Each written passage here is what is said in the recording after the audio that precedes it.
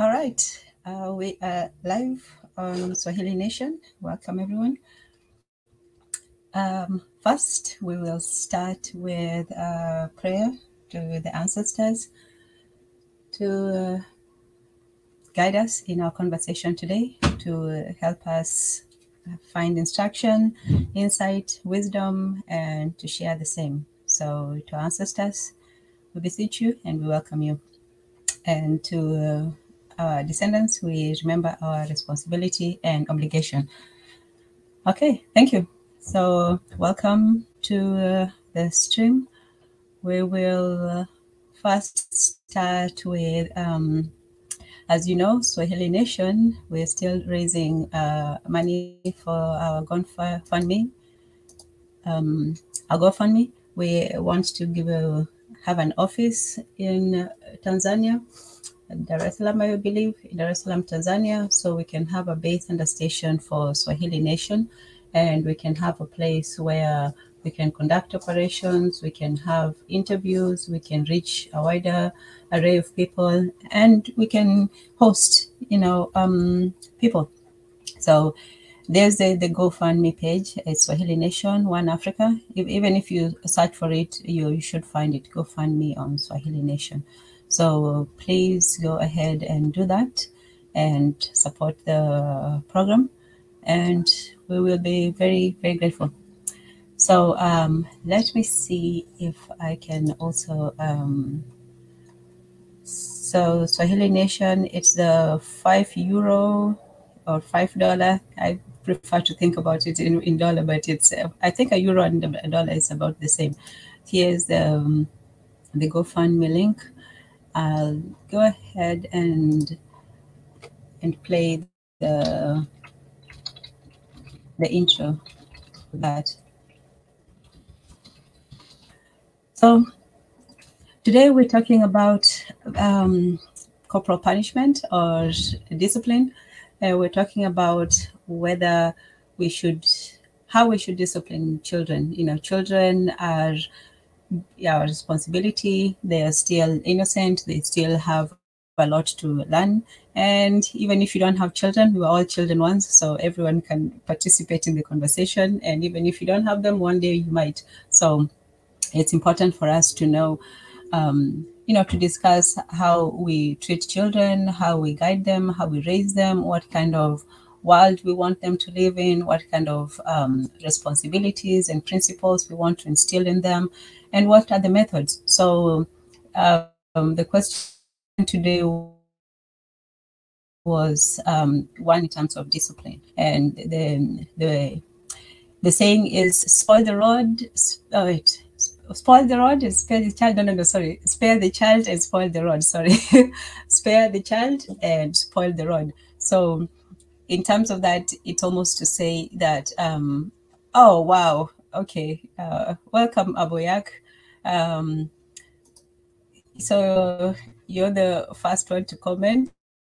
And I guess you are on the belt. Wow. Oh, okay. Whew. Relief. Okay, so you're joking about that, but in any case, the physical discipline of children is a traditional concept. I think every society, except maybe recently, but every society used to discipline children physically in one way or another, whether it was spanking, whether it was pinching the ears, whether it was different forms. So every society had some sort of, way to discipline the children, because children, they can be unruly and they really don't know the rules until we teach them. Sometimes you can teach them by instruction, and sometimes they do misbehave. Even if you teach them, they will still do the opposite. And so, in a way, if a child puts it in the fire or touches a hot object, they will instantly know that don't do this. They will usually try to do the opposite. So in instructing children, what kind of children do we want to raise, and with what values, and how do we go about instilling those values? For some people, when Aboyak says give them the belt, that might might work for some, but it's not always that simple, that easy, because what is physical punishment? Some people do believe that children require that physical aspect of punishment, where you can't really sit down with a child and explain to them all the different whys and wheres. They're very curious and they will ask you questions until you get tired. So one way of instructing them, pain is very quick. Pain is efficient, immediate, and children will learn the lesson.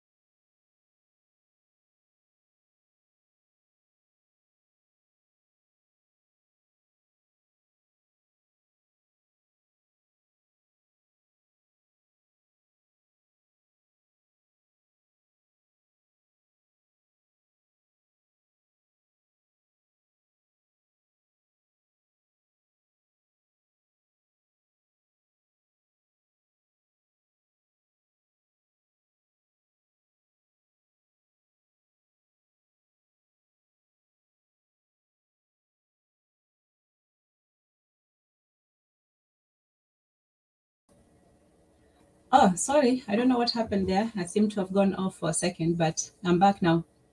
Technical problems do happen from time to time. So yes, so we were saying that sometimes children do need some sort of physical discipline. They need instruction, they need guidance, they need structure, and they don't always follow that. We know that they don't always do what they are told, and sometimes it's important to to discipline them, to tell them in a certain firm way that these are the rules and this is what is required. And once in a while, some people say, well, children can be taught. You can sit down with them. There's an age for that. There's an age where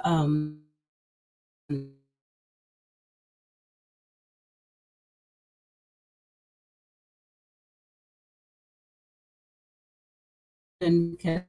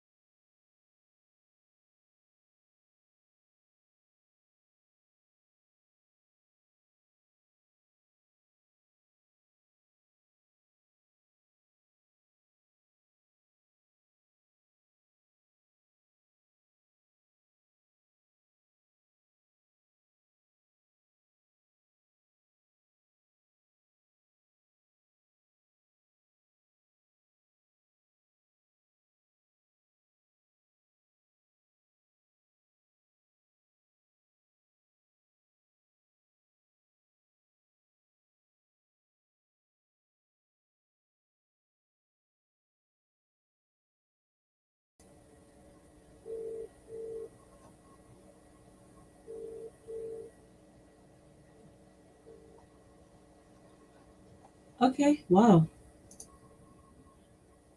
Oh, I'm so sorry, everyone. If this continues, I think we might have to reschedule. Let's see. Let's hope it doesn't go too bad. Hold on one second.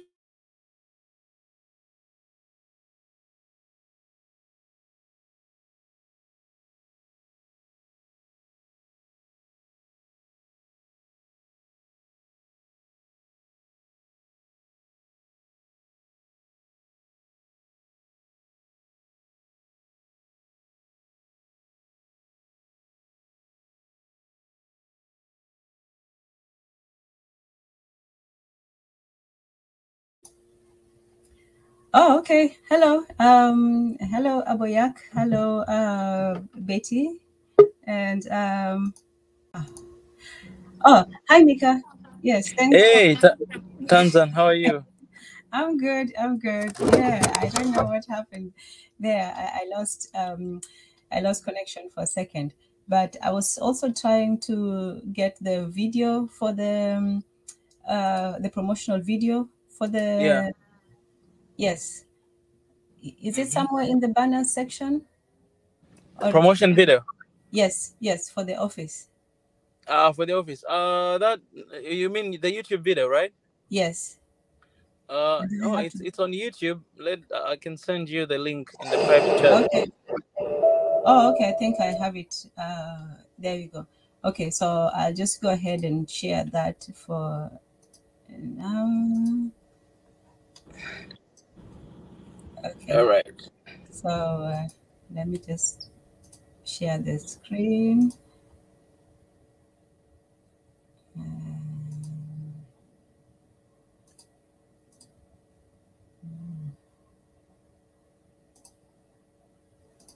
Okay. There we go.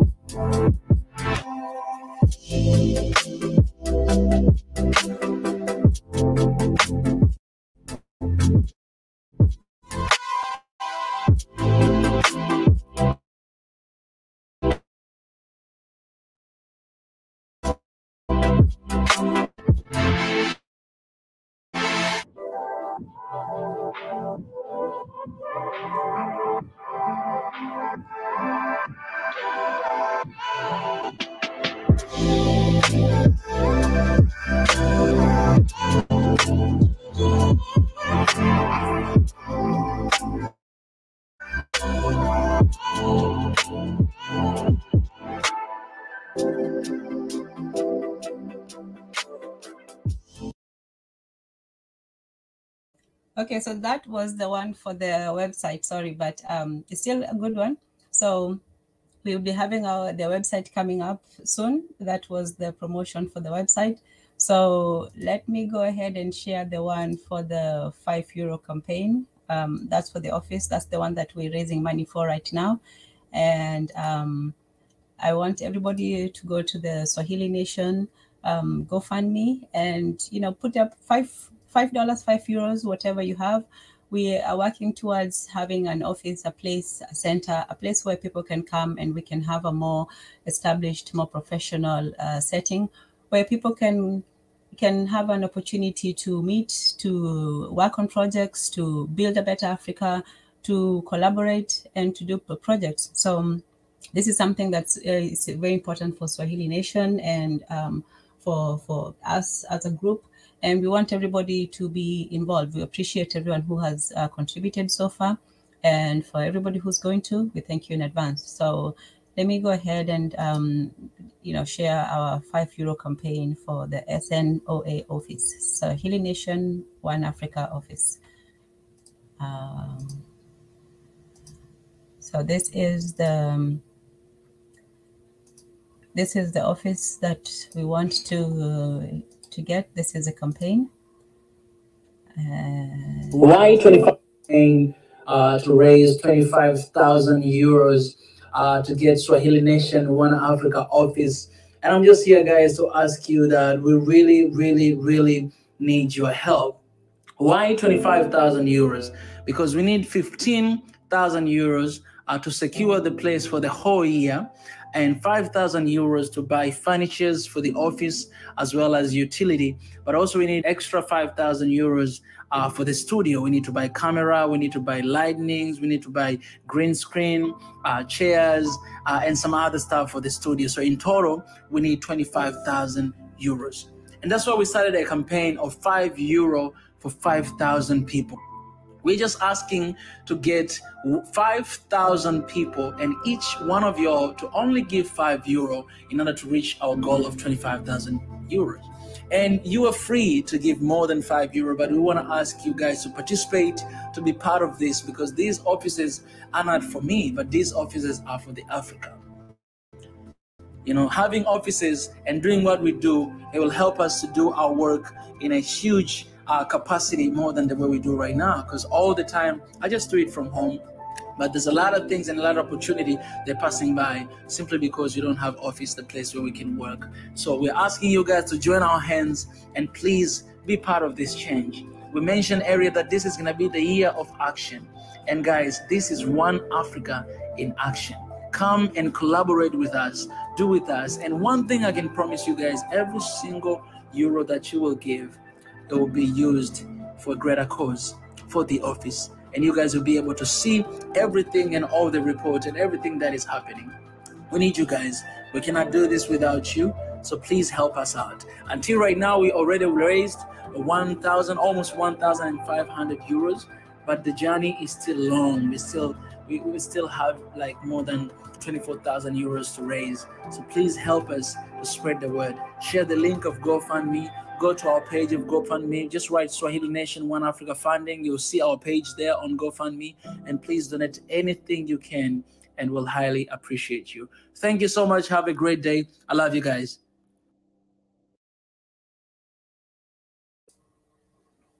All right. So share with everyone today the campaign for the SN office for One Africa. And so far, we're about 30% of our target, and we are hoping to reach at least 50% by the end of the month, let's say the end of the week. So let us be ambitious, and let's hope that everybody gives what they can. And we look forward to having a new office. Sometime next year, we'll be having a new location with background and all that good stuff. Oh, habari Samira, habari Abu Yak, already said hi to you. We have Getnet Dereje and Betty Z Melos. Welcome everyone. So so today we're talking about children. When we talk about the family, the African family, it's the mother, the father, and the children. And our last discussions, we talked about, the mothers, the fathers, the future mothers and fathers, men, women, and so on. We talked about the idea of marriage consisting of the mother, the father, and the child in various forms.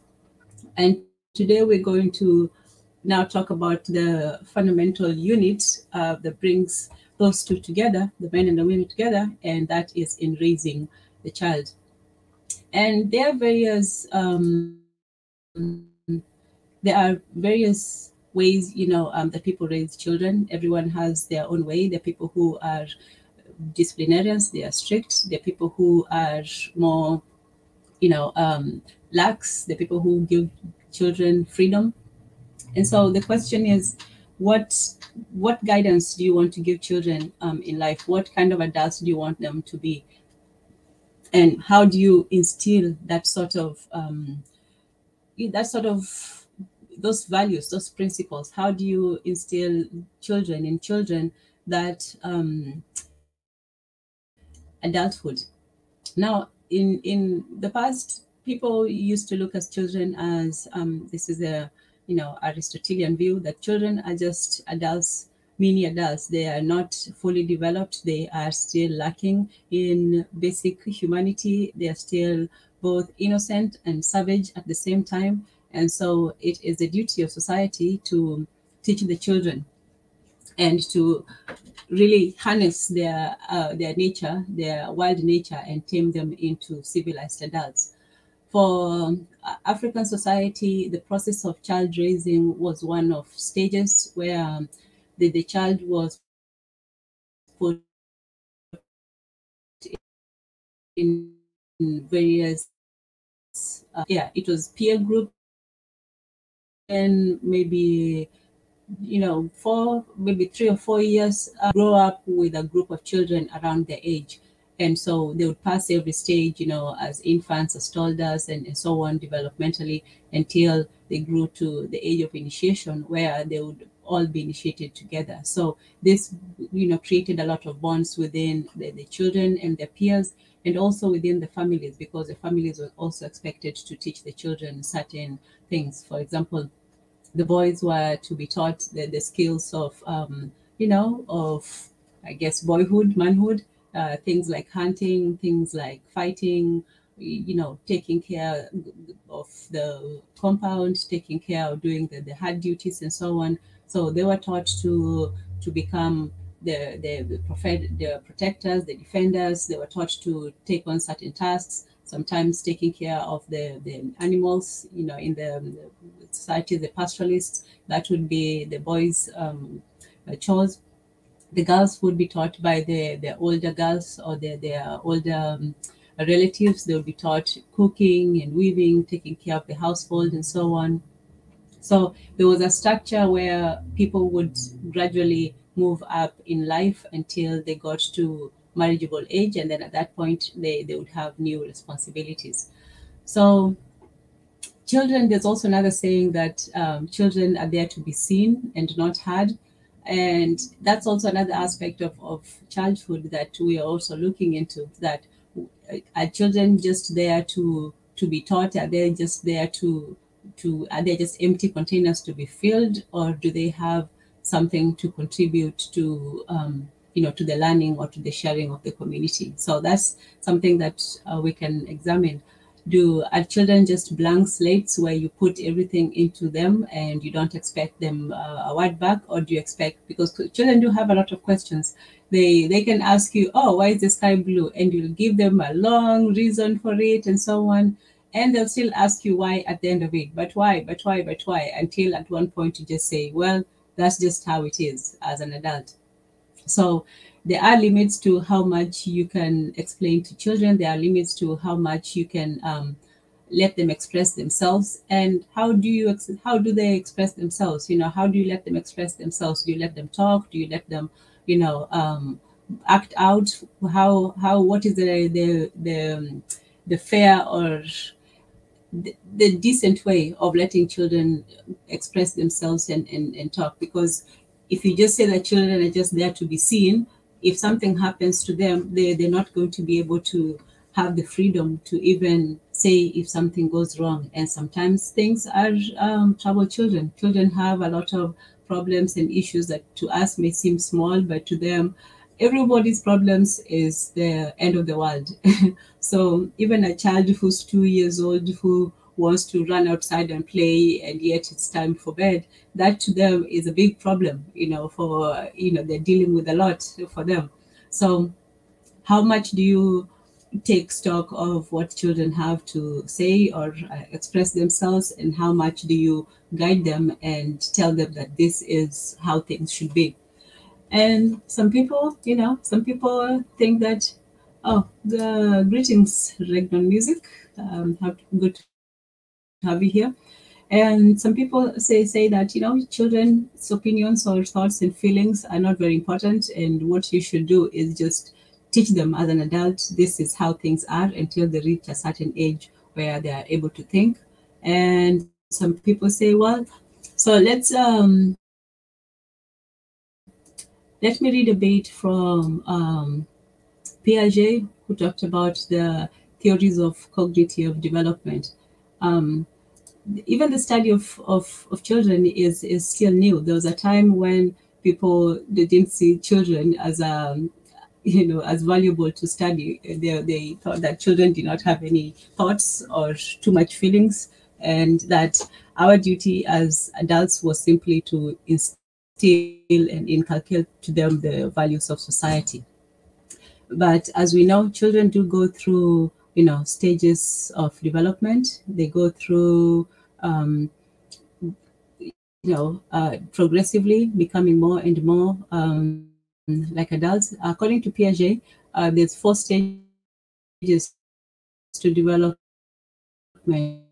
The first one is life is assimilated to activities in general. So the child learns to, life is assimilated to movement. So the child learns to, and then the third stage is life is some choice. The fourth stage is that life restricted to animals and plants. So they now can see other things in their environment. So for Piaget, for him, the children moved from like an animistic, like an animal-like condition to one more and more human. And so for children, when they start out very backwards, and they move to something of an adult knowledge. Now, for Rousseau, for him, it was divided into the sequences to maturity, moral maturity, how children develop their moral ideas, because discipline is simply about putting the values of society into a child. And that's when the child does not act according to certain disciplines. So you have to correct them. So discipline is simply a form of correction. And with Rousseau, the stages of moral maturity is infancy, that's birth to age about 2, the age of sensation, 3 to 12, where they feel the world, they see and touch, and they can interact physically with the world. That's ages 3 to 12. And then the age of ideas, this is from 13 to puberty. This is when children start asking questions about the world, and they start really getting into what it means to be a child or an adult or a member of the community. And then from puberty to age 20 is the age of sentiment, where there's a lot of romanticism and feelings and emotionalism and a lot of angst, that whole teenage angst. And then the fifth one is the age of marriage and responsibility. So after the ages of sentiment and ideas, then comes the age of marriage and responsibility. And that to him is about age 21 and up. So in that, so for him, for Rousseau, the moral development starts with simply, getting in touch with the world, knowing what the world is, coming to terms with it, just taking in information, and then having ideas and feelings about the world, and finally to the whole idea of marriage and social responsibility. So the whole entire point and aim of discipline and rearing children is to prepare them for social responsibility, which includes marriage. So yeah, so those are the stages of moral development, the general stages of moral development, where children learn to interact the world, where they learn what is expected of them, what society expects, and what their moral responsibility is. So for the African child, the main responsibility was to become a productive, a member of society, a good and beneficial member of society. That means that you knew what was expected of you, you had respect for your elders, you had a responsibility towards both your peers and those younger than you, and you had a sort of communal bond that you had to maintain, and that was the point. So parents had authority and still have authority over their children. They determine how to raise the children, how to discipline them, and in fact, which rules to make. That's the first one. What are the rules of the household? If, say, you're supposed to come in by 10 o'clock, that's the rule, and you come in at 10:30, that's a problem. What is to be done when children do not meet the expected expectations of society? So, hey, Pi says, if you spare the rod, you spoil the child. Well, maybe, that's and Aboyak is saying, you see, everyone has different ways of raising. So for Pi, I don't know whether he's saying that tongue in cheek or if he's serious, but yeah, that's actually in the Bible. You spare the rod and spoil the child. So it's not just a cultural issue, it's also sometimes a religious one as well. It's a personal one, it's individual. Some people feel, the best way is to be firm with children until they learn the ways of the world. And if not, then, you just let them go and they will be spoiled.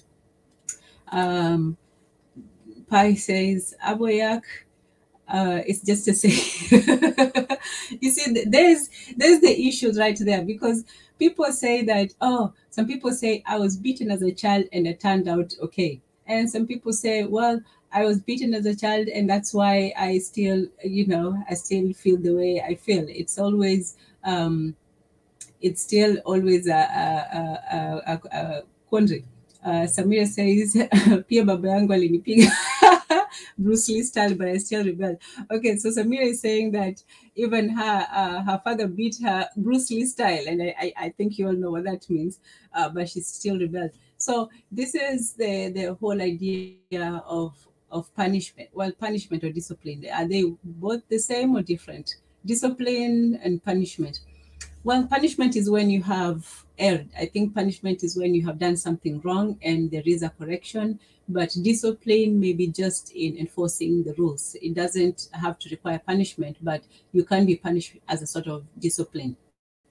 And so sometimes, you can sit down with a child, you can tell a child once, don't put your hand in the fire, and then they'll look at you. Don't put your hand in the fire. If they put their hand in the fire, that will be one lesson for them. But another lesson is to, when they feel the pain is a lesson. That's the quickest way for a child to learn a lesson is to feel that immediate physical sensation. And so that is why the people feel that don't spare the rod, that's the only understand why. For some people, it works. For some people, that's what they need. There are some children who are just very hard-headed, and no matter how much talk and instruction and all of that, they will still misbehave, because children are going to be children. They are naturally curious. They naturally, they test the boundaries and see how far they can go and what they can get away with. And for some of them, maybe physical discipline might be the only thing that they might understand.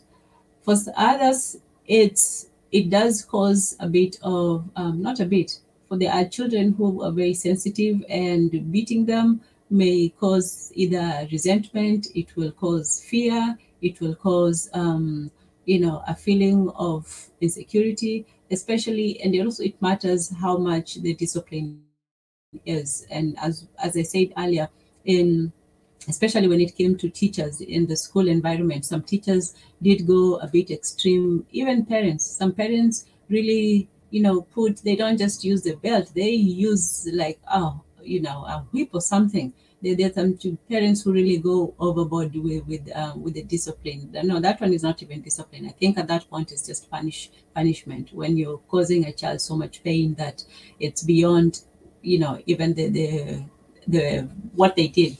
So there are some times when parents can go too far in exacting the punishment and the discipline. And so it also matters how much, what the extent, the extremity of the pain was that caused it. If it's spanking, I don't think it's that's, it's immediate, but it's temporary. But there are some that are more permanent and they have more permanent psychological scars. So that's why it's important to talk about it, because when children go through, there's I don't know what the line is between discipline or punishment and, let's say, abuse, because some parents usually go overboard. What society wants, society can consider a form of abuse, another consider just, regular punishment. In America, spanking was allowed. It was called paddling. Paddling was allowed, well, up until the 19th, early 20th century, I believe. I think maybe until 1930s, around there, the teachers were still allowed to paddle the children. It's like a wooden board, and then it looks like a cricket bat, and then they would use that to physically punish, especially the boys. So there have been different mores concerning physical punishment in society. So there's no one way that has always, well, the one way that has always been was spanking, but even in America, they changed that over the last maybe 50 years. It's becoming less and less popular to use physical punishment for children. For them, it's not so much spare the rod or the child, it's more of protect the child from the rod. So they'll use other techniques like, go stand in a corner, or go to your room, or some sort of non-physical corporal punishment. And that's so Samira says discipline without physical punishment is okay. Well, that also depends on the stage of life, the child's stage of life. Between the ages of 0 to maybe 7, it's maybe a little difficult to reason with children. You can tell them, 1,000 times to do something, and they might still do it. Sometimes discipline without punishment. What are some of the methods that people can use to discipline without physical punishment? Pi says, Aboyak, if your child does something illegal and they break the law, they will get beaten anyway. Yes, indeed. So we're trying to get to the point where you as a parent, you don't have to wait for the law to discipline your child.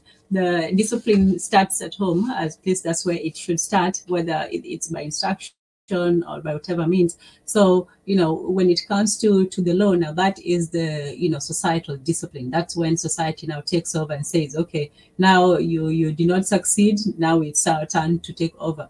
You don't want to wait for some strangers, or someone behind a desk to determine your child's future, or yours for that matter. So the discipline is also a form of self-discipline. How are you raised in your youth to be what you are today? What are some of the things that your parents instilled in you to discipline you to be able to even live your life, go through your life, make sure that you have things taken care of and so on. That was part of the discipline, just being able to take care of yourself as an adult, and that's what you're trying to train the children. So you don't want the law to take your children and train them for you. You want them to go out of the house already trained. And because it's so easy, you could say that a parent is not interested to spend more time and energy on you, but I understand big families require too much work. Okay, I'm not quite sure what that means. Pi says, let them get beaten by the law if they broke it. Okay, wow.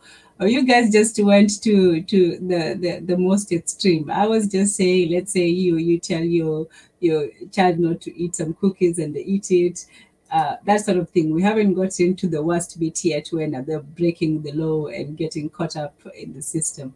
Samira says, maybe give them rewards with something they like if they behave well instead of getting physical. Okay, yeah, that's a good point. Discipline does not always have to be something negative. It can also be, it's rewards and punishment. They can work together. You can reward a child when they are well, when they do well. And but then again, no child is perfect. Even the most child that is given all the rewards, there are times when they'll also err in one way or another, or they'll need to be corrected. And how do you deal with that when that happens? Yes, later on.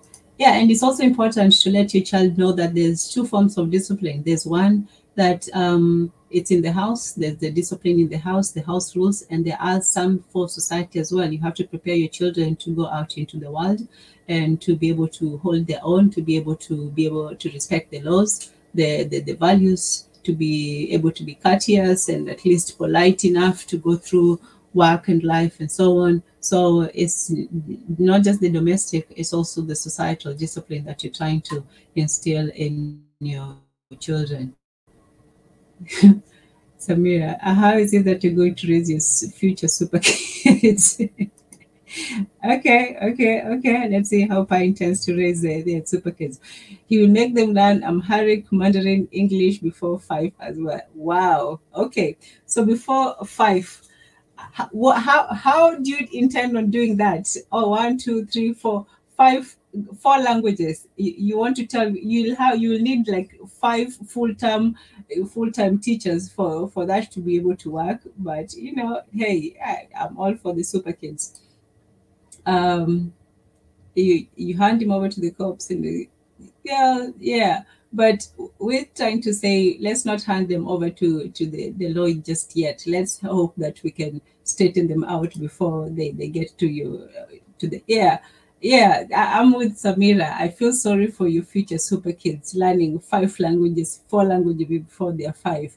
When will they even have time to play? When will they have time to, do dance and do things that kids do? Wow, that's a harsh form of discipline, but hey, they're super kids. I'm sure they can handle it. And Pi says, my grandmother had 14 kids and extended families over 100 people. Wow. Most of us got beaten. None of us have ever gotten in trouble with the law. There's a correlation. Okay, so what's the correlation between being beaten and success? Is there one? Because there are some places here in America that kids don't get beaten. Well, I don't know if they come out okay, but they don't get beaten. And how much beating is too much? I mean, getting beaten to some people seems like abuse. It seems like you're just being cruel to your children, and it's and many of them are success. Okay, so they will play. They will play when they are rich.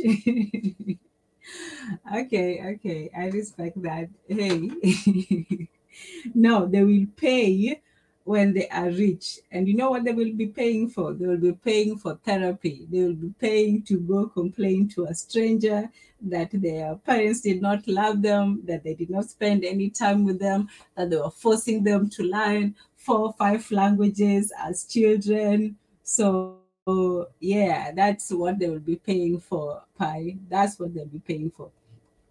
And so in your experience, I see that some people were beaten and they turned out okay. But in these modern times, would you still recommend that as a good form of way of raising children? Beating them nowadays, if you beat a child, people will look at you as a very bad person. You might even get thrown in jail sometimes. I mean, not in jail, but you may have some trouble even with the neighbors, complaining that maybe you're beating the children too much, or they will call the cops on you. Well, out here in Africa, maybe it's a little bit different. Oh, hello, Betty Hailu. Thank you for joining us. So we're talking about something that we all were at one point or another, children. We all went through the experiences. We all, went through growing up. Some of us in Africa, some of us, in America, some of us had different experiences. So everybody had and one thing that even Black Americans have that for them is similar to us is this idea of whooping. They call it whooping the children. They're very strict on that. Well, they used to. I don't know how it is now, but you find comedians talking about how their mother would not put up with things. They would beat them in the store or things like that. And sometimes, is that a good thing? Is that showing our children that violence is the answer to solutions? Is that making them become ultra maybe aggressive or resorting to violence? So, what do you guys think? What is the best way, especially in these days? In the past, there were certain ways, but what is the best way in these times to raise the children, especially when it comes to the punishment aspect of discipline? We can reward them. That's great and well, but what do you do with a child who misbehaves, especially if he frequently misbehaves or she frequently misbehaves? You tell a child, don't put your don't take the cookie, or, go to sleep, or, eat your vegetables. And they constantly feel the need to do the opposite. If it's to sleeping, stay up a few minutes late, 10 minutes. And, all kids do that. Even me when I was a kid, no kids wants to go to sleep, especially when the adults are still up. Life just seems to want to continue, and you want to be there with it. And they're telling me to go to sleep at 8:30. That's what was my bedtime, 8:30. So by 8 o'clock, you already have 30 minutes, and you're trying to negotiate another maybe 30 minutes to it. But what do you do with a child whose will is obviously right then against the parent, and who wants to do something different, even something that will be of harm to them? If a child wants to participate in some activities that you deem risky or dangerous, or just not in line with what you think a child should be doing, and especially now in this age, we have to be very careful and protective of and aware of the dangers that are out there for children. In the past, it used to be just physical harm, or peer bullying and things like that. But nowadays, they are, especially on the internet, once you allow your children to consume media, whether it's television or the internet especially, you don't know who's lacking in those scenes. You have to be able to protect your child. You have to be able to tell them not to go on certain places, or put protective shields over your technology. You have to be able to monitor who they are talking to on the internet, or even in real life. Even in real life, you can't know what your children are up to until you do get involved. And then when you find out something not so savory, then you have to take action. And that action will be something that you have to decide for yourself. What do you do with a child who constantly goes against what the parents have laid out for them? And that's something that we to experience as children. There are sometimes when parents say, don't do this or do this, when the rules didn't make sense to you, and you'd feel that, no, if I don't understand it, especially the older children grow, when they get to their teenage years and a little bit before then, they start asking questions, and now they want to be heard as well as seen. Sometimes they even want to be heard more than they want to be seen. And then, they get into the teenage arguments and the back and forth and so on. So it at that point, and there also comes a time when children are too big to be disciplined. The times mothers can discipline their children up to maybe 14 or 15 years old. After that, the children will be standing up to their parents and say, well, you can't beat me anymore. So even that physical approach has its limits, because when a child is strong enough to feel that they can stand up for themselves, then the rebellion might be, even greater than the rod. Okay, Pi says they can use the money to pay for therapy. Wow, Pi. You should really get on and tell us your child elite program for creating special super children. Let me share this, Steve. I want you to hear what you have to say about this, because you seem to have a very interesting, view on the super children. Why do you want them to be such cold, individuals? They seem like there'll be some robotic children who'll just be, following some plans or something. Betty says, as a person who was raised with no physical punishment, I don't see the need for it.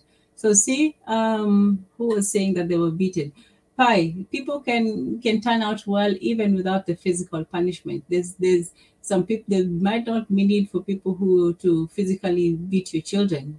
Sometimes maybe all you need to do. So Betty, how were you punished? I mean, unless you're just a perfect child who never did any wrong, how did your parents, well, maybe not punish you, but discipline you if it wasn't physical? What are some of the alternatives to that? Because even the saying, spare the rod and spoil the child, it only gives you two options. It doesn't say, talk. Well, there may be another verse where it talks about, instruct your children, bring up the children in the way of, I can't remember it. But there are some verses which deal with instruction. But the spare the rod one, that simply says spare the rod or spoil the child. So you have one or the other, and it doesn't give you much choice for that.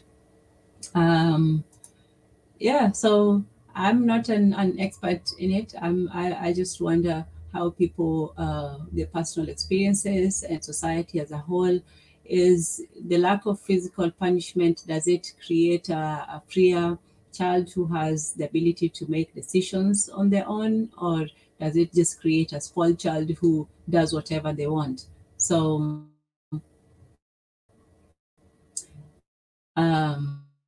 Aboyak says it's good, it came out good. I can understand parents of many children will revert to the simple beating solution because there's not time to think of any other. Yeah, I can get that. And I think one of the reasons too, because it's very quick, it's immediate, the child will understand it and they will remember the pain. So in terms of effectiveness, I think physical punishment is very effective for that moment, because children may not remember a long lecture you gave them, 6 days ago, but they remember the act of being physically beaten. Samira, these days the kids beat their parents. Yeah, some of them become, feel that they are strong enough or they have enough, rights. If you have one child in ever, would you want to hit them with a belt? No, I wouldn't. Okay, so there's a difference between those who say, well, my mom and dad told me what I did wrong after they beat me. They didn't just hit me to hit me. Okay, so there you go. You can have physical punishment accompanied by the instruction, the moral instruction. So it's not just taking a child out of anger. That's why I say it is also important how it is done. It's not just there are parents who go to the extreme and they will just let out all their anger on a child, which is not right. If you choose, if that's how you were brought up, or how you choose to raise it, understand why it is that they're being beaten. The reason why abuse is so traumatic is that the children don't understand what caused it, why they were punished, what made the child or the parent snap. And so for them, it's on top of the physical punishment, it's also the mental confusion. Oh, greetings, Marie Antoinette. Good to have you. Welcome, welcome. I should say a word of welcome to everybody. Yeah, so Marie Antoinette says, a wise parent will never say you're bad. She will say, how could a good boy like you do such a stupid thing? That's a good way to put it. I think that's an excellent way to admonish a child, where you don't make the child feel like they are less than or that they are innately bad, but they just did something that was not acceptable. Probably just the belt. I know some West Africans in my friend group that was hit with a switch or a wire. Oh yeah, see, that's why I was talking about those extremes. Like people, a switch, even an adult person, that's too much. That's torture to me. Like a switch, no, it's too morbid for me too. There are times, I'm not entirely on one side or another, but if I was on the, sparing the rod, spoiling the child part, I wouldn't. I would go make sure that there's not these sorts of extreme things, because you also have to think that you're still dealing with somebody, a child who's not fully physically developed yet, and that pain can last a lifetime mentally. A child should never. No. I know that was just a joke. Okay, Pi, we will wait for you. Oh, you're going to clear. Beat the demons and the degeneracy out. Wow, you guys are just hilarious. No, do not do that. Do not do that. Okay, Marie Antoinette, yes. Even a minor offense committed by a parent can have irreversible consequences. Wise parents teach their children by example and very responsible behavior in relation to everything said and done. Yes, absolutely. Wise parents teach their children by example. firstly, and see, that's, you brought us back to, you know, the original. It's not just about, you know, making children do what you want.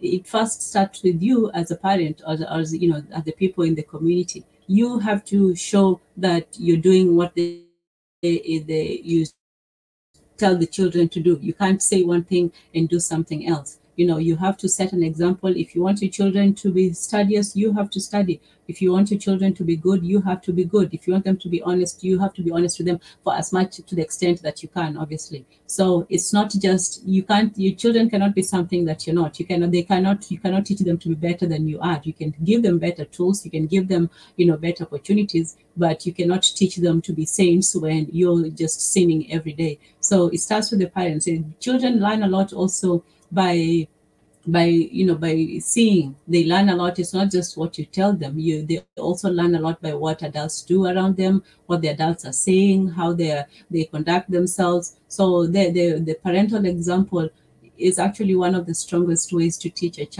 that child discipline and responsibility, because they see you doing these things. If they see you doing one thing and, you know, you tell them to do something else, then you're contradicting yourself, and you're making the child, you know, not really trust you. They might obey you, because obviously children will learn, you know, fear, especially if you employ corporal punishment. So they may obey you, but they will not really respect you if what you're saying does not align with what your example is showing. So Samir Pai says it's Drill Sergeant Datu. Wow, yeah, you know, that's the military training part that I don't know. It's one of those that I can't. I'm glad I didn't get that, but oh, yeah, the one you wake up and then you have to make up your bed. I think on boarding school they start that in boarding school, where you have a certain set schedule and oh wow, yeah. I'm sorry to hear that. You got the belt, the kick, and the stick. Whoa, and yeah. So see, that's some of the effects of punishment, because if you overdo it with a child will, like I said, they will obey, but they will not really, you know, respect you, and they might even start to resent you if the punishment is, especially when the punishment is so over the fault or the flaw. I asked why I did things I did, and I was told that was my fault, and I was given chores to do, and was prohibited to do something I like as punishment. Okay. So earlier I asked Betty, if it wasn't for physical punishment, how would your parents physically, I'm not physically, but non-physically discipline you? How would they correct you when you did something wrong? And Betty says, when she did things, she was told it was her fault and given chores to do. Okay, so chores instead of physical pain. Okay, and prohibited. Okay, so that's another way you can have children do, you know, certain chores, or you can have them do something maybe unpleasant. Is that unpleasant? But does that seem to say that chores are a punishment? Maybe, I don't know. But so your punishment was to do chores, and it was also a prohibition. So that's another way that they employ in the West. You know, when you're told you go to your room and then you're deprived of certain privileges, like say television, or I don't know, maybe not dinner, but TV, maybe the electronics for a week, maybe going out, some certain social activities. So that's one way of punishing children here. You can either deprive them of what they like or their privileges, or you can have them do some sort of menial chores, maybe that they might not enjoy too much. Oh, wow. Yeah. So unfortunately, I was never close with my dad when he beat me. So the relationship got better only after you were old enough not to get beaten, and your mom never beat you. I don't want my children to be close with with him. Oh, you don't want your children to be close with you? Wow, that's That's sad, right? Isn't that a little bit sad? You don't want your children to be close with you, so you'd rather them win than be close to you. Why can't they be both? Why do you say, oh, the Floyd Mayweather beat him and he rose to become a world-class boxer, and now he's a billionaire? Well, okay, so I can see that, okay, you want your child to be successful, you want to give them, the tools they need, and maybe give them the best opportunities in life and make them just these super kids with the little emotion and all that. And that could work, for maybe a Floyd Mayweather's type. Some children can use that kind of negative, negative motivation to make something out of their lives. They can use that as an obstacle to push up against and a challenge to overcome. And some of them may overcome it. But what about those ones who are beaten by that system? The ones who feel that, well, your dad does not want to be close to you, and so what's the point, and so on. There are some who will who will become billionaires out of that, and they might end up just becoming lost in the system. So, for every Floyd Mayweather who was beaten into being a billionaire, there might be 2 or 3 people who are beaten into, homelessness, into sadness and despair. So, I don't know. I still think that you can do both. I think you can inspire your children to be great and to be world-class boxers and successful lawyers, musicians, engineers, artists, and you can also have them be close to you. I don't think that they are necessarily mutually exclusive. Oh, hi, Mika. Hello. Hi. Oh, there we are. Oh, yes. Thank you. Thanks for that. Okay. So, yeah, you don't want to, I don't think that you have to have that, very harsh choice between being close with the children or having them succeed in life. I think you can still be close with them and still have them succeed in life. So, but, I guess that's, you see things as in a very binary manner. Hey, everybody has their way of doing things. Wow, okay, boxing stuff. Yeah, but he beat him in the boxing ring with boxing gloves for training purposes, right? There's a purpose there.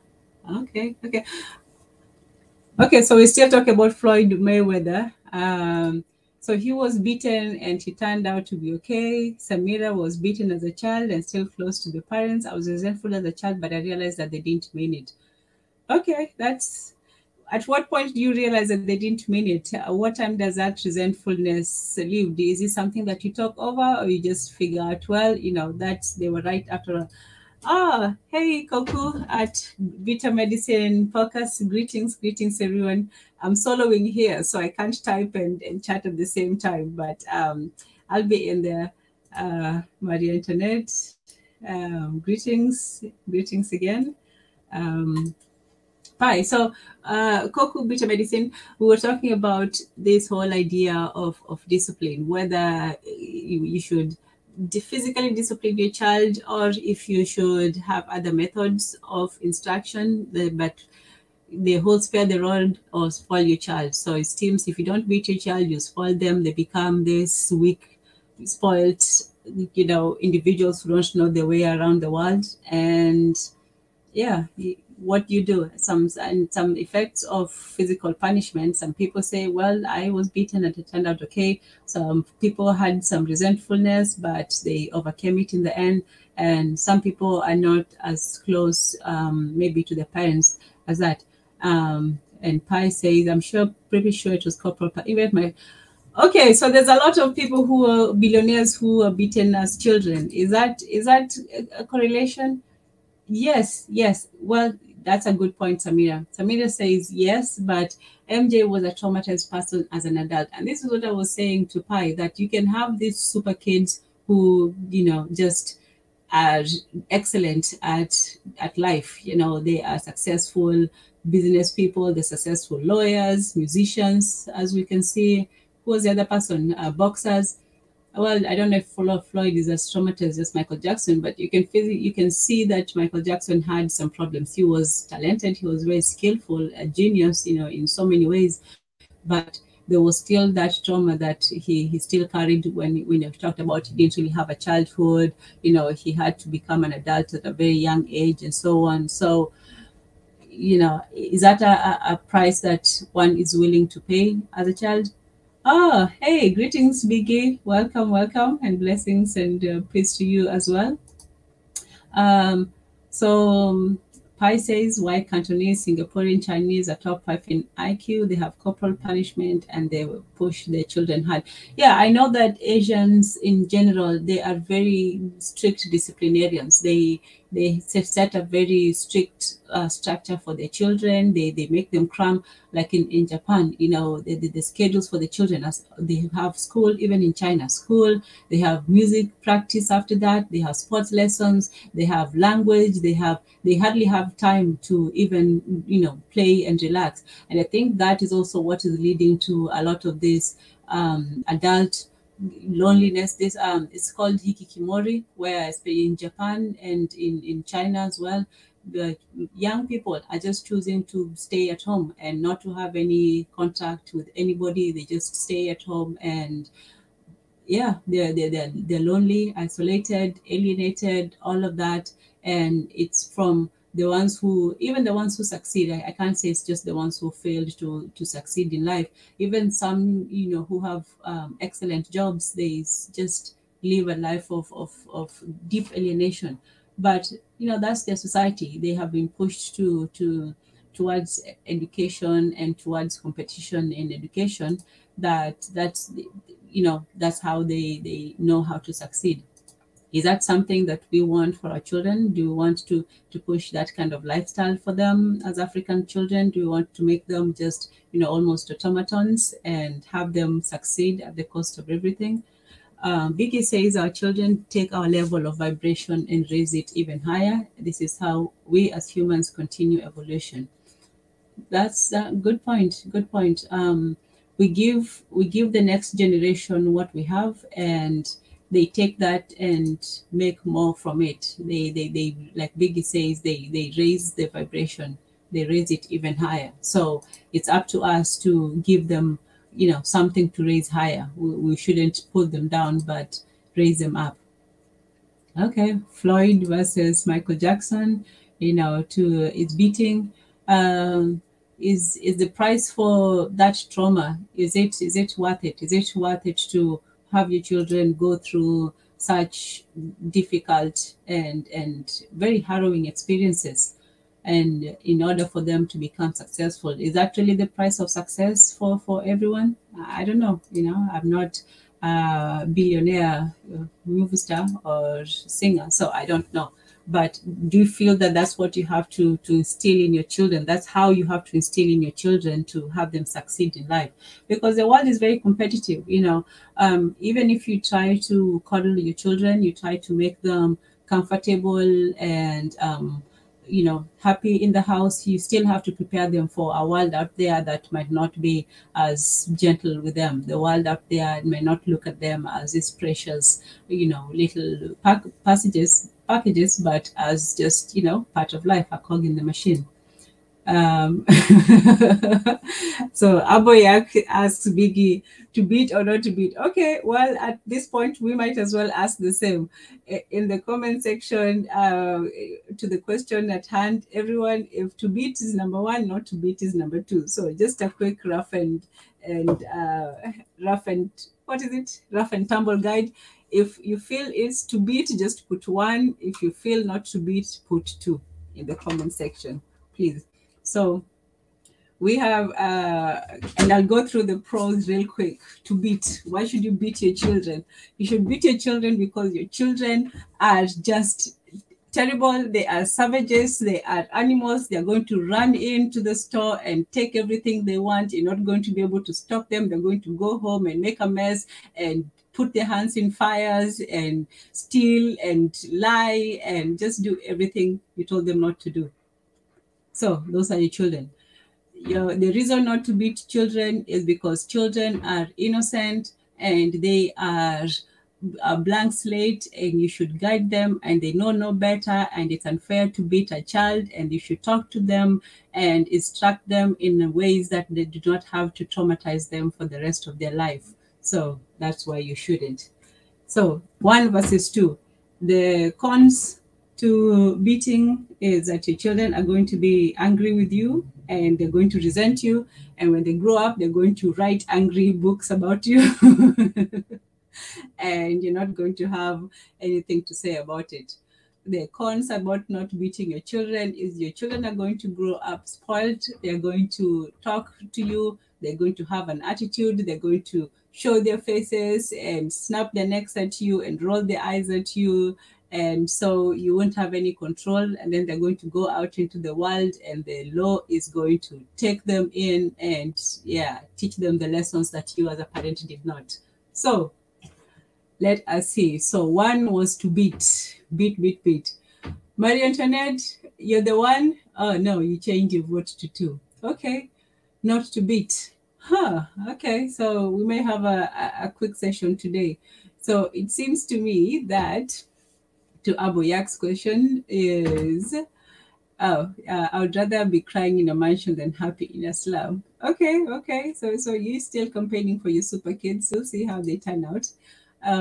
Betty Hyde says, discipline is not only gained through physical punishment. Why should we physically punish our kids when we have other ways of doing it? Well, yeah, are those other ways effective? We shall find out. Aboyak says, yes, it is a very primitive solution. And so far, 2 not to beat. Okay. You beat a goat that doesn't listen. Okay. So a kid, now we're talking about beating a kid. That's actually the literal meaning of a kid is a goat, a young goat. So you beat kids, not children. There we have our answer. So the original, because kids, as you know, was a young goat. So don't beat your children, beat your goats. And it's not a goat. Marie Antoinette said 1, but she changed to 2. So 2 is still the unanimous answer. Do not beat children. Children aren't innocent. Oh, Pi is such a hard one today. He's the only one who's taking a very, very hard-edged view towards this. In the comment section, it seems everyone was for anti-beating, but it seems you are not. Okay, unless 2, beat them unless they are abusive kids. Okay, 2, do not beat. What is 1.5, Brother Coco? Beat them lightly with a light rod or spank them gently. Pi obviously is very much for pro-beating. Yeah, don't. Oh, I feel bad for your future children, Pi.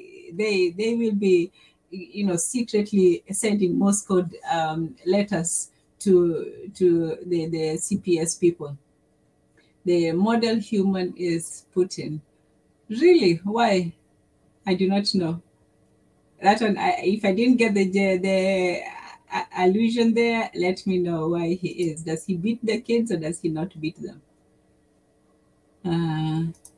So Pi says, without the debauchery, drug abuse, murder that exists today, beat them so they don't end up like one of these. How do you know that these debauchers, drug abusers, and murderers were not beaten? How do you know that the degeneracy is not a result of simply being spoiled, simply being given everything that they wanted in life, never being told no, just living a life of, or how do you know that they were just beaten and abused when they were children and they hated their parents and they turned out to be these horrible people, because a lot of these criminals are also suffering from abuse. A lot of abusers who abused as children, they were physically, verbally, and in other ways extremely abused. And so when they grow up, that's the only way that they know how to express their emotions. That's the only way they know how to, exact their revenge or fight, that's the only way they know how to deal in a society. So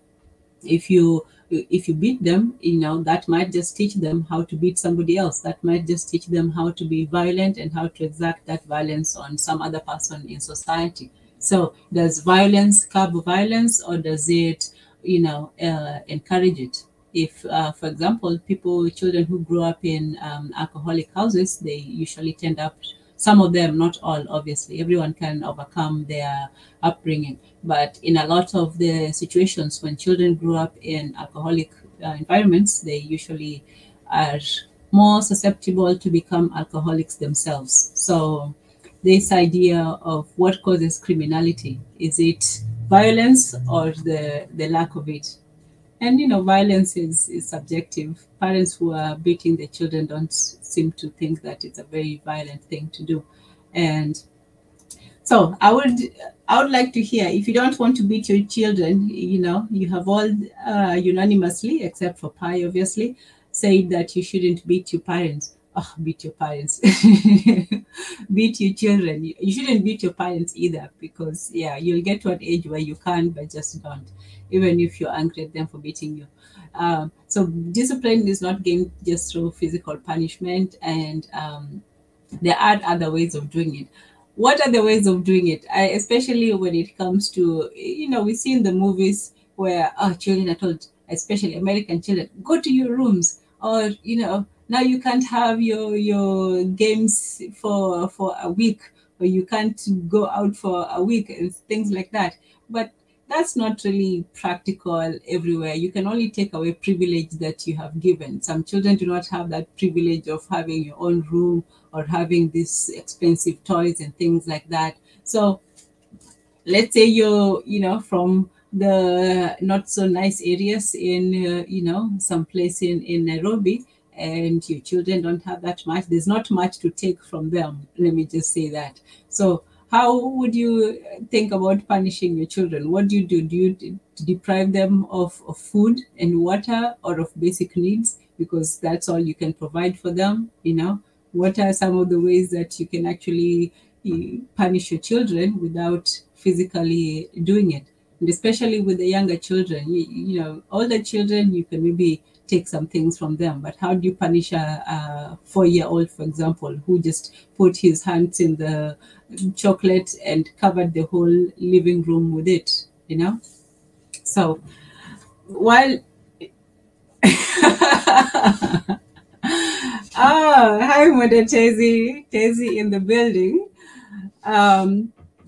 Go to your obviously #HeartLife. Yeah, that would be nice, but the children don't have their hearts yet. They live with the mother in the main house, so no, there's no going to your heart. All right, or else you could leave and just go to your heart and forget about the children. Like, this is too much. Let the mother deal with them. But somebody has to deal with them. Samira says, maybe you leave them for 30 minutes in Kibera with that could be one way. That way could be one way to scare them straight. But that could also be one way to lose them forever. You might come back after 30 minutes and might not find them there at all. So, hey, you have to come back up with something better than that. There was the whole idea of making them do chores.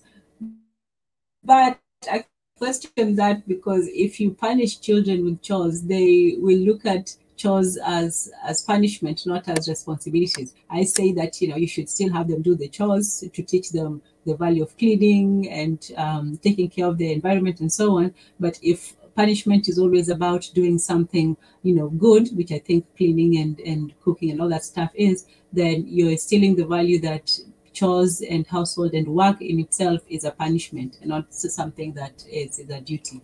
So yeah, while beating is not ideal, you still have to come up with something that's better than that. Instruction was one way. I'm sure Marie Antoinette would say, talk to them, explain to them, and so would Betty. She wasn't beaten as a child, like you, both of you, I hope.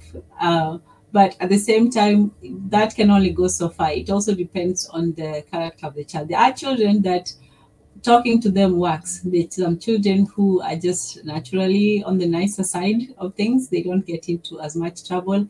I say girls are much nicer. Maybe I'm just biased, but girls don't usually tend to be as naughty as boys. Girls, maybe they'll fight a little bit or cry about small things, but they won't really get into the major stuff that I see boys getting into. So maybe for girls, beating is not usually the best, but I don't know. I've seen some boys who they just want to be in trouble. They are just hard-headed.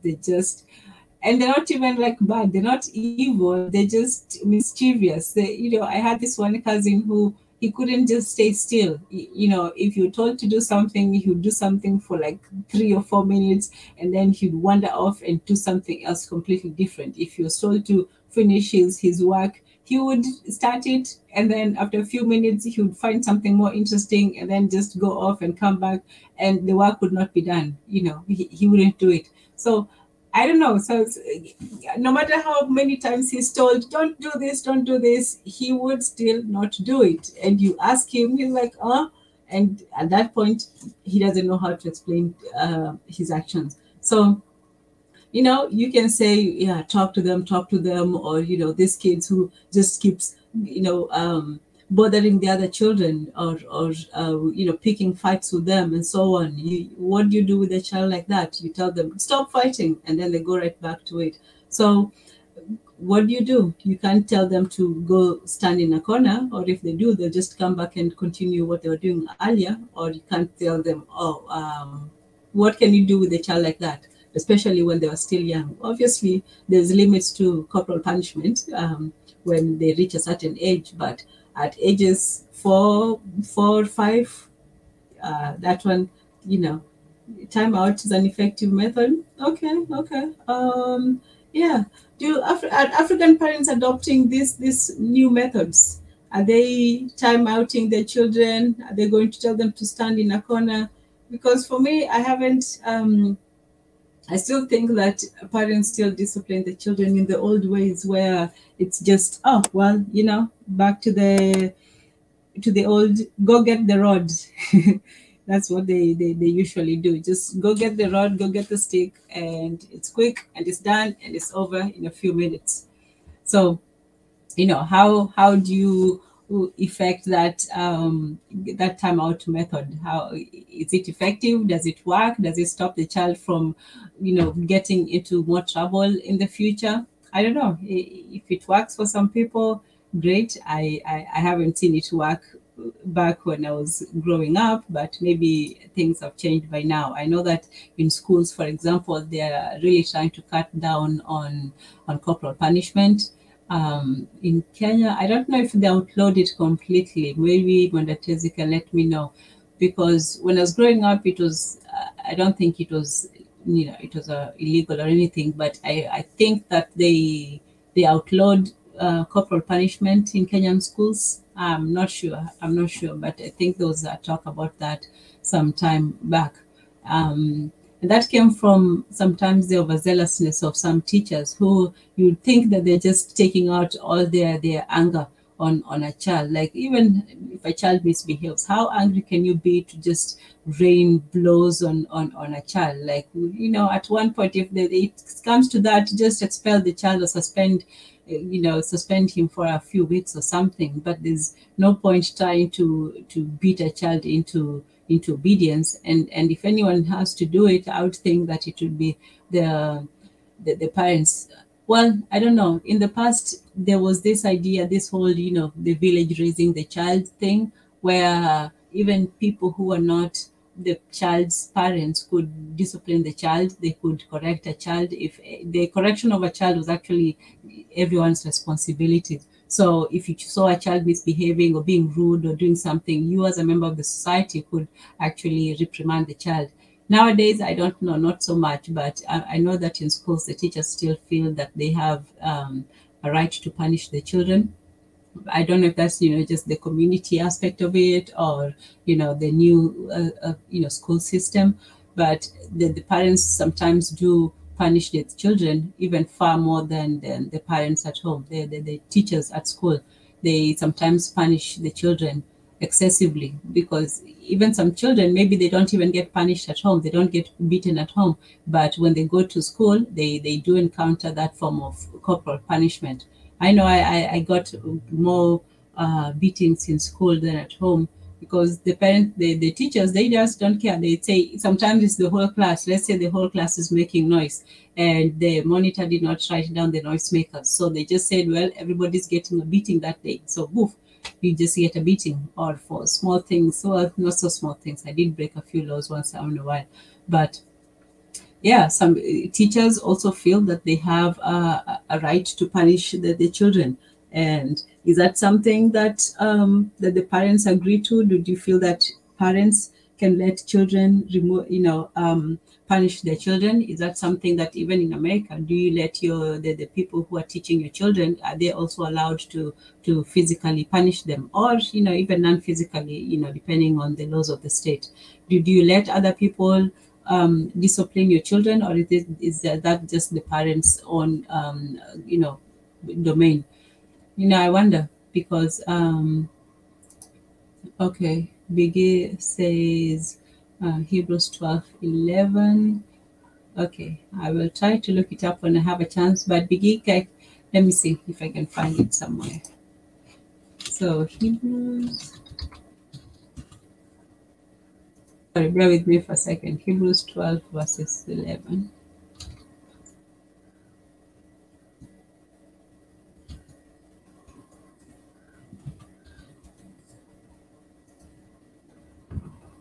Yeah, so it's communal punishment.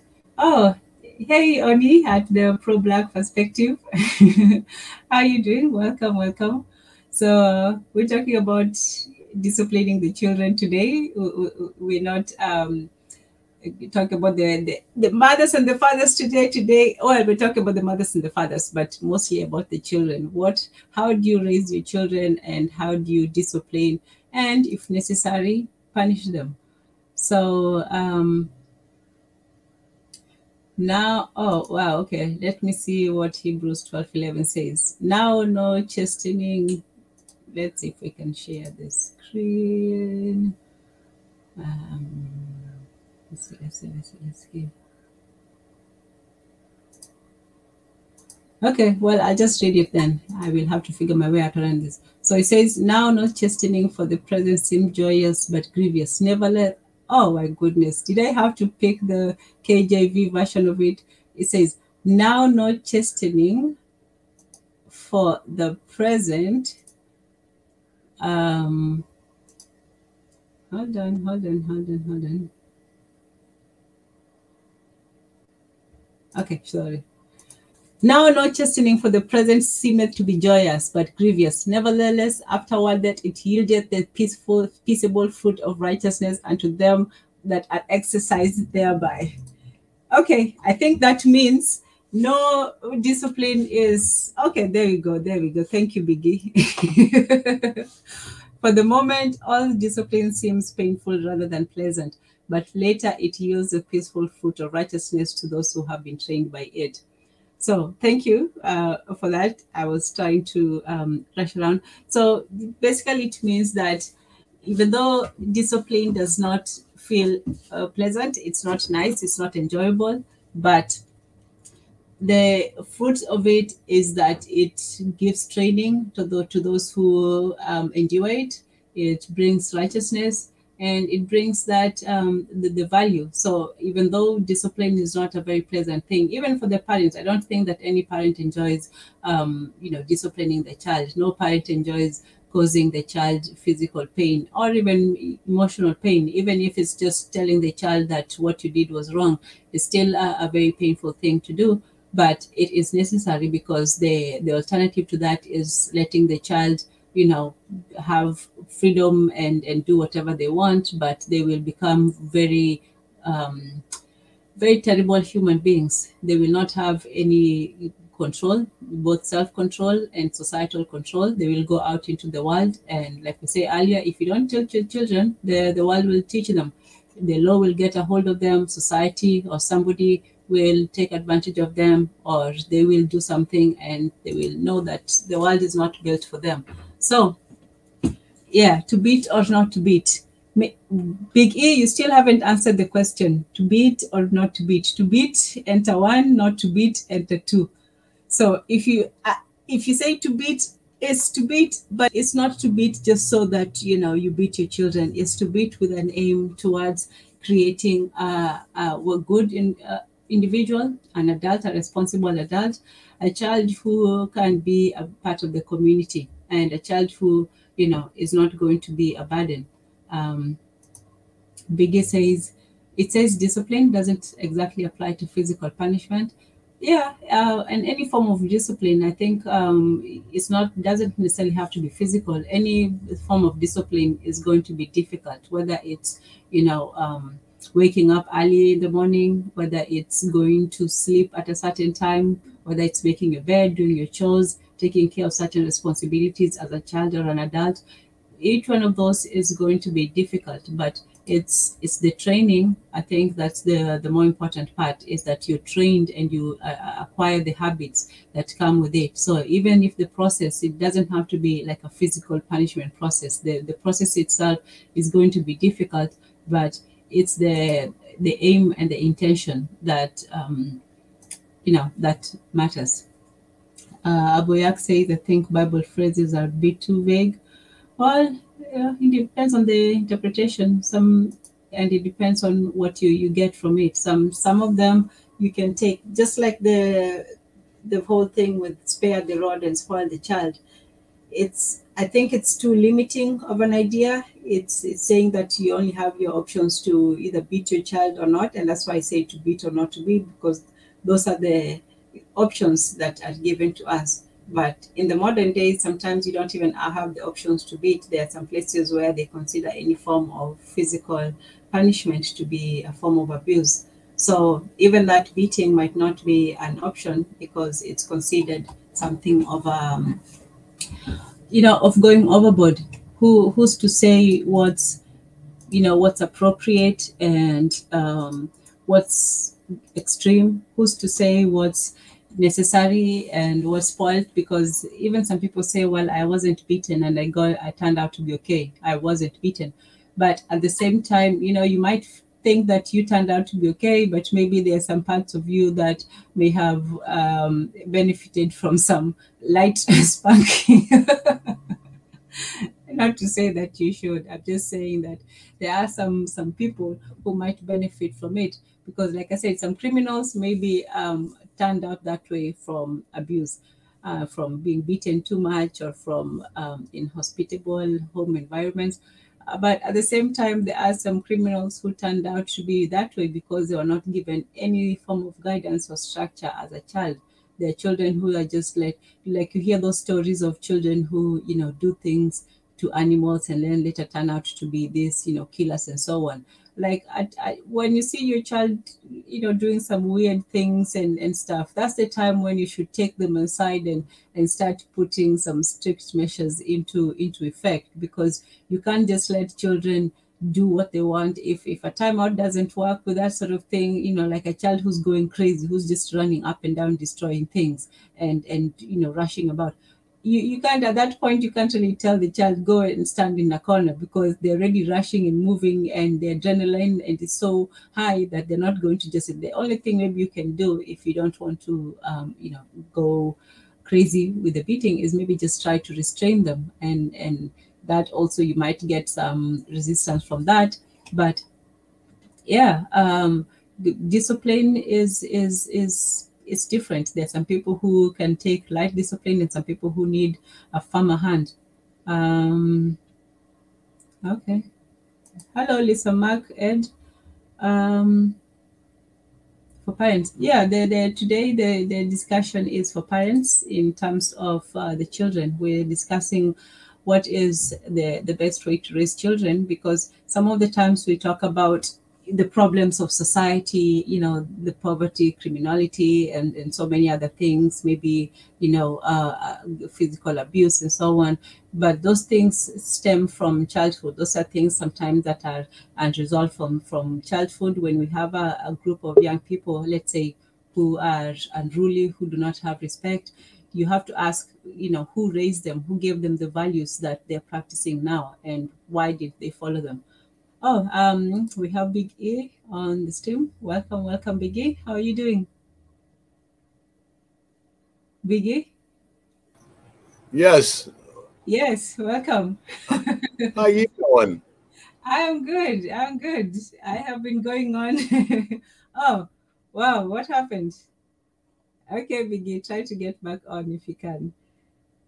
I was also having a bit of problems earlier. My internet, for some reason, was being a bit choppy. It's now working, but I had to get some help from Mika. So, you have to ask yourself what is appropriate for your child to make them be able to enter society as somebody who is going to help and not harm. Oh, welcome again. Let's hope you. Hey, Tanzan, how are you? Good morning, good afternoon, I'm and good. good evening for all of you. Thank you for having me. So Yeah, I just got a few minutes, so I just want to make sure that I'm clear on my comments. I wrote some of this information earlier.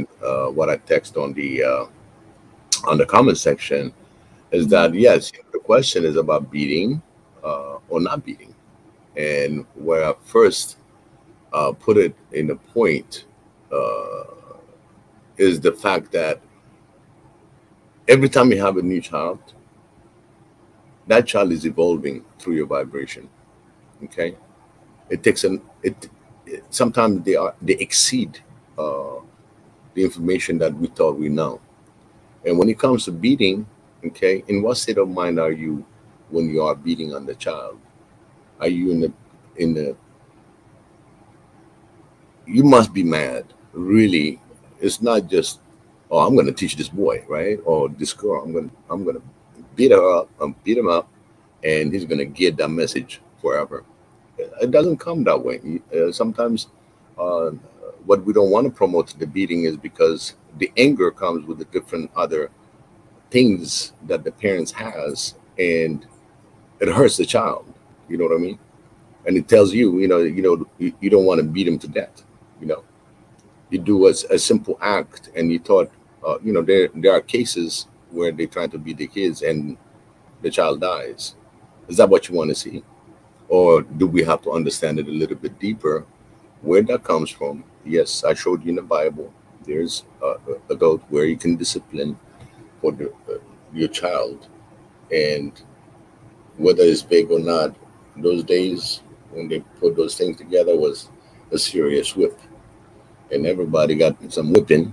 And there are certain things that really that little whipping that I got, I'll never forget that. But for my child, I'll explain it that I had certain discipline issue and I've been disciplined. So the more we know, the more we really pay attention to our children.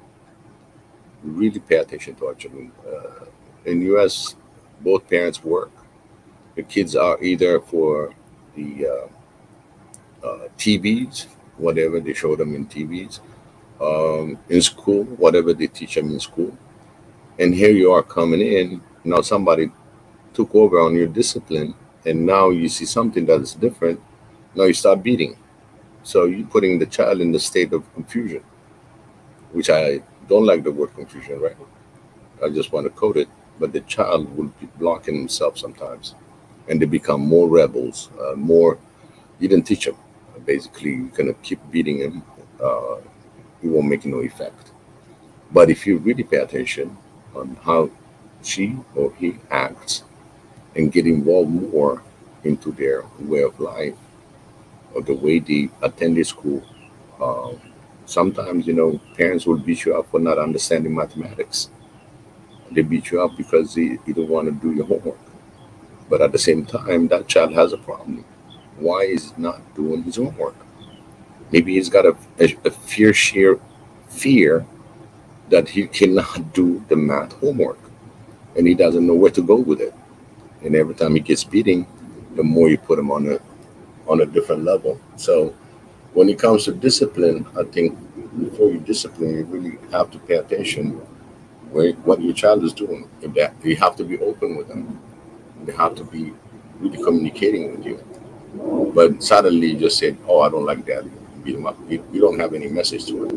In the old days, there are things that has been set time for the child to do certain chores, certain things to be done in the neighborhood, in the community, and the community also, it takes a village to raise a child. So you learn certain standard of behaving, of your behavior, your way of conducting yourself in the community, and it follows. But now, most kids are really getting victimized for all this internet.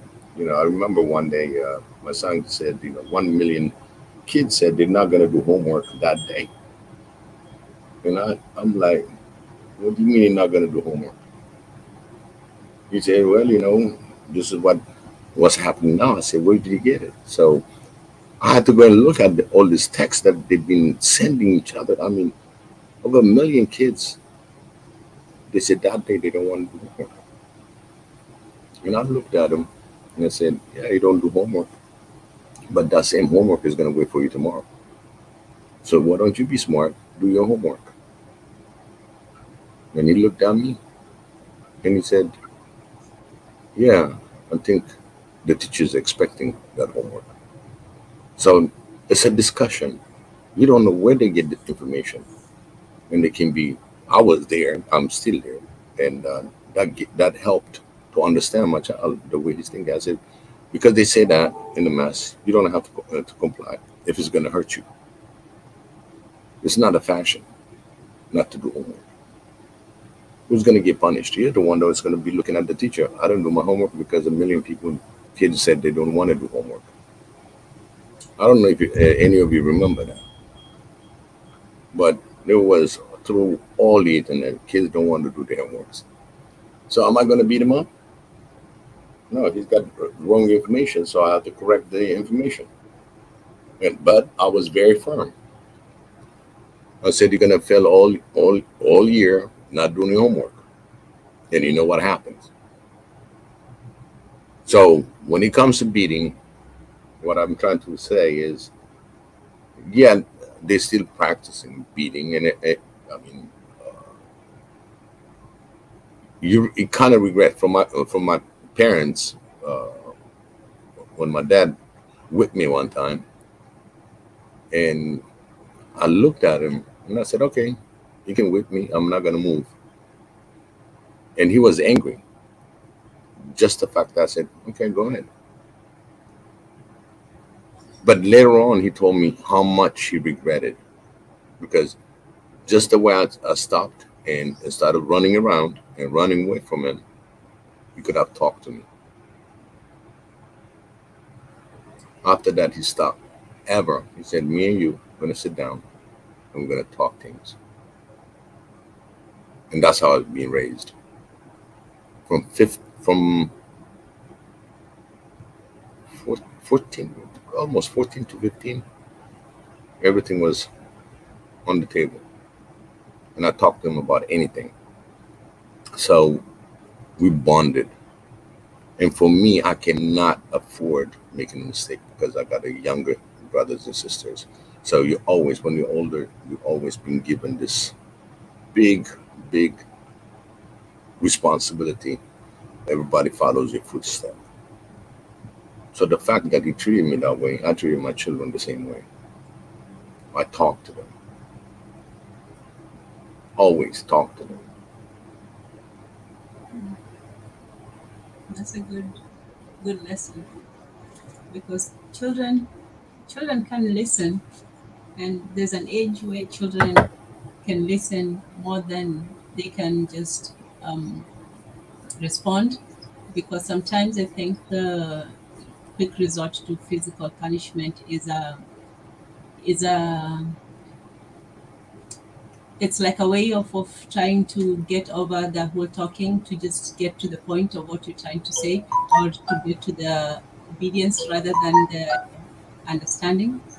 And so I think that the children are smarter than sometimes we give them credit for. They understand a lot more. Like Marie Antoinette was saying with the example, they see what the adults do, sometimes even more than what they say. So if they look at you and you're doing something and you're telling them to do something else, they will see that contradiction. They will see it even if they can't articulate it at some point. They will see it, and sometimes that also causes the disparity between children and adults when they're told to be one way and they see things a different way. Now, when it comes to the talking, there is a stage. I think also parents have to realize it when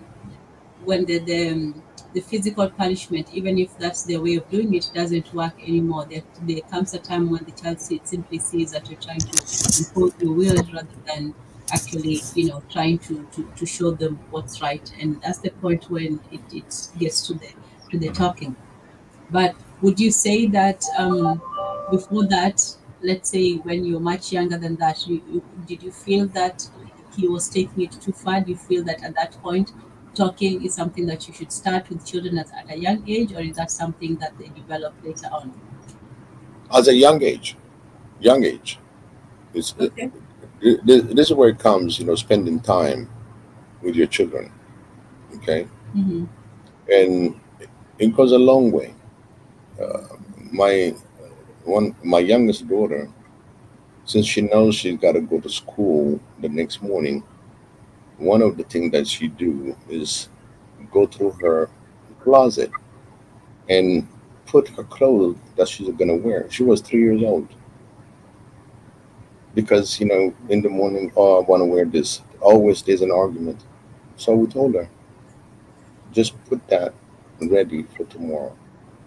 Of course, she's a child. She's gonna take everything out, and then eventually we taught her how to fold, how to put it back, and we start working with her.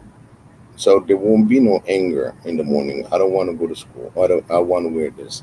There's no argument because we agreed. Okay, you pick the clothes you want to wear. And she knows when it's cold, she knows she likes to bundle up.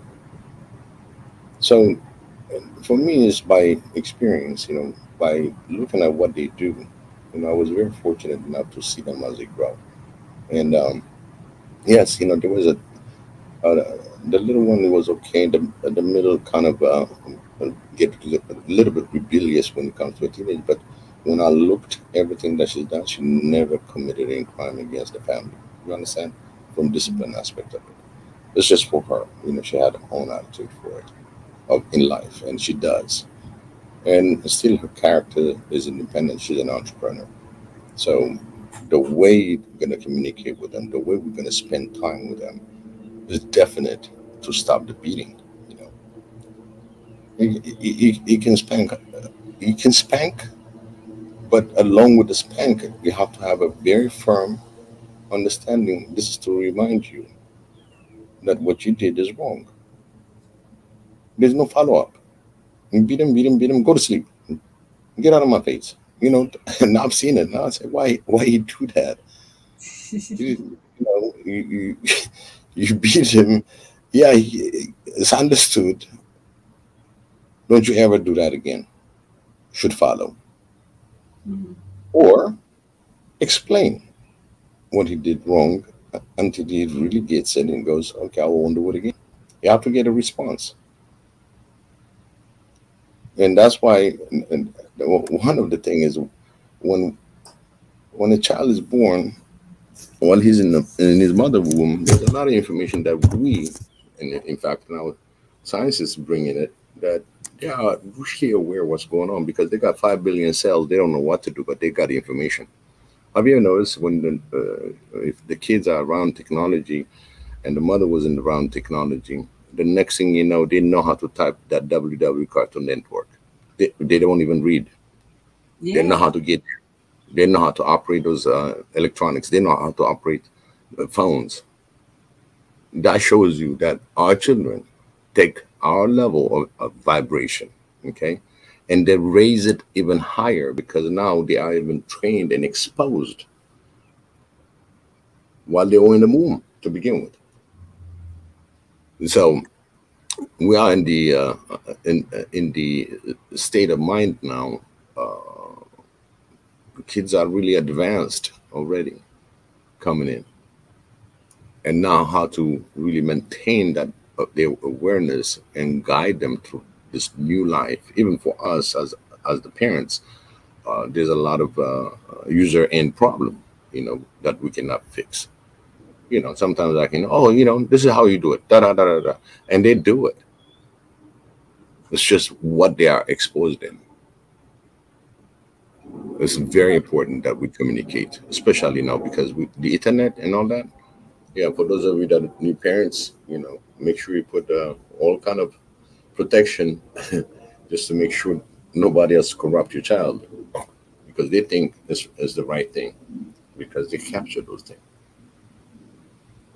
So beating or not beating, like he told me, not in this era. I don't believe in beating. I believe in communicating. So the And era that's of beating is over. So Yeah. if the parents cannot, should not, practice that corporal punishment, do you trust your children to be disciplined by, other parties, for example, in the education system? Well, still the education system don't have no right to beat up anybody's child. No right whatsoever. I get angry if there's anybody that's get beat up by a teacher. Those days are over because you beating the child. There are two reasons. One, he's not listening to your direction.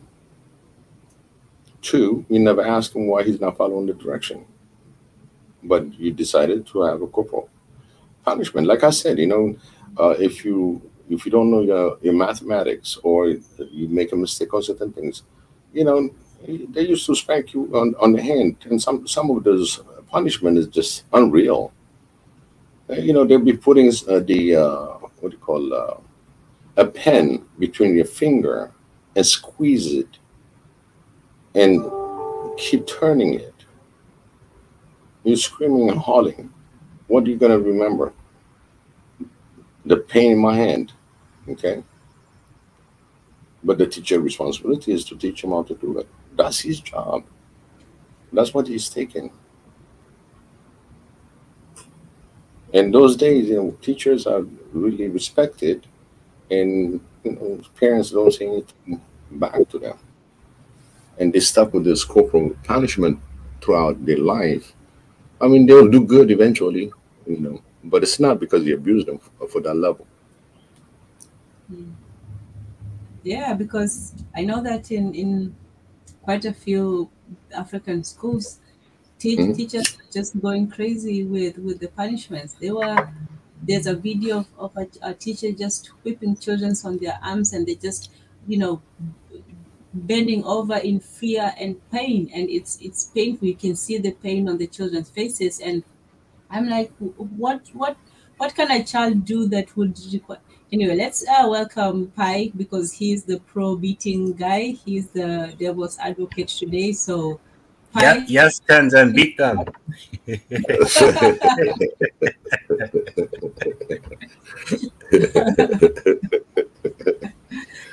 is a terrible disciplinarian.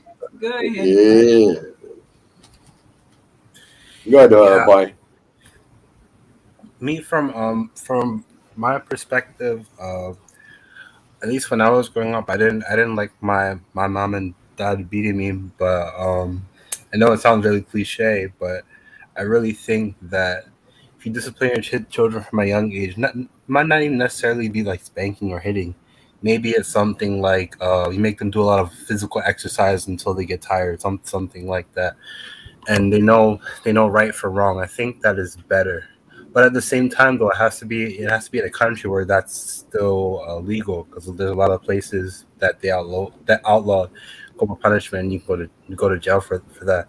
But yeah, anyway, I really don't I know that when you do beat your children, they become more maybe when they're in their teenage years, young years, they become more distant from you. Like for example, like with me, like when I was growing up, I wasn't close to my dad at all. It wasn't until I was maybe recently when I was 18, I'm 21 right now, that I was close to my dad because of what him beating me when I was a child. But yeah, I'm pro beating because I want my children. I want see for me at least when I have children, I want them to have a good credit score when at a young teenage age. I want them to have I want them to have enough money where they have to file what's it called?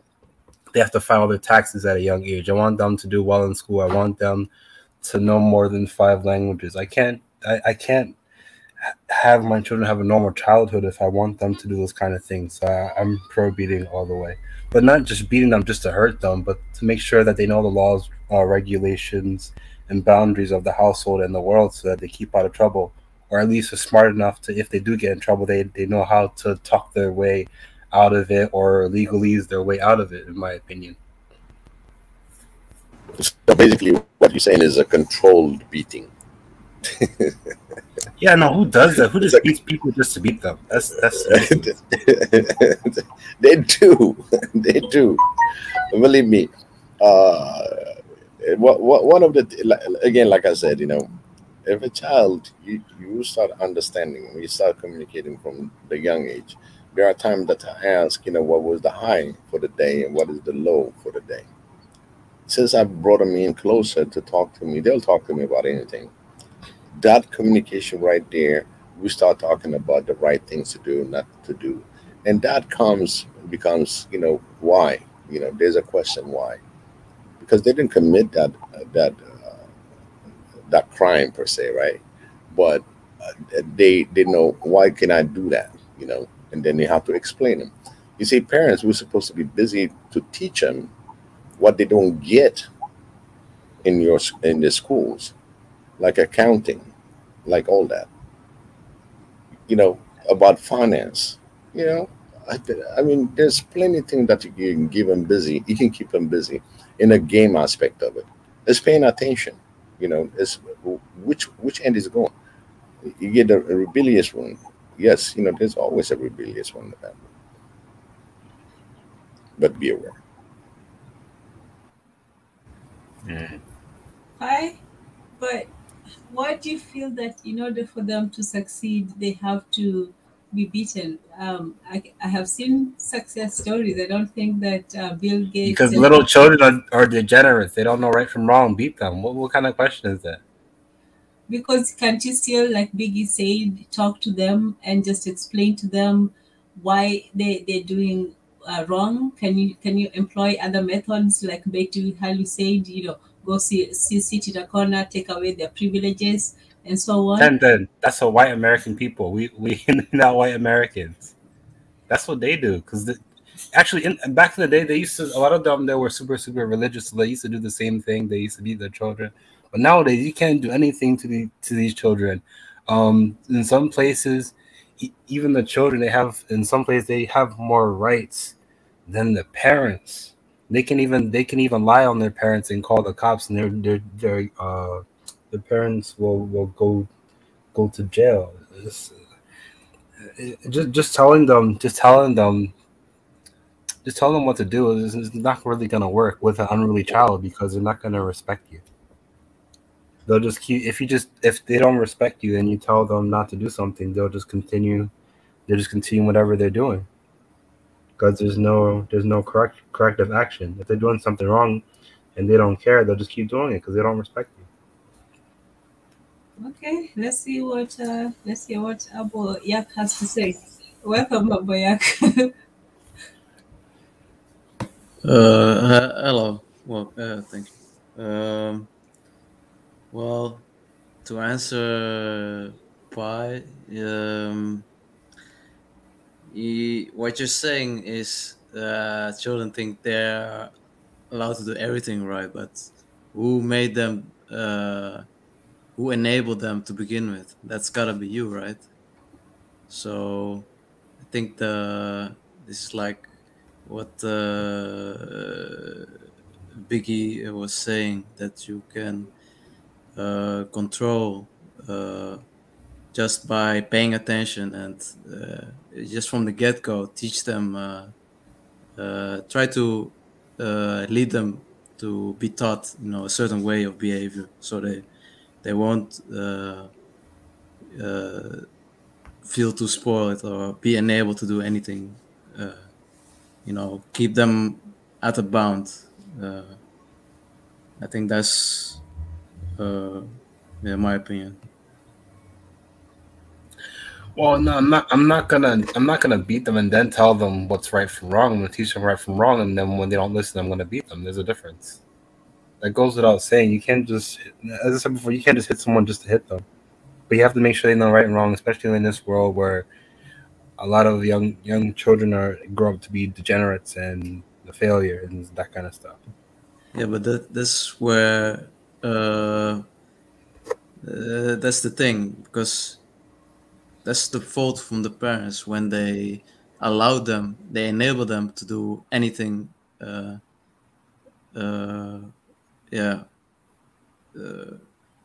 Whichever that's bad. Like if you're, to teach a child table manners is, the best way to avoid them children, spilling out food and such, is to try to set the rules already to begin with, and you can also warn them, if you want them to behave and to not spoil food or throw food and such. I really think beating a child is bad, because it really it could really sever the relationship with with you and your child, and maybe with other people as well later in life, because then a child might be asking,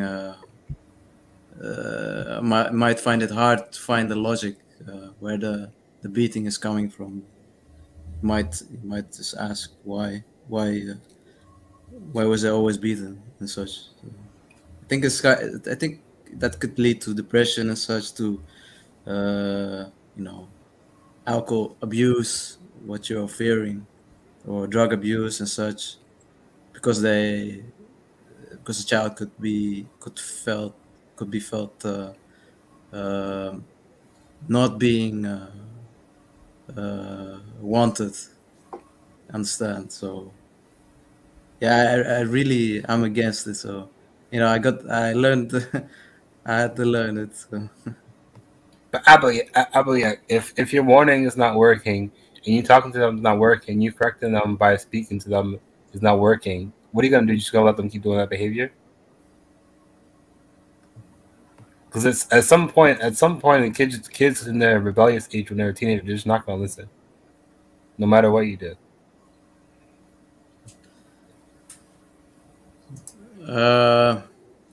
Well, sounds seems to be on your side now. But go ahead, Aboyak. What do you do with a child that does not listen after you've told him several times? And we talk about young children. We're not talking about teenagers at this point. Let's say you have a 3-year-old running around and just destroying things. Wait, is that what Pai is saying also? The rebellious period? Is that like, what age period is that? Sorry. I'm not sure about Sam, but he seems to be on Pai's side about if your kid doesn't listen, they need to get a taste of reality. So what do you do, let's say, with a young child that you have spoken to and warned several times and told don't do this and so on, and you've spoken to them several times and they just don't listen or just won't act right? Let's say you've told a child at 8:30 you should go to bed, and they're still there and they're still running around and doing things. What do we do? What do you do? In that case, I would just set the rules and tell him why it's not beneficial. You already told them. You already told them the whole lecture, and they know the rules but every day. And this is a scenarios. Children will try you. They will try to get something from you that, you know, let's say you go to the supermarket and you're walking around and say, I want this, and you tell them, no, you can't have it, and you insist, they insist. And so what do you do with that? You know, you've told them everything, you've told them why, you can't afford it, you don't need it, there's something better, and so on, but they still insist they want something. Well, in this case, when a child doesn't sleep on time, then it's just gonna hurt himself, right? Because he would just be tired the next day, and as a parent, you would have told him there is a reason for it, why it's better for you to go to bed early, so you can be full of energy and such. And yeah, that's my thinking. It's just if he doesn't listen, then he would just be tired, and maybe he would learn it himself one way or another. That's my thought. Okay, well, I hope you have some good, sensible, rational children who will listen to that reasoning and will do whatever they're told. You can have them. You can have them stay up and then be tired and like go to school tired. I'll have them in bed. They're gonna get 10 hours of sleep, and they're gonna get a good grades on their test, and they're gonna come back home and tell me about it. I don't believe it, and it's just at some point the kids is just not gonna listen. I went through that when I was a little kid. I mean, my little brother, he was a perfect child. He never did anything wrong. In that case, my parents, they didn't do any corporal punishment or anything to him, because it's like he came out of the womb knowing all the rules. I don't know how. Yeah, I was very rebellious, so. Well, you came out breaking them all. Yeah, pretty much. Yeah, well, so that's the point I guess everyone gets to, where there's a stalemate between the talking and the acting. When you've talked to a child, but they're still acting up, when you've tried every, explanation, every lecture, every, you've extended all your means. And especially with children who are older, with let's say teenagers and so on, for that, I say that definitely talk to them. They can listen, they know what's right and wrong, well, to some extent, and they can make their mistakes at that point. But with the children, sometimes it's also even a matter of protecting them from themselves as well. So, for me, I don't know how far talking goes. Like I said, some children, they don't need to be beaten. There are some children who you can just talk to and they'll just do what needs to be done. Some children who are afraid enough. There are some children who you only have to spank them lightly once, and that pain will be enough for them to never want it again.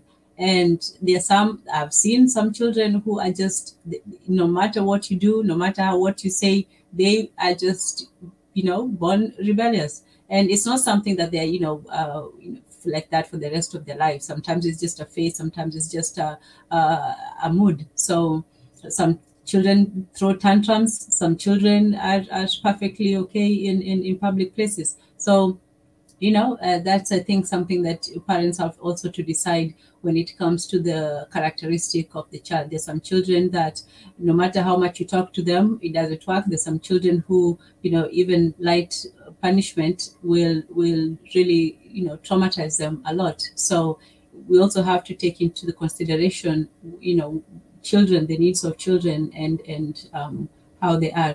And something else that, the learning curve, and Pi brought up, he said that this non-physical punishment is an American or a European thing, like, that's what they do. And that's true. They, in America, in many places, European places, physical spanking and all that is illegal. But also the question is, did we also learn this physical violence from them, or was it something that we were practicing before? Is there something that is in our tradition like we talk about, or is it something that we learn from outside? Because as she said, if you teach your children through violence, especially from somebody who's supposed to love them, it shows them that toxic behavior is acceptable. So teaching through violence makes them also continue that cycle. Do you think that that's something that's, you know, good for us as a people, or is it something that we adopted from outside?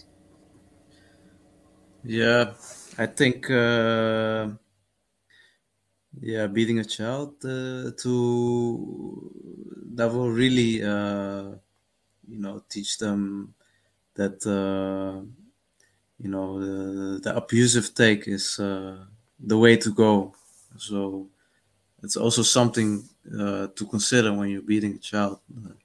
You actually taught them that you know, beating is a way to teach some manners into someone. You know, you're in you have that's related to you. You have a relationship with. Yeah, you know what I think about it, where it comes from. I think, you know, it's. I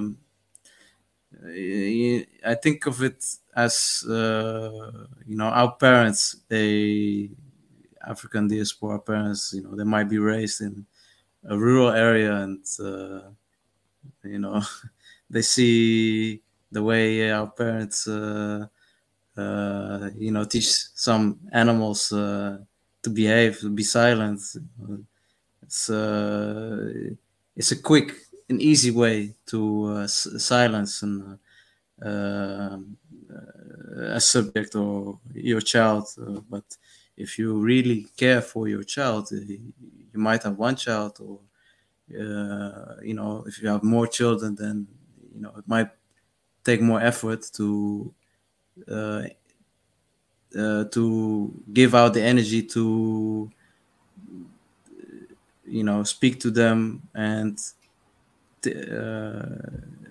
think what is actually going wrong. So yeah, I really think it's this behavior is from you know, it's from, you know, that you see it from how human treat their livestock. So that's my thought of it.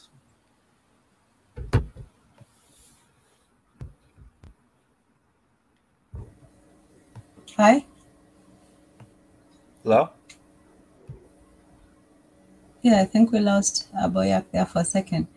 Yeah, so they say you can use social conditioning. The learning curve says, Mitton from the learning curve, she says, you can use social conditioning. It's basically a battle of the wills, and you teach them what kinds of life. So I think what she's saying is that instead of resorting to physical violence, you can show them, for example, if you do this, this is what happens to you. If you stay up late, for example, tomorrow you won't be able to wake up and go to sleep, you know, to school. If you, let's say, run around and make a mess, then you will have to, you know, pay for it in some way or something. So, you know, what do you think about that? That there are other ways of you know, teaching the children and conditioning them without using physical violence. Yeah, but by the way, I have to say to you, you know, just you see, because we have to think about it longer, it already shows that we need to spend more time on thinking about what the proper solution is. And another way is to just quick step hit a child. That's very simple. But as we speak now, we're, you know, we think and we use more energy. You know, brain power takes more energy. It will, and we communicate with one another. What is the proper solution? So you already see what we're doing is, in the case if we had a child, we are investing more towards it to think about a proper solution. So that's my take. Okay, and you? Sam should join you here for the pro beating club. Because so far, Samira also said that I don't think I could beat them. I hope not, at least when the time comes. Yeah, so it seems that most of the people are for alternative means of discipline. Maybe mostly the communication aspect of it, of trying to make a child understand both why the actions are wrong and also the consequences for those actions. And even though for me, I don't know, I'm still not convinced that a child of maybe 3 or 4 can really understand certain ramifications. The consensus is still that you can still have them, understand or behave in certain ways that are, are still appropriate. That you don't have to resort to the physical aspect of it. That children can still learn just by both example, as was stated earlier. They can learn from rewards and punishments. They can learn from their privileges or some of their access taken away. So there are ways they can learn from being shown the consequences. So there are ways of teaching children. But let me ask you this before we continue. Do you think that there's a difference between how we raise boys versus how we raise girls, for example, in the discipline department? Oh, I think this is really from how I was raised. Then I would say because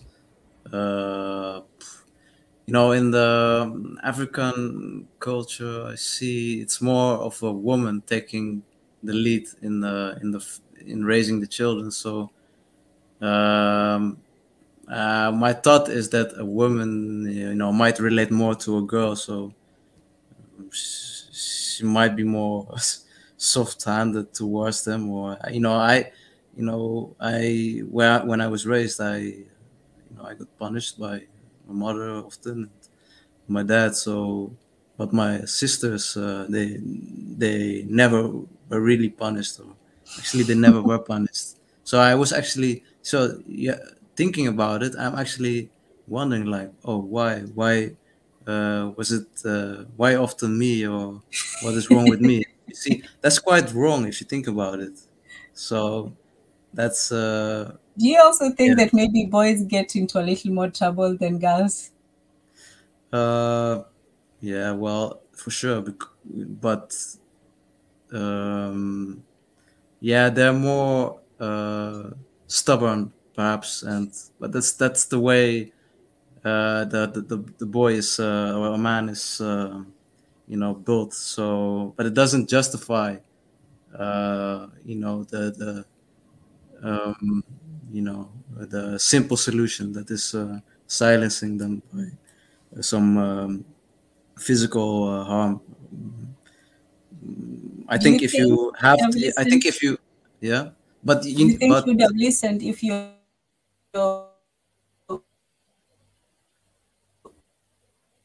parents would have, when you listened, if your parents sat down and explained to you why, and maybe gave you a different form of punishment? I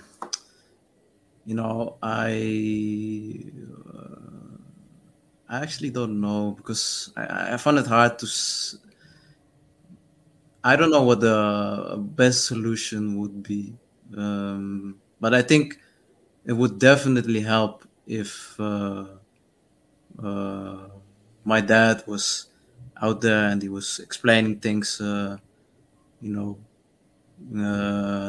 with reason. But then again, when I see my nephews, I kind of see myself, and when I try to say things to them, and they're not listening, they're not focused and such.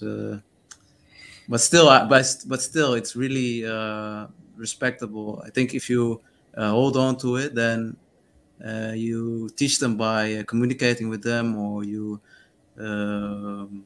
give them a treat for good behavior.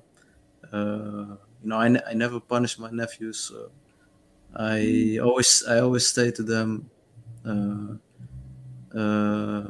look at what she's doing, or that's what she's doing is good. You should be doing like that, or something. Or I give them a treat or something, or I don't play with them, and then they become angry. And I think there are other means. I'm not a father, so I'm not eligible to punish them. But even I, as a nephew, I'm able to teach them. So I think it's definitely possible, and it should be sought after. And it really, if more parents are in that mindset, then I think it will really give and be good for the mental health later on in life. Because when you're yes, go ahead.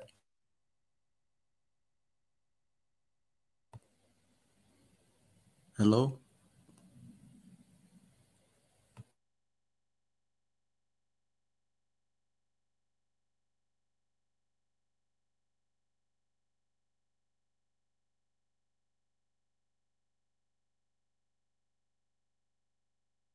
I think Tenzan lost connection. Yeah, I think so. Yeah, but so I definitely think there's other means than just silencing them, without any thought. Yeah. But then again, though, I want to have more than 10 kids, so I won't have time to be doing the social conditioning like you. Yeah, that's the thing. That's also a good point, because if you have so many children, then I understand where this behavior is also coming from, and why the people in the Western society, they used to be hard-handed, but later on, they only have 2 children, 1 child per family, and you see them having more care. So it's a matter. It's like, as you're right, it's a matter of how much time you have, and how much how you could also say how smart you are, or can you think about is it easy for you to come with quick solution, if even after you are you quick to come with alternative solution than hitting them, even after you have been working the whole day? I know 10 is a lot to take, but Yes. So wow, so there's a sharp divide in the section where there's people who are not for this, but some seems to be on the pro beating drum. Yeah, he is on the pro beating today. So very enthusiastically, he says about the social conditioning of violence. Well, that's why I asked earlier about whether there's a difference between how the boys and the girls are raised, because I know that in men, they do settle some of their differences in violence, but women really don't do that as much. So is how do boys, if there's no, without that physical violence, how do they get taught well, I guess you can train them in arts like boxing and so on, so that can cover that aspect. Some, I just gave you the answer. So a part of social conditioning is violence. They must understand that violence can always be had or even given. So I would say, in answer to that you can teach them how to use that violence, not by imparting it on them, but by showing them how to direct it. So instead of beating your children, maybe show them how to fight, and not fighting to attack someone, but fighting to defend themselves or to be able to hold their own. So I don't think that necessarily being violent towards children is a way to prepare them for societal violence. I think that you can still show them how to be strong. And not beating them doesn't mean that you're teaching them to be soft and just passive. You can also teach them to be firm and defend themselves without, beating them over the head with it. But Sam also says, I'll try to speak to them first. Yes, exactly. If there's one thing I think we can learn from today is the importance of communication. Whether you're going to beat your children or not, you have to communicate with them. If you choose to beat them like Pi and Sam, talk to them first. First, talk to them. Before and after, actually both, before and after. Talk to them, tell them why, and then afterwards, at least comfort them, because there's still that feeling of resentment that comes afterwards. And if you leave your children in that state for too long, it might, build up and become something else, and it might come out much later on in a different way. So however you choose to raise your children, and we have experience as children, those of us who were beaten, those of us who are not, we remember how it felt to be beaten, or remember how it was to be punished, even because we were all punished. I think everybody here, unless you're just a perfect child, everyone did something wrong and they were punished one way or another. So we all remember how it was to be children. And if you want to give your children a better life, then you have to remember what was good in yours and then give it to them. You have to, take out what was maybe not so great, and try to shield them from, from that sort of, from your experiences that maybe were not so positive. Not that you shield them completely from the world and you don't show them what the world is about, but we all learn from our mistakes, and we also learn from the mistakes of our parents.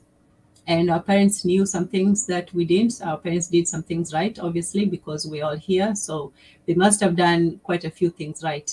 And so we can't be too hard on them either. Everybody is always just trying their best and doing the best with what they know.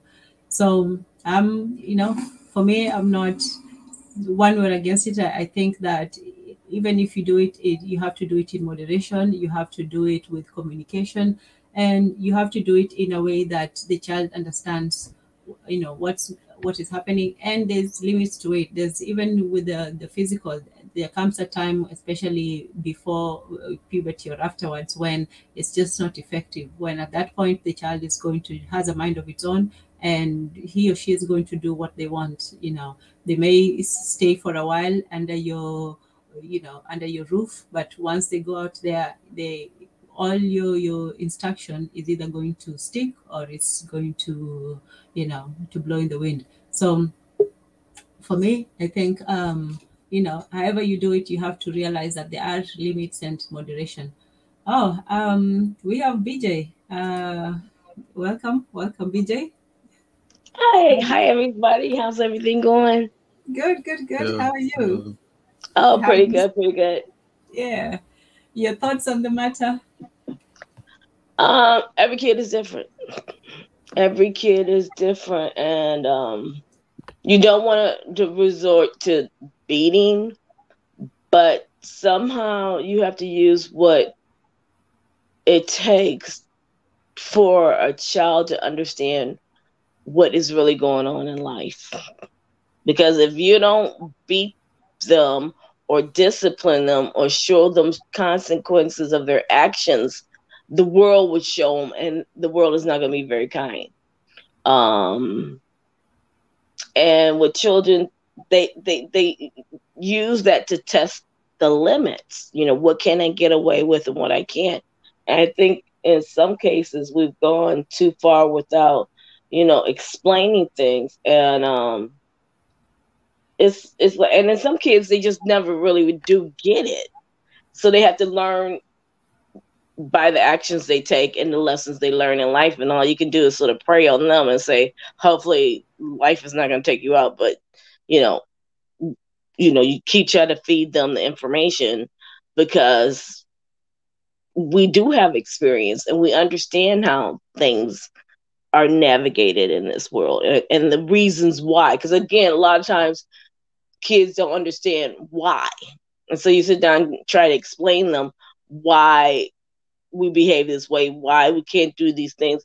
Well, those kids have the freedom and they can do whatever they want. Well, they live on a different set of rules. So even though it may not be fair, they can get away with that, but you can't, And again, you don't want to resort to spanking them or whatever. But sometimes you have to say no, no,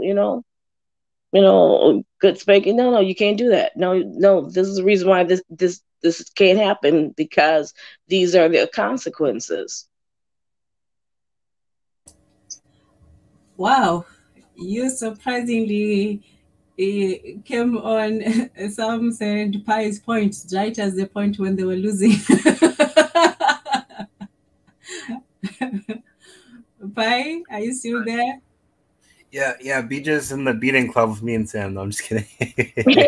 Got some reinforcements from a surprising source. You are down and out. Aboya can put you down, raised one hand in the air, and we were just,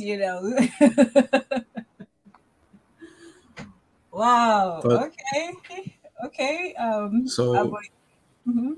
so Okay. BJ, if you know that teaching your child with punishment by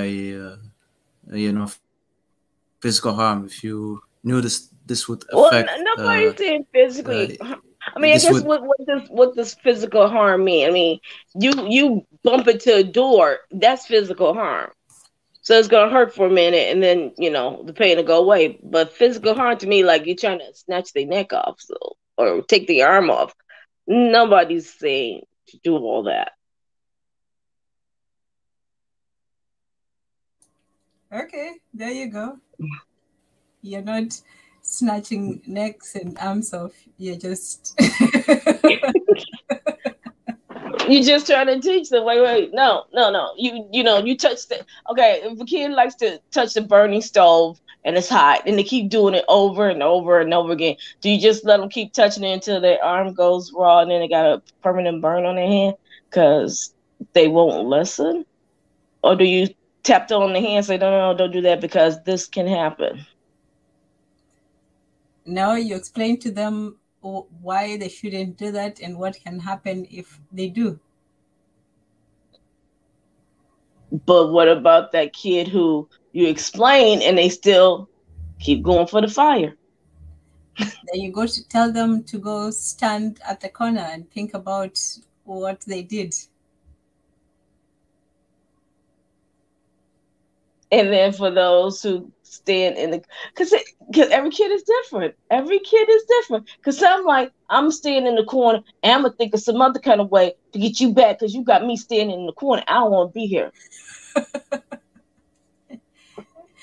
Yeah, it can be tricky. Yeah, because every kid is different. Every kid. And some battles you just say, it ain't worth it. The streets will teach you. I tried. I throw my hands up on this one. But in other instances, if you know it's getting through the kid and they understand, because again, they take every word and every lesson, and you just have to pray that the lessons that you're giving them is going to be enough to help them navigate once they get older, once you're not there to protect them. Because again, if they know that their parents love them, and it's not what I want to do this, but I know you love me, then maybe they will learn in time that this is hurting my mom and it's really not good for me. So why am I keep, fighting this? Yeah, but what about, when what the learning curve said? She said that if you teach a child through abuse, through violence, then they'll think that that's acceptable, or that that's the way to. I don't know how it is in Africa, but I live in a violent America. Yeah. No, I live in. So the thing is people will say that, but I'm like, they just another mass shooting happened in Chicago yesterday. Mm-hmm. So I live in a world of violence. So with us is always here contradictions. You don't want to do this because you're teaching the kids that violence is okay, but that everything we do and see in this country is built on violence. So in the fabric of this country is violence is okay, and we're constantly fighting that contradiction, because if violence wasn't okay, then why are we constantly promoting things which props up violence? We're constantly going to war. We're constantly police shootings. We constantly got gangs all up and down the street, shooting each other, killing each other. The domestic abuse rate is all out of the world. And it's the main reason is because there is no consequences for those actions. And to a certain extent, those actions are promoted. Interesting. And Samira says that some African parents in America send their rebellious kids back to the countries for cultural rehabilitation. It seems to, I know quite a lot of Americanized or Europeanized children who are sent back because they feel that the place here cannot control them. They can't, really, teach and guide their children as they want. The children here maybe sometimes become too comfortable, maybe too assimilated in the system, and they forget some of their, their values, like maybe respect for the parents or sometimes other things. So when I know quite a few, children who are sent back, because when they're sent back, they encounter a whole different environment and rules and structure. So maybe there's still a difference in the way African parents, I don't know, I think African parents of the whole are strict. They do still require a certain, a certain level of expectation from the children. And I think maybe it's still a little bit easier to raise children in Africa than I think that in America, because in Africa, and even in America, it's like used to be a time that they called it corporal punishment. It used to be a time there was corporal punishment in schools, meaning the teacher could spank you, paddle, or whatever if you act up in school. They stopped that, but at the same time, then later on, it's like you start teaching the kids, and to a certain extent, you understood if someone's doing something to you, call the police. You blah blah blah. You should be protected. Whatever. We want to make sure you have a way of protecting yourself as a child.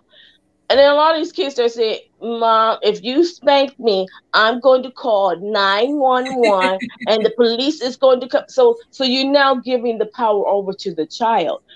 And the thing is that.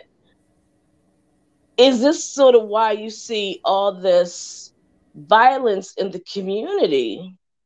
Because the kid does not saying spanking or pro spank, no spank, but as a kid, you say my actions have no consequences. I can do whatever I want to do, and no one can come up to me and check me on it.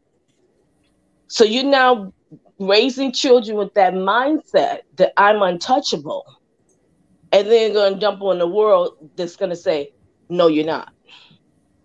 And then they come back and be mad at you because that's happened to me over the weekend. You guys are the reason why I am who I am right now. And I just look at my niece and thought, whatever, your choices are your choices. I had nothing to do with that. But so they don't want to take responsibility for any of their actions. But don't you think that beating your child, raises or makes them become rebellious? Because when they are at an age when they can, either run away or get away from you, when you can no longer beat them, then maybe they will rebel against that because now you can't physically punish them like before. If you talk to that kid or if you spank that child, a rebellious child is going to be a rebellious child, no matter what you do. That's true. That's true. The thing is, I always believe you have to let a kid know there are consequences. And I think maybe in the past, both, in Africa and here, we understood that your action, little girl, little boy, if it's out of line, that could be your life.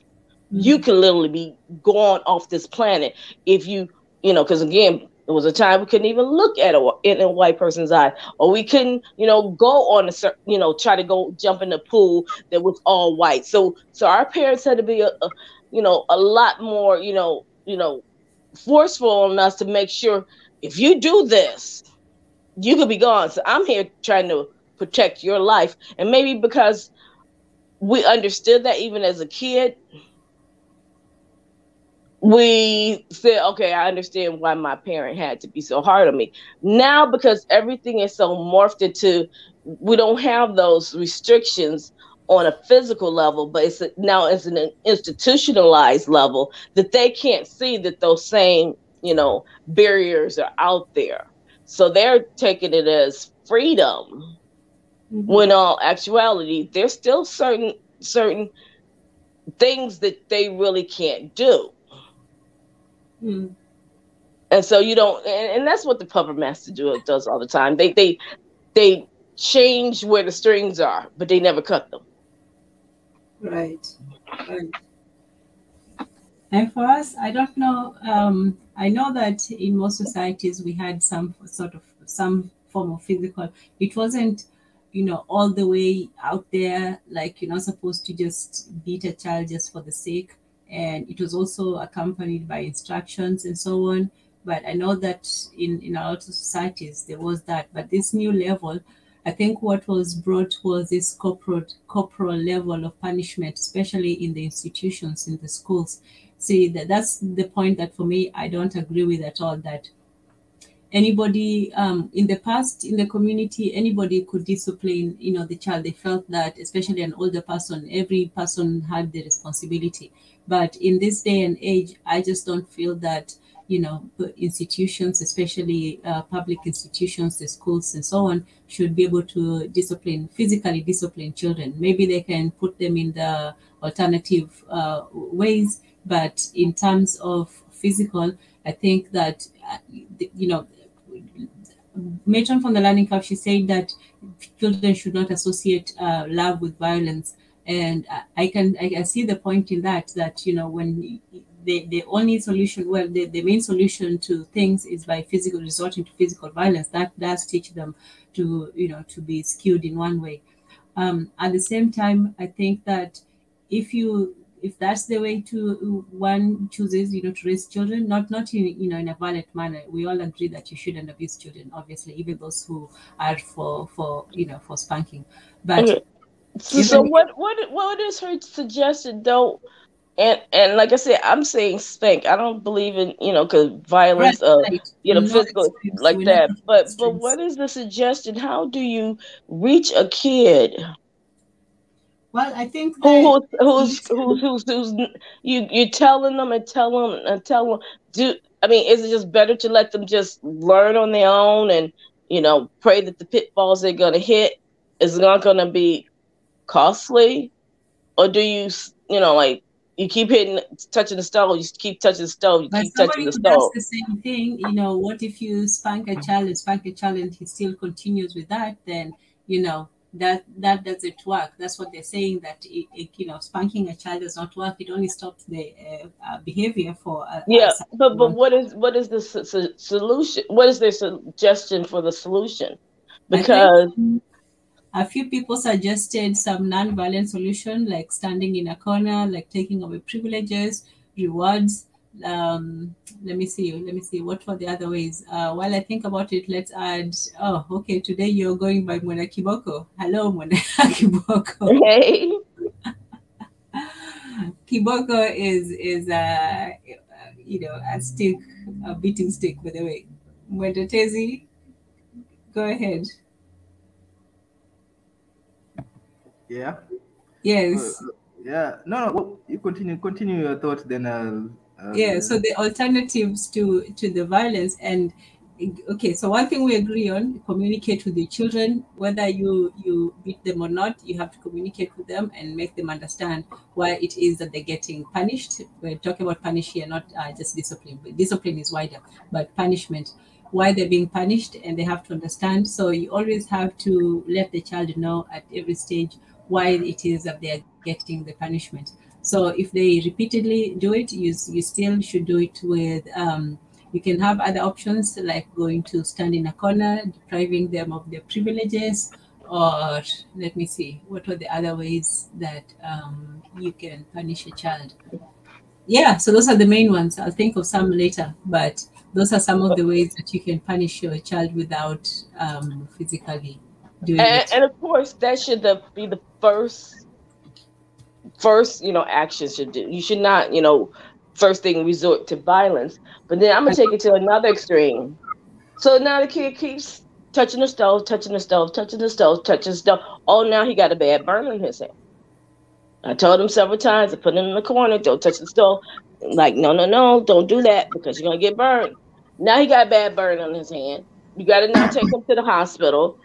The doctor see he has a bad burn on his hand.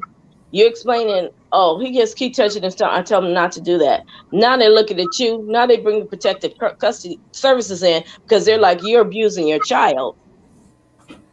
Now all your kids are going to be snatched away from you because he does not want to listen. Because is it really that you're touching the stove because this is something like you do, or you're touching that stove because you're being defiant and saying, you can't tell me what to do? Yeah, so you have to.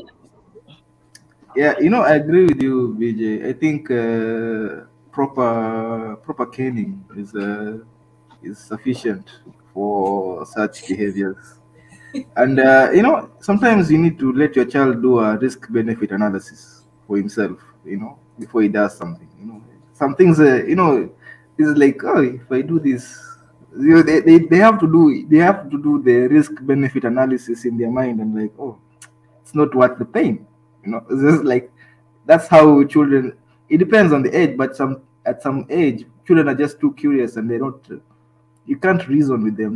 Their minds are still developing. Their minds are still, not yet there to the point that you can have a reasonable conversation with them, like you can do with an adult. You can tell them this is wrong, but they don't know why it's wrong. It's like it's wrong because this will happen. They still don't know. They want to do it. They want to see for themselves. Then they continue doing all this crazy stuff. As Tanzan said, they'll test you. So you have to give them, say, oh, when they do this, this is painful.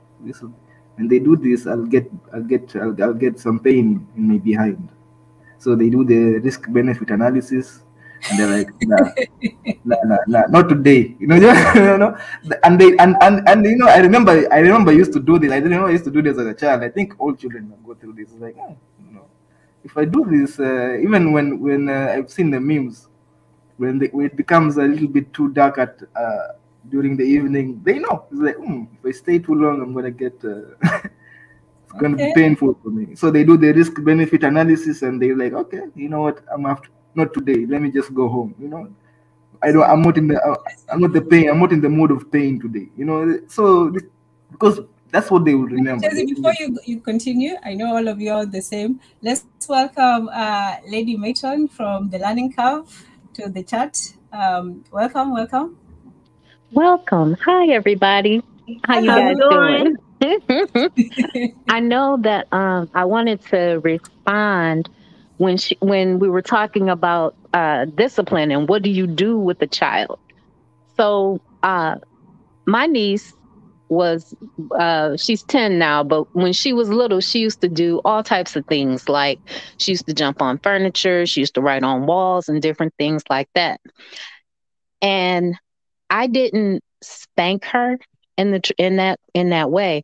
If she wrote on the wall, I taught her that she had to clean the wall. If she had a tantrum on me at the store, I taught her that I would leave her at the store.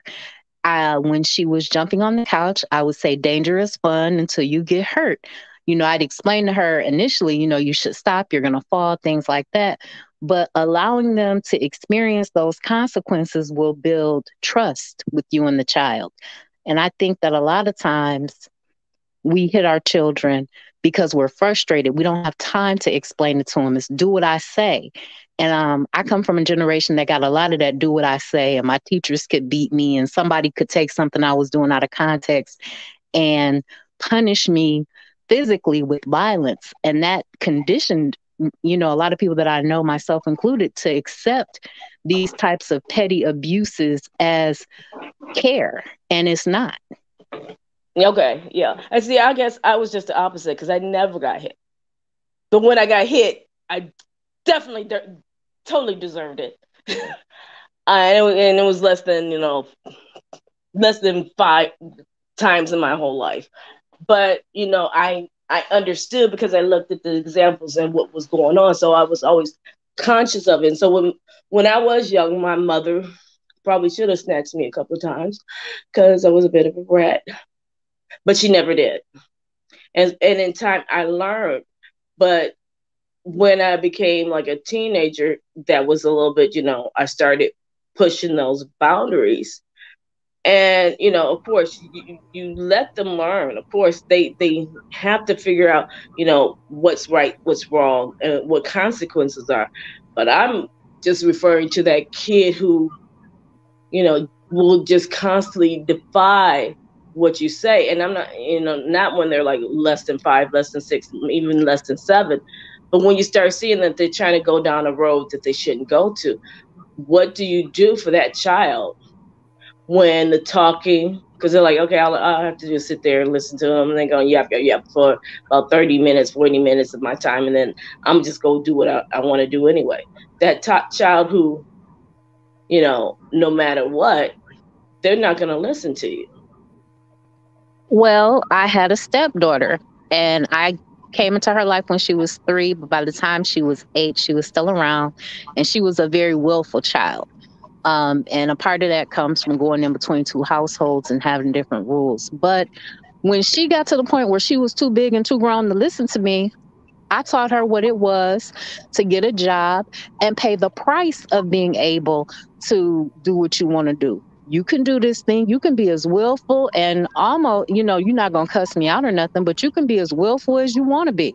But you have to pay the price. And we did the Claire Huxtable experience where she had to go to school and work jobs to make monopoly money. If she couldn't afford certain things and experiences in the household, because I take care of children. I don't take care of grown folks. I take care of children. Right. And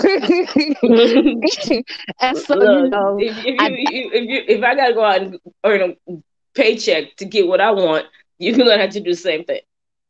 Exactly.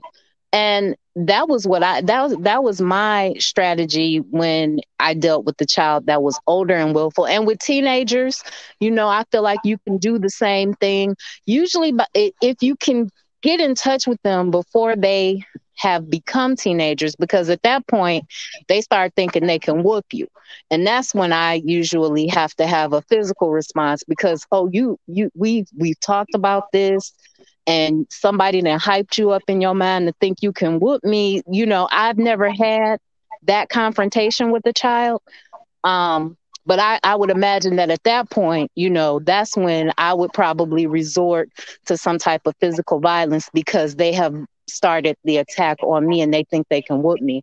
But if that precedence of we don't hit each other, we work it out, we come to some type of social agreement with one another, then I think that that's a better way to teach them. And that also gives them diplomatic skills that they're going to need in the real world. Because although we live in a violent world, we can actually create a society that doesn't include that level of violence and harshness towards one another. Because I think that just teaches them to have a hardened shell when they deal with other people. It teaches them to look the other way when they see injustice. I know, like when they're young and you started to teaching them, like the consequence, and they starting to understand, if I do this, this can happen, and then starting seeing things from a different perspective and start looking at things outside of themselves, how this child is, treated. I know what it feels like to get a spanking, or I know what it feels like not to be able to get, my favorite toy taken away from me because of these consequences. It builds empathy. And then they learn from that. The only thing is for those kids who don't learn, how do you teach them empathy? How do you teach them, consequences from their actions? Because once they become a teenager, they a lot of times it's going to take it to a whole nother level. I also have another question. My question is, when you teach, like when you use those methods of talking and all that, do you feel like maybe a child will become too sensitive for the world? No. I think when you talk and because you begin to connect and you start seeing other people's experiences, then you understand why my neighbor down the street doesn't have these, because these things are occurring in their life, and you begin to maybe even think of things of how can I change these circumstances when I get older. When you have a kid, because the favorite word now is a narcissist and self-absorbed, they're not going to see anything but what they're dealing with as being important. So they're never going to have a true connection to anyone other than themselves. My question is, how do you teach kids how do you teach children to connect who are disconnected? That's what I'm curious, actually, because if you raise a child that has never felt any physical pain, I don't know how does the world embrace this child, or what is the experience? Well, I'll take it one step from what you're saying. Any pain, whether physical or emotional, I guess the question, how do you guys learn? Is it physical or is it emotional when it comes to things? Because I'm like, I feel sorry for that person. I would not want them to endure that. So then I'm like, what can I do to help? More than like somebody slapped me and said, girl, take your money out and put some money in the homeless man's cup. I just know, like, how do you connect to another human being when, it's not like your day-to-day experience? And how do you teach children to have empathy or understanding to different situations in other people's lives? Well, one of the things that I have been successful with on a small scale with my Girl Scout troop is showing them other people in real time. We go to soup kitchens. We go to see the people that are downtrodden. We go to, and I tell them how I feel about certain things. If you guys didn't listen to me when I said sit down and this, that, and the other, and when I tried to get your attention, you totally ignored me. That made me feel invalid. Would you like to feel invalid? Would you like to feel like what you said didn't matter? So for me, it goes with a lot of questioning and probing, probably because I was a kid that was spanked. I was beat till I was 17 because my mother didn't have effective coping mechanisms. Right. And I really think that that's a last resort. And I rebelled more because I was beat, because my thing was all she gonna do is hit me. And that made me hard. And I learned a lot of hard lessons in life because of that. And I don't think that that's the best way to teach somebody. That only teaches them to avoid the pain. So that teaches them to do things like plot and figure out how not to get caught. That doesn't teach them the lesson of not doing this, or I'm trying to protect you, because there's no emotional safety and trust. Right. You can't get over that barrier if you don't have that safeguard for them.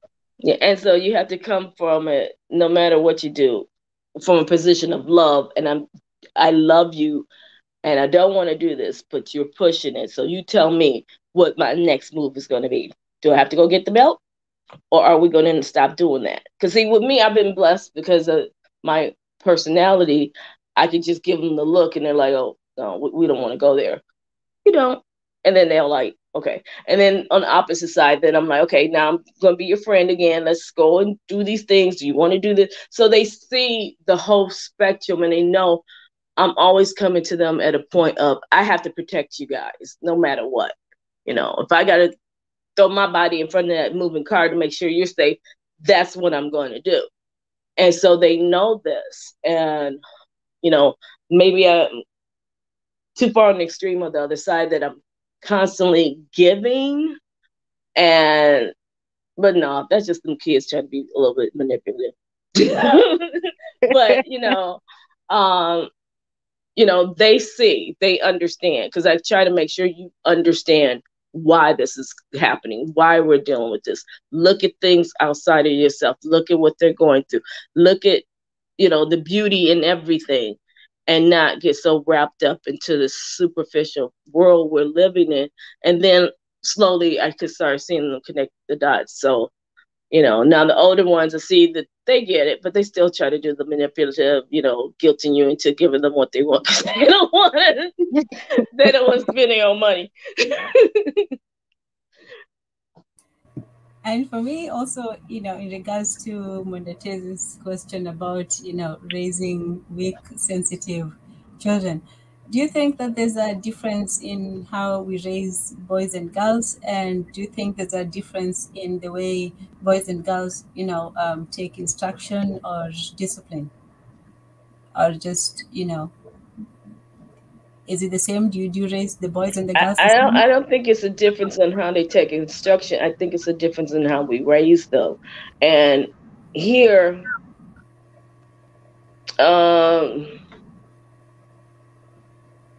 Black men are in prison at a higher rate. Black men are, shot down at a higher rate. So as it continues, as it has for hundreds of years, of the coddling, because you're trying to protect them to make sure that they could survive to get to be a father or a grandfather.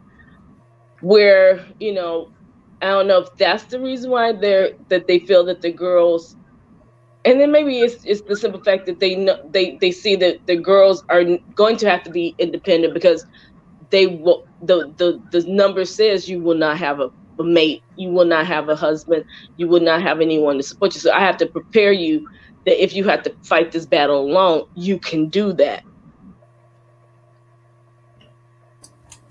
Okay, so the boys are trained to be tough.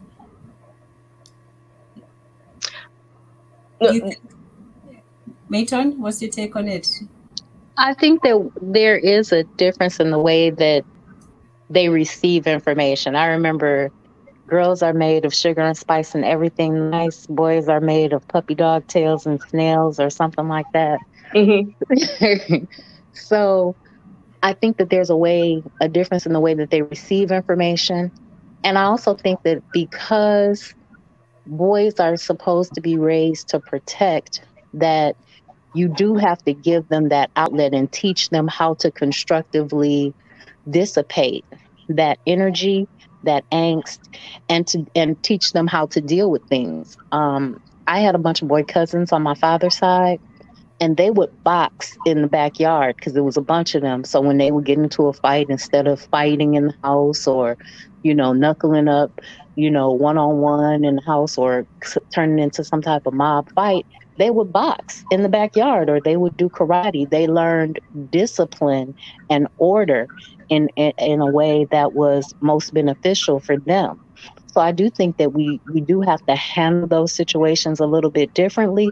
But I think that at the parenting level, when they're young, until they get to a certain age, about 8 or 9, that we treat them the same, to give them those basic skills that they need in order to be emotionally aware, so that they can then take the next step to burst forth the positive energy that they need in order to resolve their problems. Because I think that kids come up with interesting solutions to problems, and I think that they can come up with interesting ways to solve their own problems. True. Yeah, they're very creative. when you leave children alone, which I'm glad that, I lived in a time when we were left alone as children. There wasn't that constant supervision, with the hovering parents. But when you leave children alone, they sort out their own problems. They will fight, they will come to peace, they will start games, they will create things. So a lot of the times I think we're more worried about children, than we need to be. But yeah, I asked that with the boys because I don't have any brothers, and I don't know how boys are raised, but they always seem to me like just very, very unruly, unruly irrational beings. Like, like why did they do half the things that they did anyway? So I just wondered. But can you answer Modate's question about that whole bringing up children who are too sensitive if you don't expose them to at least some physical discipline? Do you think that's a danger? I don't think that's a danger. I think that you have to be realistic and honest with your children. Like I said, danger is fun until you get hurt. To my niece. And she, to this day, remembers that. And when she sees her friends doing things that are risky, she has done a risk analysis in her mind. And she makes the decision based on that and shares that information with her friends. I don't think that we raise soft children by teaching them to be aware of what could happen in this situation. But we have to be honest with them. See, I think one of the worst things you could do is when the kid is jumping on the couch, you make accommodations for them by putting pillows on the couch. Let them hit the floor. That teaches a different... Because they only learn by actions. Exactly. And if they're the ones doing the action, it's very different versus you taking them off the couch, putting them over your knee and spanking them. There's a very different set of causes, and it teaches you very different lessons. And I think the thing is, because we live in such a fast-paced environment now, where the 9 to 5 doesn't exist anymore. It's pretty much a 9 to 12 o'clock midnight. So, and a lot of parents don't have those extra family members to take on the children, so they don't have that much freedom to go running around and being out and about. And because growing up, there was always somebody watching. If it wasn't your parents, someone else was out there watching, keeping an eye on everybody. So now you coming home late from work, frustrated, bad day with the boss, and you don't have the patience to let a child be a child. That's another factor that has to be thrown in, is that, it's so much pressure out here that parents have to let them, like you said, jump on the couch or jump on in the basement, run around, scream, and just work all that energy out. Because if they're not working it out inside your house, they're going to be working it out somewhere else. And depending upon where they work the energy out at, it might not be conducive. Yeah, I can definitely understand and appreciate that.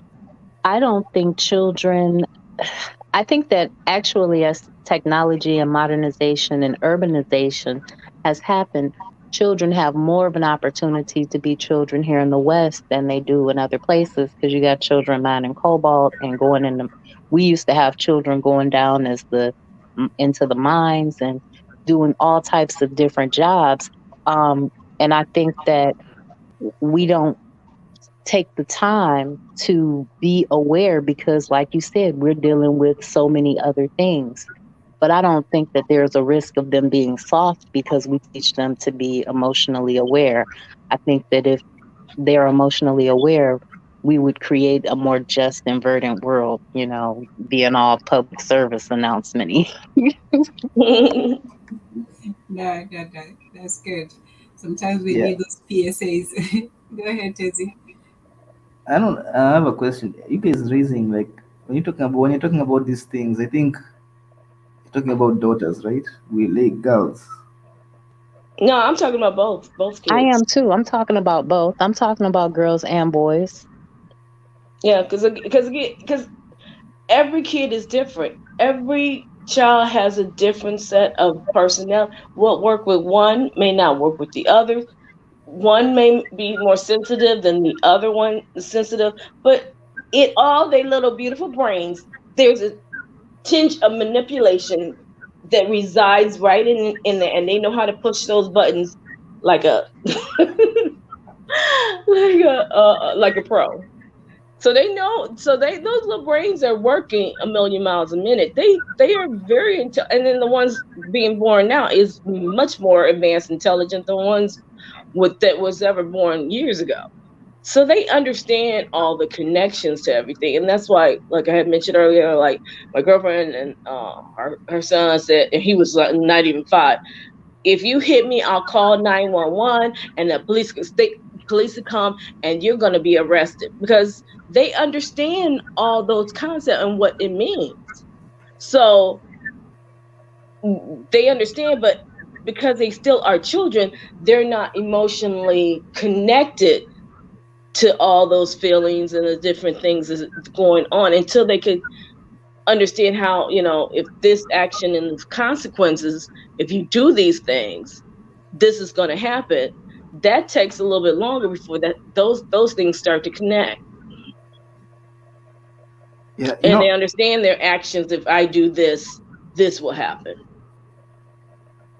Yeah, this is why I feel like there's a disconnect. I feel like you're giving too much of a burden to the children, to not just be kids, to be adults, that they can reason. And I don't think children, I still doubt. I know kids right now are more exposed to mass media, so they may look like, oh, you're smart, but it's just something they saw on the TV. But when you reason with I remember reasoning when you reason with a child. I remember when I was a child, and there was this thing, and I was reasoned with, and I still thought I was right. There was I thought I was. Now I'm all like, oh no, I was not right. I was totally wrong.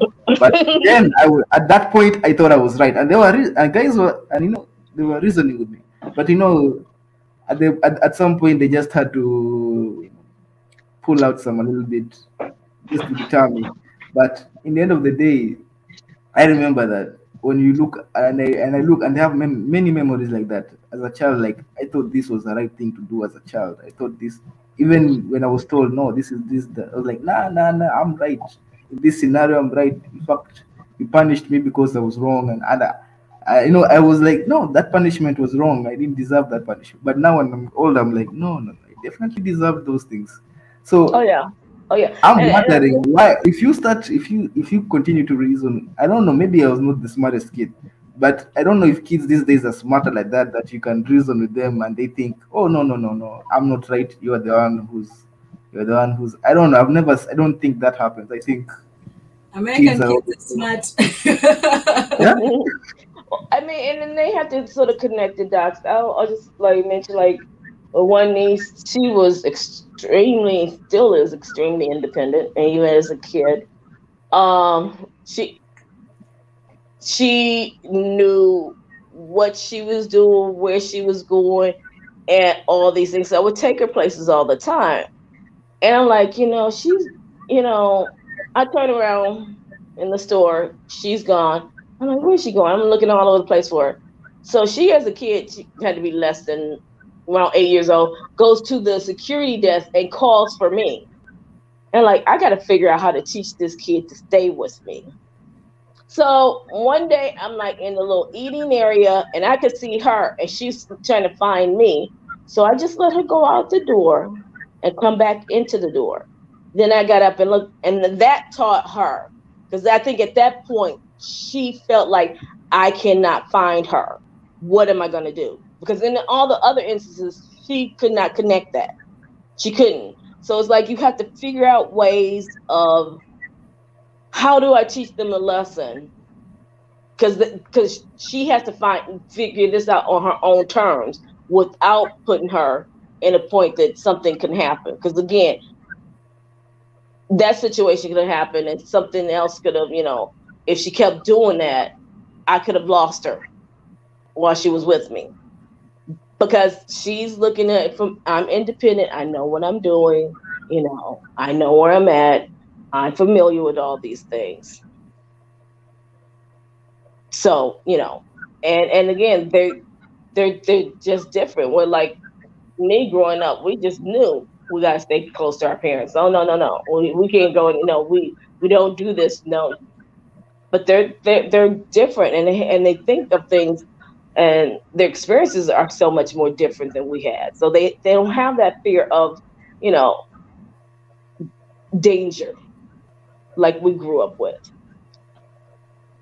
That's true because, I had to do that with my niece a time or two. And then to take it a step further, we did a tour of a police station, and I had the police officer teach the kids how to find a safe stranger, what is and isn't a safe stranger. Is there such a thing as a safe stranger? And this was a person that the kids thought of as a person of authority. Because, again, you have to have emotional safety and trust, and this person is in a position of trust.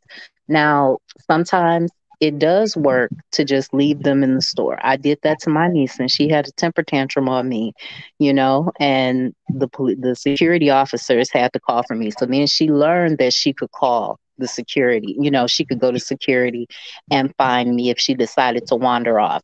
And I left her little behind over there for about 20 minutes. And I told the security officer to tell her that they called me on my phone. So it had that omniscient feel that, oh, my TT knows everybody. And if I do this, I'll get caught. Or if I do this, she'll always find me if I go to a safe stranger. So there are all these different things that you have to build into them. But when I was a kid, they told us stories about kids getting snatched, and we want to protect our kids from the reality of the fact that kids get snatched and they chop them up for body parts, or they put them into exploitation rings, where I don't talk about the sexual exploitation, but I talk to them about they work them all day until, with little food and little resources and things of that nature. There is no TV, there is no playtime, there is nothing fun about this experience.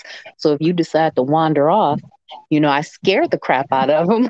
Yeah, I mean, and that's the biggest. To me, the fear is the biggest equalizer more than the belt is. That's what my grandmother and my mom put in us, the fear of God, and we're like, look, I'd rather not do it than have to deal with my grandma and my mama. So, because they're never going to forget it. And I'll be hearing about it 10, 20, 30 years down the road with the same intensity. So I'm not going there. There you go. You can instill fear just with words. Yeah. So fear is still a necessary component of raising children. I think that's what the rod was for, to instill that fear of pain. But you can also instill fear of consequences. But isn't the fear a part of a child's way of learning? I mean, they won't do it because it's going to hurt. They're not going to do this because, these things can happen. So it's like, I don't want to do that because of the consequences. So they're like, I better do it because I don't want to hear mama yelling. I won't do that here. I can do this, behave this way when I'm at home with my friends, but I can't do that in public because I don't want to hear my mama yelling. So I will not do it. So they learn little things because they know when to do it and when not to do it. Yeah. Yeah. Wandetezi, does that answer your question? Yeah. But as you said, in the end of the day, kids will test you. Yeah. So you can threaten every day, then they'll start to know that, okay. So his words, But if you threaten and don't have the consequences behind it, then you're defeating yourself. Absolutely, you are. Because if they know that they can cry or they can talk their way out of the consequences, that teaches them a whole nother set of bad pathological behaviors. That's that kid that grows up that thinks they can talk a cop out of a ticket. Even when the gun is pulled out. Exactly. Exactly. Speaking of which, I know that that black boys here, they get taught the talk, the race talk. Do you give the same talk to the girls, to the black girls? Yes, Yeah. Yeah. absolutely you do. Because they Okay. don't care here. They just see a black person behind the wheel of a vehicle. They yes, you absolutely do. Okay. And the thing is that the young people I talk to, America still has institutionalized racism. It's tightly weaved through every fabric of that flag. But the young people here feel like racism doesn't exist. I don't know, it's because they can live in a certain zip code, they can go in a certain store, there's a certain level of respect. But the thing is that it still is that underlying pin within the fabric of this flag, and it flows across this country. So if you don't teach them, that certain behaviors may be tolerated here, but you better not act like that there. You need to be conscious because fully aware of your surroundings at all times and know when to stay and when to go. Then we're doing them all a disservice. Okay. Okay. That's fine now. I often just hear it applied to the boys. I don't hear it applied to black With the girls. girls, it's actually a different type of danger as well, because there's also the danger of sexual violence that can happen. That can happen with boys or girls, but there's a higher danger of sexual violence against male police officers. A lot of times it goes unreported or underreported because they will choose women that they don't think will report the crime, but it happens here. And you have to have that conversation. I had a situation where a police officer was trying to get me to pull down a tree-lined street as it was getting dark outside. And instead of doing that, I decided to drive to the police station. And when he finally stopped, and I didn't drive off fast, I drove slow and put my hazards on. But when he finally stopped me, he was so enraged and so angry that he literally almost rammed my car. And I'm like, you had no good plan or intention for me trying to get me to pull down a tree-lined street. That's insane. Why would I do that? True. Right. Wow. Okay. And therefore that intuition, and I think that's one thing we don't teach our kids: intuition. Listen to what your inner spirit is telling you, because that could be life or death. I mean, because you have fortitude to say, oh no, something's not right with the scenario, you made the right choice. Because if you had continued going down the path he wanted you to, who knows what could have happened. Yeah. Yeah. So, I guess the same lessons apply for both, and the same methods of instructions apply to both. Agreed? Yeah, you just maybe have to have a different approach.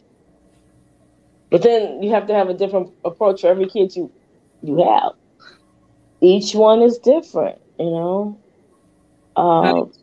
all can live in the same household, can all sleep pretty much in the same room, and you got 4 dynamic personalities that all do things differently.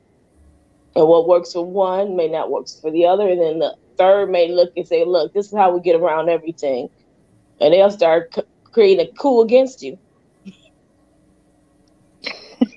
Yeah, that's true.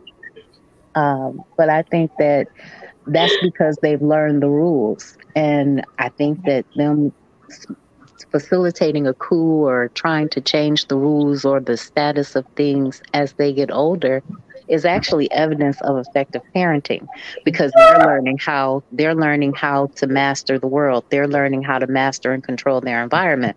But then again, I tell them all the time, I raise kids and I take care of kids. If you're too grown that you can't listen to me, there is that life lesson of we'll pay your own way. True. And as long as that's what's important for our kids to understand. There's consequences.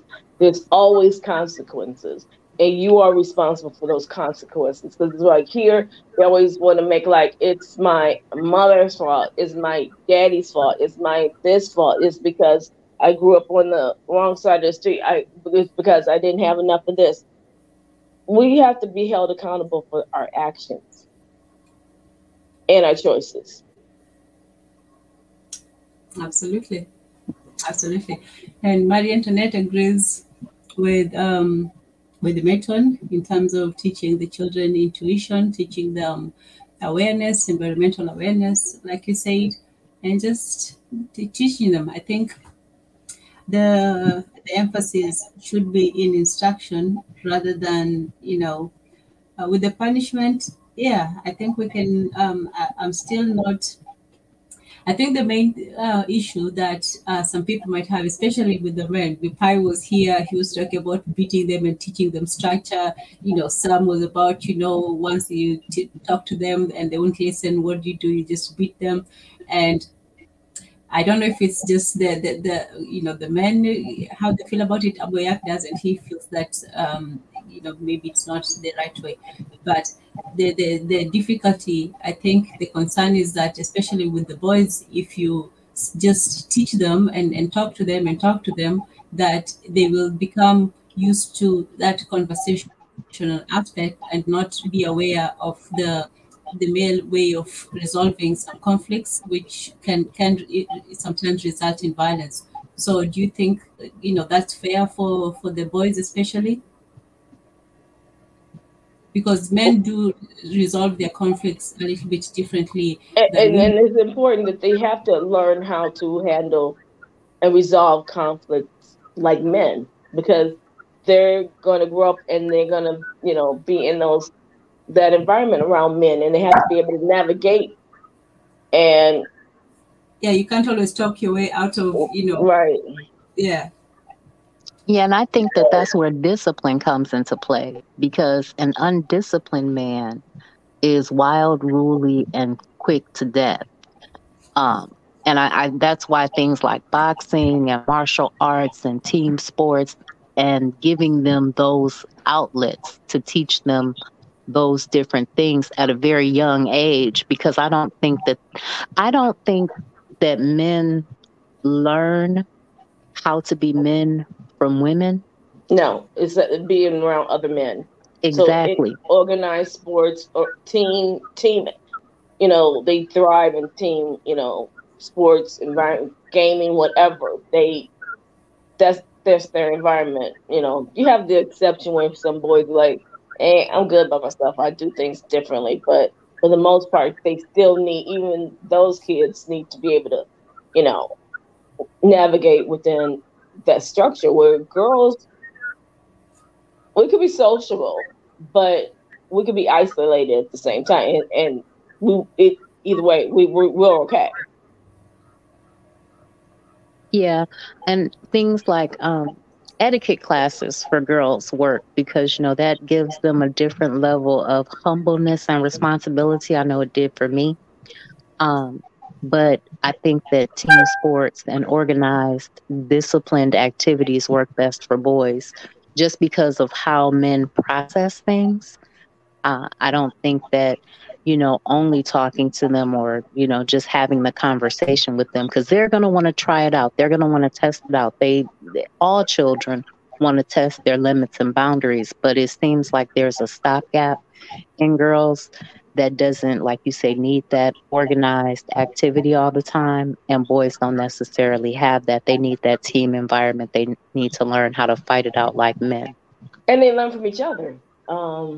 They truly learn from each other. A male bond can last several lifetimes, where women are sort of we just naturally innately have that somewhat of an independent spirit within us, so we can like morph into any type of group and we're okay. Where men, they need those bonds, and I think what lacks here is sometimes you don't see as because the prison school to prison pipeline ain't helping the situation out either. But those lifetime bonds, that learning from each other, you don't see it as much. On top of everybody stuck at home in a room playing Fortnite or whatever, is probably not helping the situation. But yet, even in that, they're now on these gaming communities and they're chatting and different things and they're communicating. So they're finding other ways to do that too. Wanda Tezi? Tezi? Yeah. I agree. Although, there's also the aspect of the father, right? Yes. So let me ask you, before we even talk about the father, do you think that, well, you talked about, raising the kids to be soft and so on. So, but do you think that participating, there are other ways of making them tough, not, outside of the, spanking and so on, that, that will still make them tough outside of the house or inside? Let's start with inside with the father. Are there ways that a father can teach his son to be, strong and hold his own without, the violence, so to speak? Okay. I don't think violence is like a lesson. Although I feel like when you can use pain, like not too much, like controlled, like like I said, the skillful art of using pain to condition.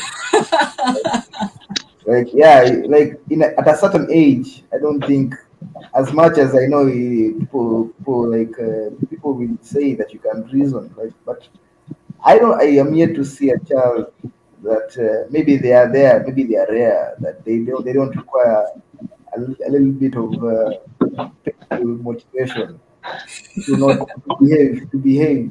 But at a certain age, when they start to like, for a man, when they start to realize that there are men and there are women in the world and there are other things, now they're going through other emotions and they are beginning to like question and reason. Then is when you can now think, you can start to have a conversation. I think in in Africa, maybe when you are, when you start becoming a teenager or something like that, I think that's when you can start now, because now violence means something different. When the pain means something different, it just comes a time when pain means something different from what it used to mean. So yeah, that's when I feel like pain should be used adequately, not. There's also what Biggie said, that what are you feeling when you're inflicting the pain, or what, there's all sorts of nuances to it. But yeah, I feel like at the end of the day, and you can pull a timeout, you can, but that's really, I would have preferred the pain, like timeout, all this, it's just so complicated. I would have preferred, just give me my strokes, I go my way, like, that is just that is just my opinion. Like, I think that's actually what's happening in Africa. Although, there's also times that change. You can't raise your kids the way you were raised, maybe because the environment is different, because our parents didn't raise us the way they were raised. So yeah, you have to appreciate the difference in environments and difference in, time. So yeah, that's really my opinion when it comes to. So, Tacy, with the changes, is that building stronger families or weaker families? Because I know here the changes, our families are weaker. Actually, I don't. I mean, it depends on. Obviously, the divorce. If you're talking about divorces, then divorce rates all over the world are skyrocketing. Like, yeah, that's happening. But it comes to kids, I read somewhere that there's no perfect way to raise a child. Like, either way, there's, like, because I read about this parent, she was talking about how she tried to raise kids by the book, and they still ended up resenting her. Because of, so there's just, there's always somewhere, like, I think, yes, you're meant to mess up, because I don't know, that is what I feel. I've read and I've understood that as a parent, sometimes you're just meant to mess up, and it is what it is, because there's no perfect way to raise a kid. Even when you don't punish a kid, because that's what she did. She didn't punish. She punished some, then the other one she didn't punish because she thought that maybe that will offend them or something. Then now they was like, why did you? There's just all these emotions that go through their head because they don't see things. Because see, life is gonna challenge them on that stuff. So they're coming back and saying, why didn't you do that? Because it's like, I had to learn the lesson the hard way. The thing is, the lesson's going to be learned, whether they're going to be learned early or they're going to be learned late. But those lessons, same lessons, are going to hit all of us. And what we hope to do as parents and guardians of these wonderful minds is to help to learn the lessons at an early age so that they can navigate all this stuff. And I think that in the situation where she spanked one child and didn't spank the other, they learned lessons differently and they quantified their experiences as her children having two different experiences with the same parent as a lack of love. So nobody wound up happy because you changed your strategy. Yeah, that's actually what she said, that they all ended up resenting her because she I think she felt like maybe she messed up with the first one, so she maybe tried differently and it just ended up being a mess. Okay, so my other question is, do any of them have children? Who? The children's grandchildren, in short. So how? No. She didn't speak more than. She didn't speak beyond what her experience with her children were. No, because then, like, a lot of times once they have children and they start to see, oh, now I understand why mom did what she did. Now I see why dad did what he did. But until they're in that position, they're gonna say, well, why you treat this one better and that one worse and all this other stuff. Until life start hitting them, then they start to say, oh, okay, now I'm dealing with it. Oh, now I understand, Grandma. Can you come get these babies? I need a break. But I have a question also. Like, when I understand timeouts and all these other creative ways of discipline. Probably they are also just as effective. But did you feel like the time consuming? Like, if you just give your kids when they make a mistake and they're due for a punishment, and you just give them, like, in Africa we call them strokes, like, maybe give them like three canes to their bums, and it's done and they go their way and life continues. Is that just more time saving and they understand, okay, I did the mistake, I got my punishment, and they go on their life, than the timeout, which takes a lot of energy, monitoring if they're actually respecting the timeout, or I don't know. What do you guys think? What about the need for reflection? I think is what's missing there, because what I learned as a kid that got spanked is I can do what I want to do. I'm just gonna get a whooping. And no matter how horrible the whoopings got, it was just a whooping. It was going to hurt for a little while. Even if she made me take a bath first, it was going to hurt for a little while. I might be swole. I might cry. But inevitably, it's going to be over. I'm not going to have to do any type of self-reflection. I'm not going to have to look at my actions. I'm not going to have to analyze anything. I'm not going to have to think. I'm just being trained to perform a function and deal with the pain. And see, I guess with my environment, it was different because you always knew the consequence, the action. Why not do this? Why you shouldn't have done it? And the next day you had to hear it over and over and over. So it's constantly ingrained in, these are the reasons why you're not going to do it. And then if it got to a certain level, then, I'm going to have to spank you. So it was always told, why not? And then once I went out and played with my friends and all this other stuff, I started to see, oh, okay, I see why I shouldn't do this. This is what my mama told me. It's what my grandma told me and all this other stuff. Oh, okay. So I was able to connect the dots. You've just reminded me that I always used to get angry that we're still talking about the mistake I did like last week. Yeah, I got spanked and like, I'm wasting. Like, where can you just move on? That was my thought. So now I understand the thought process. I was always like, hey, you're talking about the same mistake I did last week or like last month or so. Like, yeah, so I understand. Wow. Well, you guys are talking about the after. I was wondering when the lady Method was talking about pain. You are very indifferent to pain. Wow. And it wasn't that it was not a good whooping. I got whooped with switches and extension cords or belts. I got whooped with a lot of different things, but it was only temporary. It was only temporary. I was hard headed, so that's why it's like, no, you just keep explaining it to them. You let them make their own mistakes, but you know, just punishing them physically isn't going to teach the lesson that they need to learn. Yeah, okay. I was told that actually a lot of African parents advise on this, that you shouldn't do it too more often when you use pain. There is less like it's a skill. It's like an art. You're not supposed to use it to the point that now they get used to it. Right. So then I guess life then has to teach those lessons when you can't. Yeah. They're supposed to also be sensitive to pain. If you make them this, not sensitive to pain, then the punishment doesn't matter anymore. It's not effective. It's not effective. Yeah. So if you do it too much, so that's why you have to give the lectures. You give the lectures.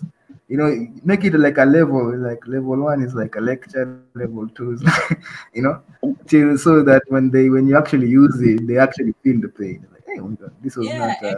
You feel the comparative pain, because for me, I wasn't. I was more of a devious than a good child, but I think I was only maybe beaten once, and it was a very light one, but I was still so angry at it that how you hit me, how you don't love me, how could you do me like this? I'm your child. Like I say, like I love myself. Why would anybody do that to me? Look at that. Yeah, forget you don't love me. Don't mess with this. I am Tanzan. I'm running away.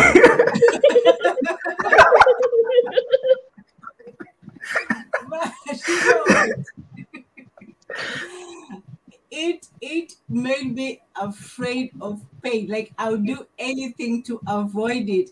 Every time I would still do wrong, but even when I was doing wrong, I would think about the consequences, and not just think about the consequences, but how to get out of them before. So you'd have to think like 3 or 4 times forward before you talk about the consequences. I'm thinking about the post consequences. So, so I figured I don't want to get in trouble, but all you have to do to avoid pain as a child, if I can give a child any advice, is this: always have a good story before. You're going to get caught because adults are smarter than you, but have a good story before, and just start. What do parents want when they beat you? They want you to be sorry and say, you did wrong, all of that stuff. Sometimes even a presumptive confession can work in your favor from time to time. That's how you avoid those whooping. But also you should be diverse with you should also be diverse with the punishments. Like, that's actually a good point, so that children, give them, not everything just has to resort to a pain like caning or any painful. Like, sometimes just give them a leeway. Like, okay, this is a, like I said, level 1 mistake, level 2. Like, give them that they know. Okay, I must stick to this level of mistakes. But so the thing is, when you have the kid who is just defiant, no matter what you say to them and what you do, then it's like then you run out of options, and then it's like, then what do you do? Well, those ones I don't know. I think I don't know. I think it depends on. I think that's where the father comes in. That's why I say there's also the aspect of a father. Yeah, because Father's honestly, punishment. Yeah. because honestly, for me, what would have hurt more, what hurt my feelings the most, or what changed me the most, is when I knew they expected something different. They expected more of me. The self pride that I had in either my behavior or my ability to make a good decision. So telling me that, the expectation of me was greater because I am all of these other things. And for me to debase myself in this way or to do this thing that was disrespectful, that actually did more for me than anything. But I didn't start having those conversations until I was well into my adulthood. But and I had to realize that about me and that's why it's important to start when they're young. But you see, that's actually the good point you've made. That there's a time when your brain develops to that level. Now you can have that type of conversation with your child when the child has reached that level that they can. But you're not going to get that level of this reflection on like a toddler or some, or a child that is maybe 5, 6, like 7 years old. You're not going to get that level of, like, I don't feel like you can. But maybe these days you can. But I feel like children are just gonna be children trying to test the limits, just learning how the world works and stuff like that. And that's their job. That's their job. They're trying to test things out, what they can get away with, what I can't. What are the consequences if I do this versus that, and can I handle what those consequences are? So when they're in that mode of testing consequences, so you have to give them like, okay, this is the consequences for this is the consequences for this, so that I feel like, okay, that is just what I think, that when they can now feel, you can even tell there's a difference when they grow. You can tell the difference, like, okay, now they're beginning to be a bit more, you can now judge. You can just be your own judge in when not to use now. Like now, pain will mean something different because of the level of thinking they are. Pain might mean something different than what it used to mean.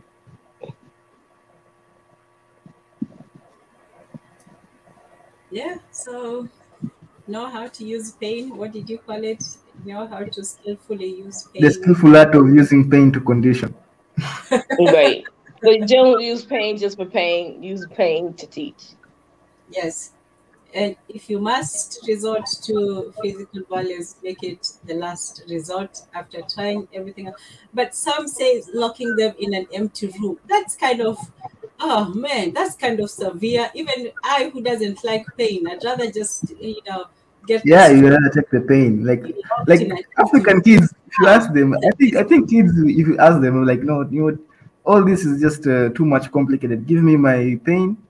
No, I'm not, getting it that, no, I'm not giving it that easily. But being locked in an empty room, damn, sound, whew, you might want to go for some introspection. There might be trauma. You might be accused later when they're grown up.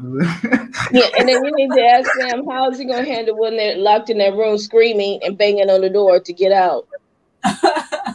Yeah, testing, like, you know what you did. You know. You find yourself in a book.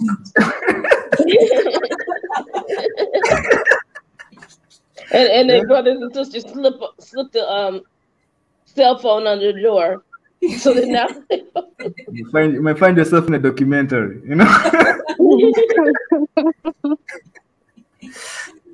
Yeah, I don't know about that, locking them in a room, but okay, you can take away that. But that's the whole thing. That's what I was saying. Okay, that's a bit less, movie-esque. Tell them to come down and speak with manners. Okay, maybe that. But, for me, the whole idea of even, going to your room, that also has some privilege attached to it, because even when we used to see those movies, those American films, and then like, who has a room? Yeah, they have a whole room. Like, what kind of punishment is that? wait, I get to go to my room and be alone by myself and do whatever I want. You know, oh man. And then, you know, even that whole going to or standing at a wall, I don't have to deal with the other kids. I get a break from all of you people. You know, I used to like, be jealous actually at the TV kids, like, oh yeah. How is that that's all you get? Like, oh, you did a bad, you got back to your parents and all you did was just get to like And then, like, say I'm talking about taking away their toys. Who gonna pick up all that stuff, pull that out the room, pull the TV out the room, pull the radio out the room, and then it's like, who gonna pull the stuff back once it's all done? But they have all this stuff. They have TVs and stuff in their room and video games and whatnot. Like, you're just minimizing the luxury. You're not punishing. You're just, you know, minimizing. You still have your room. You still have your skateboards or whatever, you know, in those American shows. And life is pretty much still okay. You're still going and eating your food and man. Yeah, I don't know what kind of things that they consider punishments over there, but that wasn't considered punishment to us. Like, no, go to your room, you know. And then they go to their room and then they slam the door. I hate you, slam the door.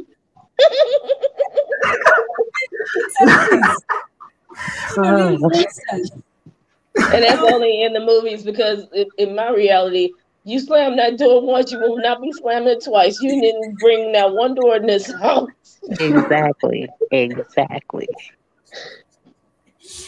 Yeah, I just used to wonder how, good American kids had it, that they can talk back to their parents and turn their backs and do all these kinds of things. I don't know what neighborhood they lived in, because it was not happening. We had snitches everywhere, so you couldn't do too much because somebody was going to snitch on you. Do you know what da did today, Mom? I'm like, uh-oh. So that's the other thing. We had to be undercover about everything, make sure we wouldn't be exposed, because if it got back home, you were in deep trouble. Okay. And actually, in my neighborhood, everybody along the way that saw you, that caught you, okay, could do something to you, could be like, you didn't, and they talked to you. They had, they didn't tell you they was disappointed. They tried to berate you, and they did not tell you. I know, I'm gonna tell your mama. So by the time you got home, you knew it was waiting for you, because they done heard about it from everybody along your route. And then with my people was like, and then you had to live with it for the next 10 years, because everybody would bring it over and over and over. And remember when you did, and so you never got a chance to live it down. Wow, you're scaring Samira. She says listening to all this just made me realize how difficult it is to raise a child. Now I feel sorry for myself. You should pity your parents, because they...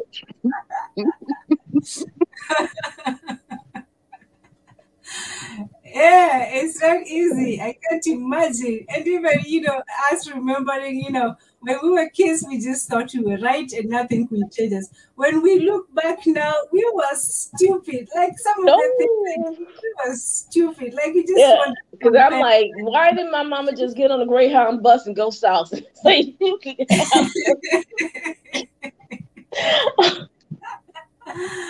Oh wow, they had the patience of what has patience? I don't know, but it takes. Oh yeah, it's a saying, and I can't remember. Patience of a saint. That's what it is. Yes.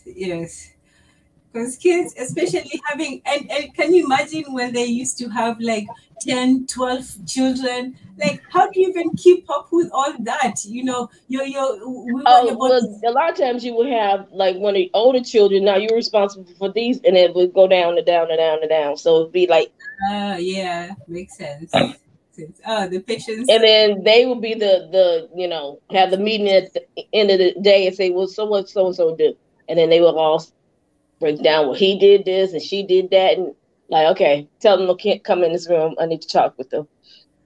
Okay, so it might get easier, the more kids you have, maybe. Yeah, and then plus when you have versus an only child versus when they have siblings, they do things together.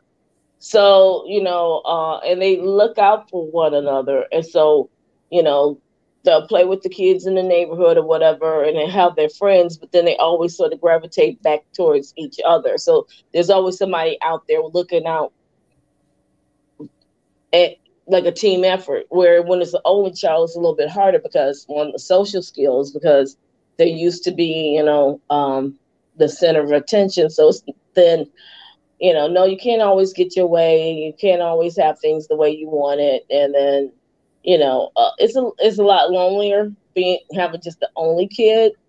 So there's a certain level, now I'm dealing with that one, of resentment, but but whatever.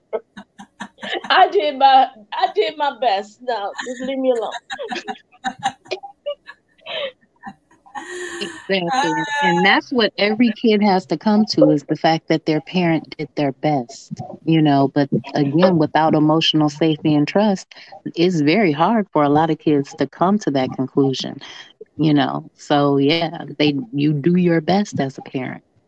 And I think once they have kids and they have to start facing the same battles, then they start connecting the dots. For some, they're not going to see it in each other, or when they get off their own and see that they have to take care of that light, gas, mortgage, rent, car note, and then they're like, "You only made $3.99 an hour. How did you do all this with 15 of us?" Then they're like, "Oh, Mom, you were just the greatest thing on the planet." But until they're in that situation, I don't think they connected. It's like a disconnect of reality versus. I have a question though. Can that backfire though? Can that backfire? Oh yeah, it does all the time.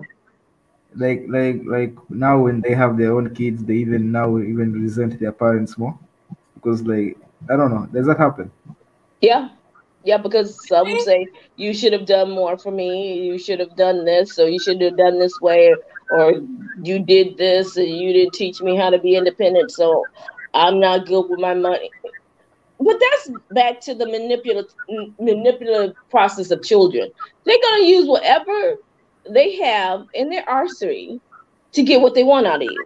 So why don't you not come take care of the grandkids? Because I need time to meditate on all the things you did to me. Oh, wow.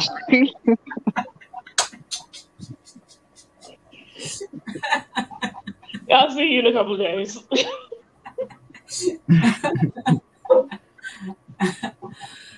Oh, okay. Wow. Okay.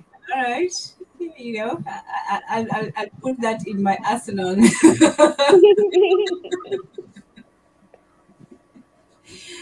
Yeah, there are some eternal children. There are some children who never grow up.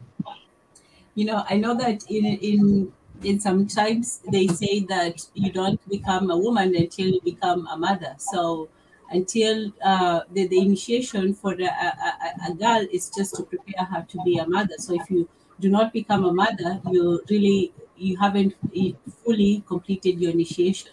So that completion of the cycle is an important one, and if you don't have a good start, then it may not be a good ending. So if you don't have a good relationship with your mother or your father, that might also translate into your children. So it's important also that we don't just talk about discipline, we also talk about what kind of relationship we want with our children. You might have, Pai was saying, oh, I want the super kids that are successful and strong, and they don't have to be close to me. I just want them to be, do what they need to do, learn their 5 languages, be super successful in life.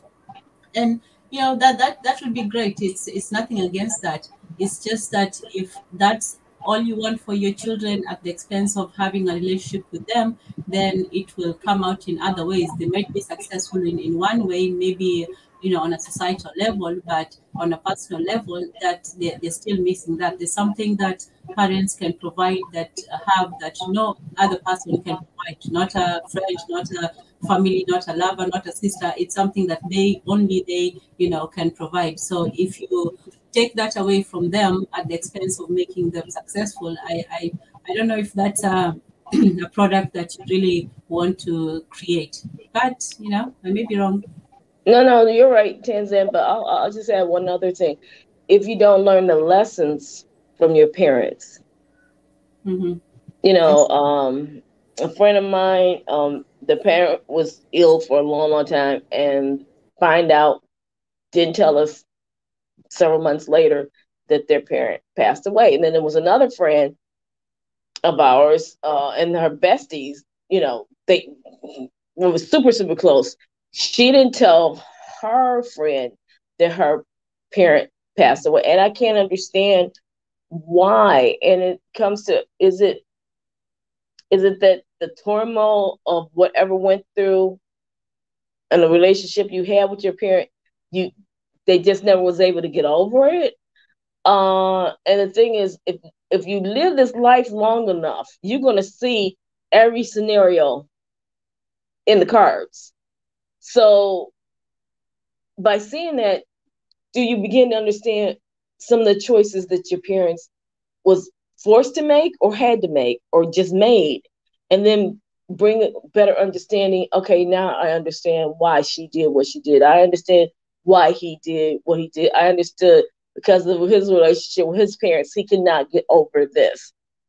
Because like when they're gone, you can't dig them back up and say, okay, now I want a better relationship with you.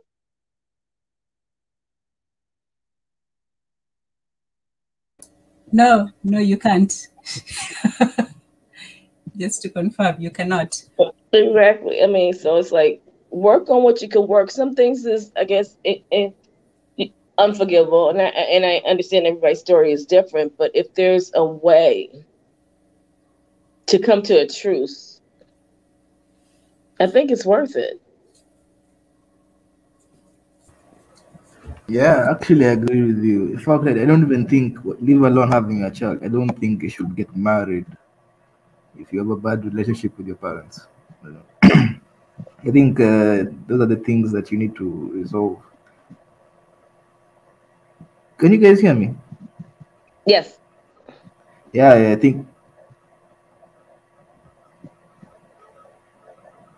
And when it's petty little differences, you didn't let me buy me the car when I was 16, and that superficial stuff should be just get past that. I mean, really, you wouldn't let me go to the da's party when I was like in high school, and I can't forgive you for that. You didn't buy us a pool, that stuff.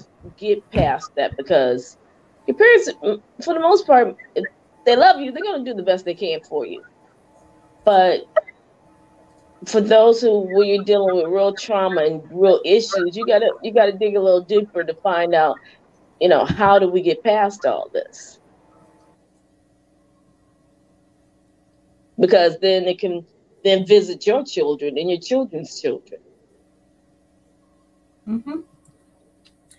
And I like what Mudatezi said about if you don't have a good relationship with your parents, he just left, that you shouldn't get married. And one of the reasons for, when African traditions, we've talked about it in the past, about the process of getting married, the whole outlook, all that.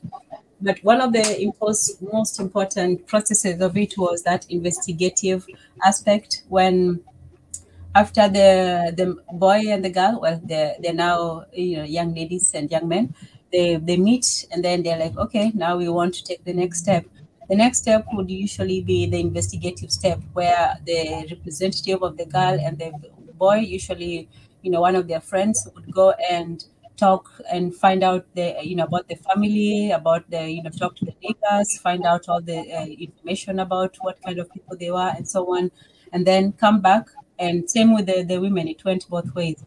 So this part was, when we talk about marriage, it was not just, a person, two people just, setting up on their own island away from everybody else. It was a union, between two communities, two families. So if you're going to be entangled with the family, you had to know what you're getting into. And if somebody comes from a family of strife, like a family of jealousy, of violence, of ill repute, then that's what you're getting into. So if you choose to go into that, you're going into it with your eyes wide open. But that relationship between families was not just, between families, it was also within families. You also wanted to know what kind of a family you're getting into, how they carried themselves, how they treated each other, and so on. So if you're in a relationship with somebody who has not, come to terms with that side of the family, then you will either deny your children a large part of their heritage, their tradition of who they are, or you will bring a lot of that too into your family as well. So yeah, Yeah, absolutely, Tanzan.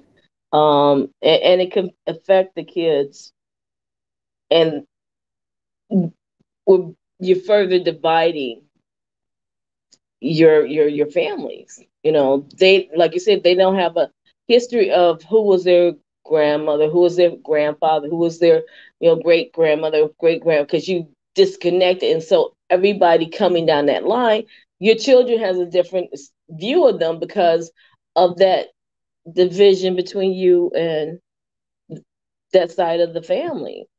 And that bridge is very hard to fix over time, because then resentment is just sits in the middle of that, and no one's like pull their hands out and say, look, let's come together, let's talk about what was going on, and let's see if we get past that. You rarely hear that people do that. So then they just create their new family that has no connection to their grandparents, their great grandparents, and the other cousins and all this other stuff because of this strife. And it's they're losing a part of themselves. Yeah, absolutely agree. And thanks, Samira A. It's been great having you, and thanks for your always humorous comments. Yes, go ahead. And she's saying naenda kuomba msamaha kwa wazazi wangu. She's going to ask forgiveness from her parents. Love it, love it. Yes, indeed. You see, I don't just pray in vain. You remember before I said that I asked our ancestors for guidance and for instruction and for us to get something out of this. So I'm glad, Samira, you got something out of it. I'm glad it got you closer to your parents. So thank you so much. And Lala Salama and uko karibu kila siku. Asante sana. Take care, Samira. Take care. Take care. Good night. Good night, Samira. We'll be closing out soon too. I think it's been a wonderful session, ladies, and I think we have gotten a lot out of it. I know I did. Oh yeah, definitely. Because raising kids is not easy. I take my hat off to everyone who has to do it. Because this world is, the underlying reason behind all this independence, where a child's right is more than a parent's, is further divide our families. If you're coming from work that you had to fight all day just to keep a paycheck, and then go in the house, you got to fight your children. That's draining you. But the system is saying, they have all the rights and this and that. And then the first thing something happens, they then bring in protective services, and we're going to have to take your children because it's not safe in here. And then it's just a mess. Indeed. So it's like we have to fight for our families.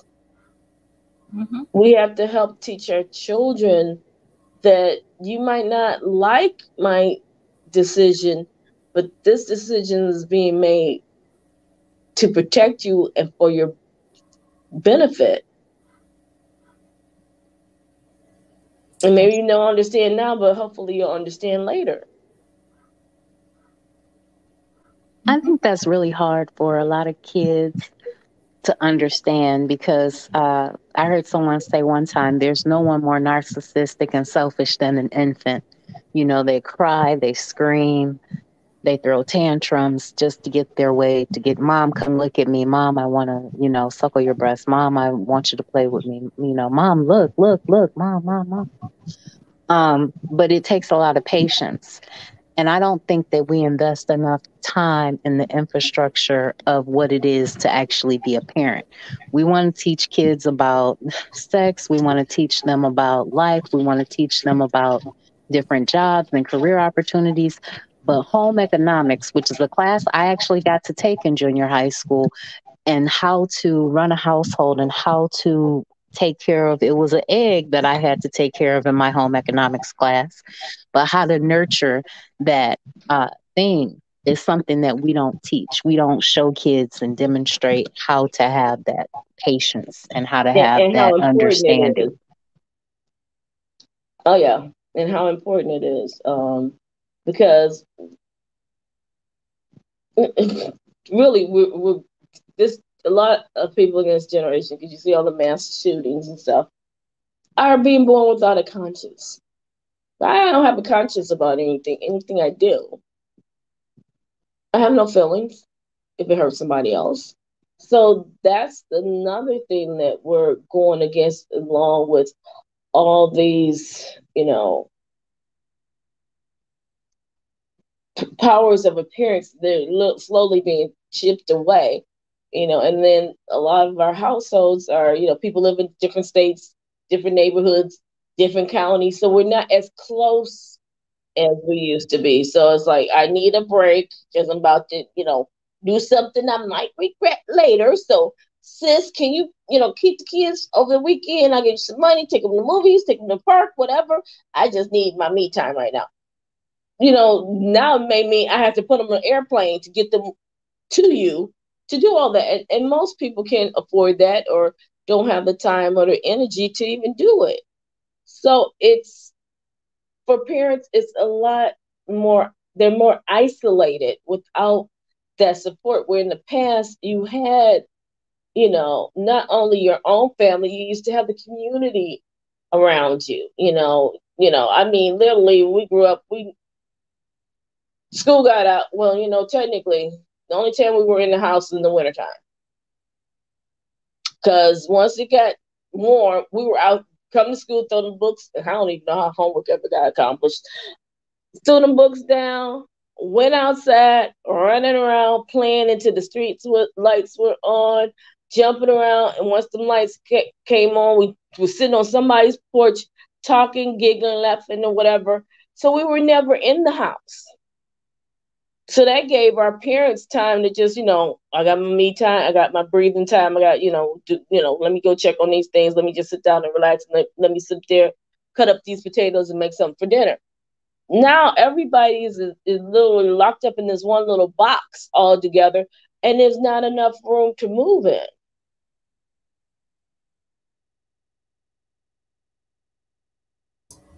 Yeah, the community used to really be of benefit to us. And then you're so scared a lot of times in these urban cities to let your child go outside and play. It's not like most people have a yard. Most people are in apartments or shared townhouses or something like that. They don't have big spacious yards for the kids to play in. There isn't a safe person to send the kids over to their house or anything like that. You scared of your neighbors most of the time in your urban living environment.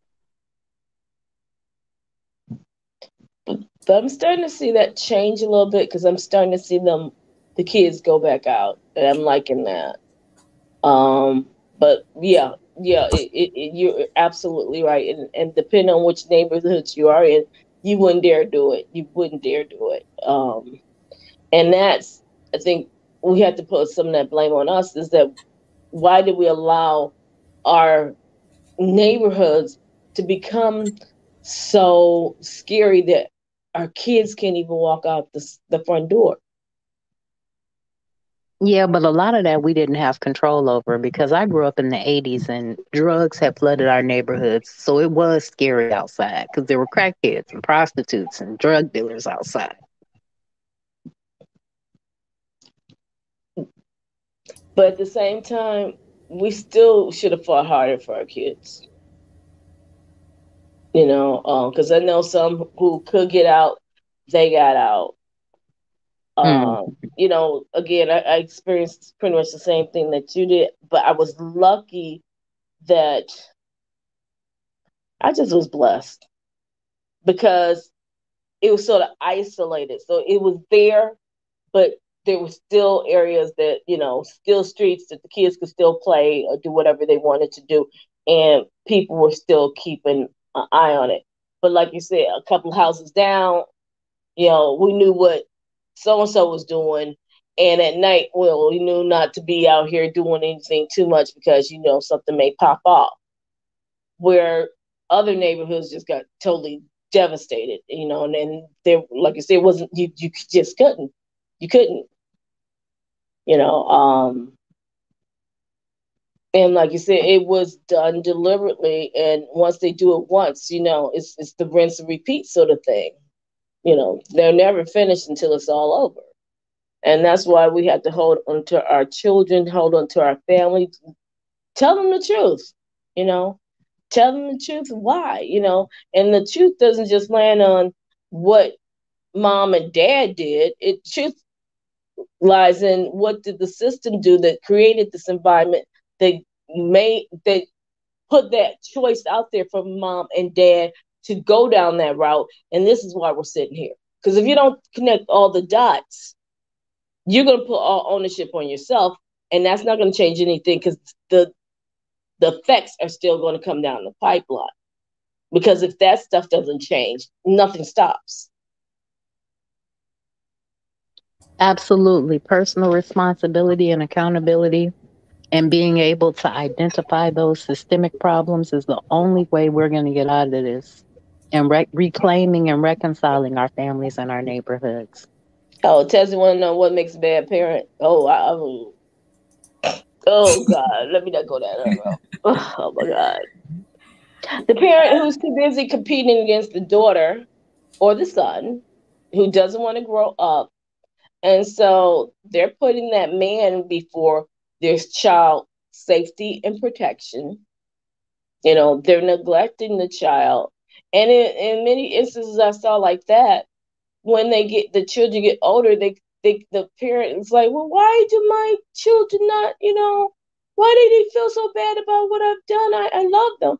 Because you put everything before them and never put them on the list.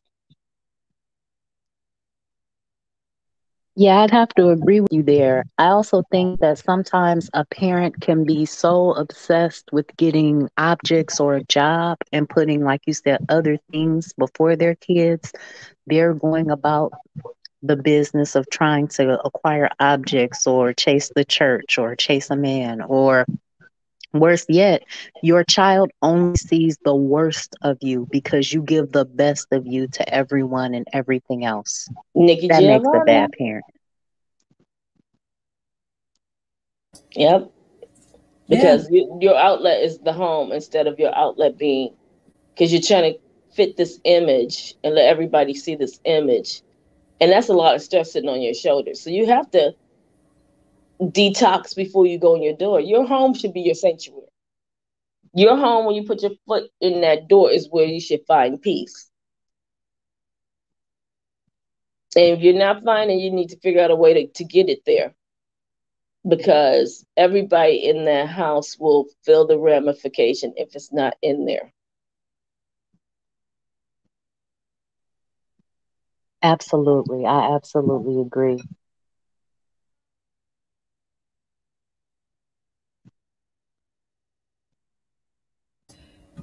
Yeah, I think the focus that, you know, this individualistic focus has made us think more about the happiness of the union instead of the product of the union. So sometimes we think too much about what is right for who and who instead of what is right for the child. So yeah, we have to think of everyone involved. We have to think about, you know, the effects, the of whatever way we choose to raise the children. Like we said, there's no one way, there's no guidebook. There are principles, but there's no, you know, guidebook. So you do this and the other. So as long as we know that we want the best for our children. We want to give them more than they had, even more than we had. That's part of pushing that light forward, giving, taking from what we were given and making it better. So if we can, if anybody has some last words about what we said, we're not for hitting children, definitely not. We're for, talking, communicating, trying to mold them into strong, responsible adults. And yes. Well, I would just want to say, I just pray for more understanding, more clarity and honesty within the family. So maybe if you see all the moving pieces and you understand why the pieces or the brokenness is here, and this is why, grandma, mom, or dad are behaving like this. This is why, dad, gets frustrated. Then maybe the child will understand it's not me. Because see, sometimes a kid may internalize, you're doing this because of me. You don't want to lay that on a child's feet. But we could protect them from certain things, but I don't think we should ever protect them from reality, because they're going to eventually have to face it. So again, fix the broken pieces. I mean, get the super glue, get the duct tape, get some of the girls Gorilla Glue if you got to get that, and hopefully it'll stick forever. And just fix the issues, because we know we're going to have more that's going to be coming down the pipeline. And we have too much brokenness within our families. And it's done, as you had mentioned earlier, it's deliberate.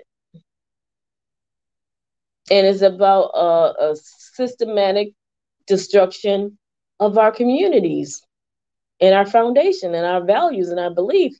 If you don't have a belief, buy one, rent one, and incorporate it into your life. Because you need some foundation.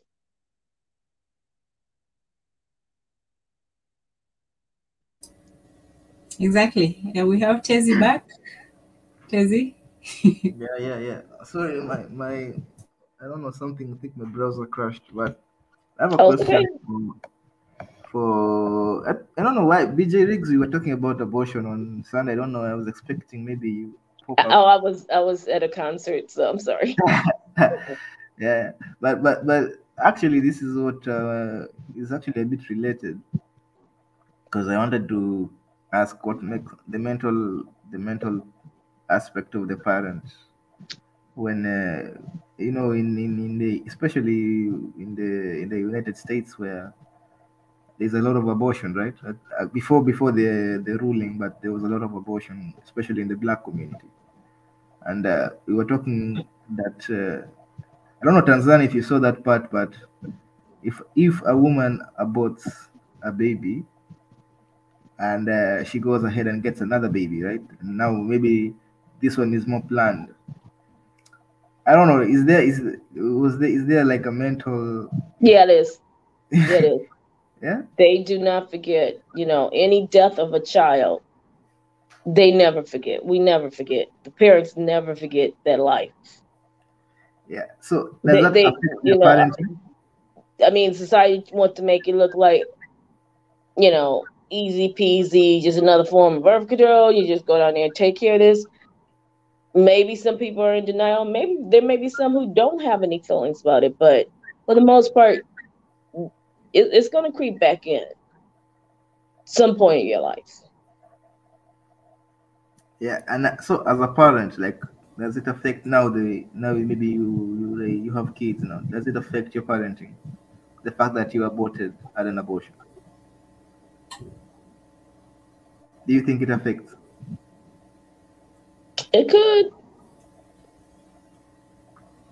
It definitely could. I have a cousin that has 6 kids and has probably had numerous abortions. We're not even going to count.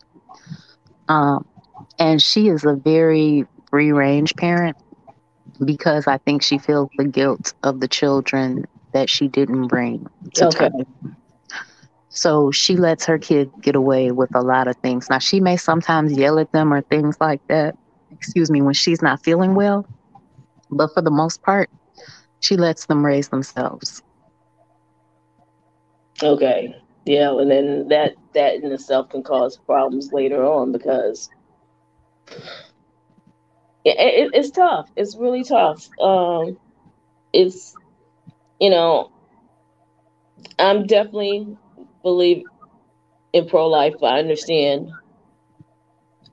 circumstances where someone may have to make that choice. By the grace of God, I never had to. But it's the loss of a child because my mother lost a couple. She never forgot about any of them, and that connection was always there. So a loss is a loss, and the regret, the pain, the hurt, it was always there. So but from a systemic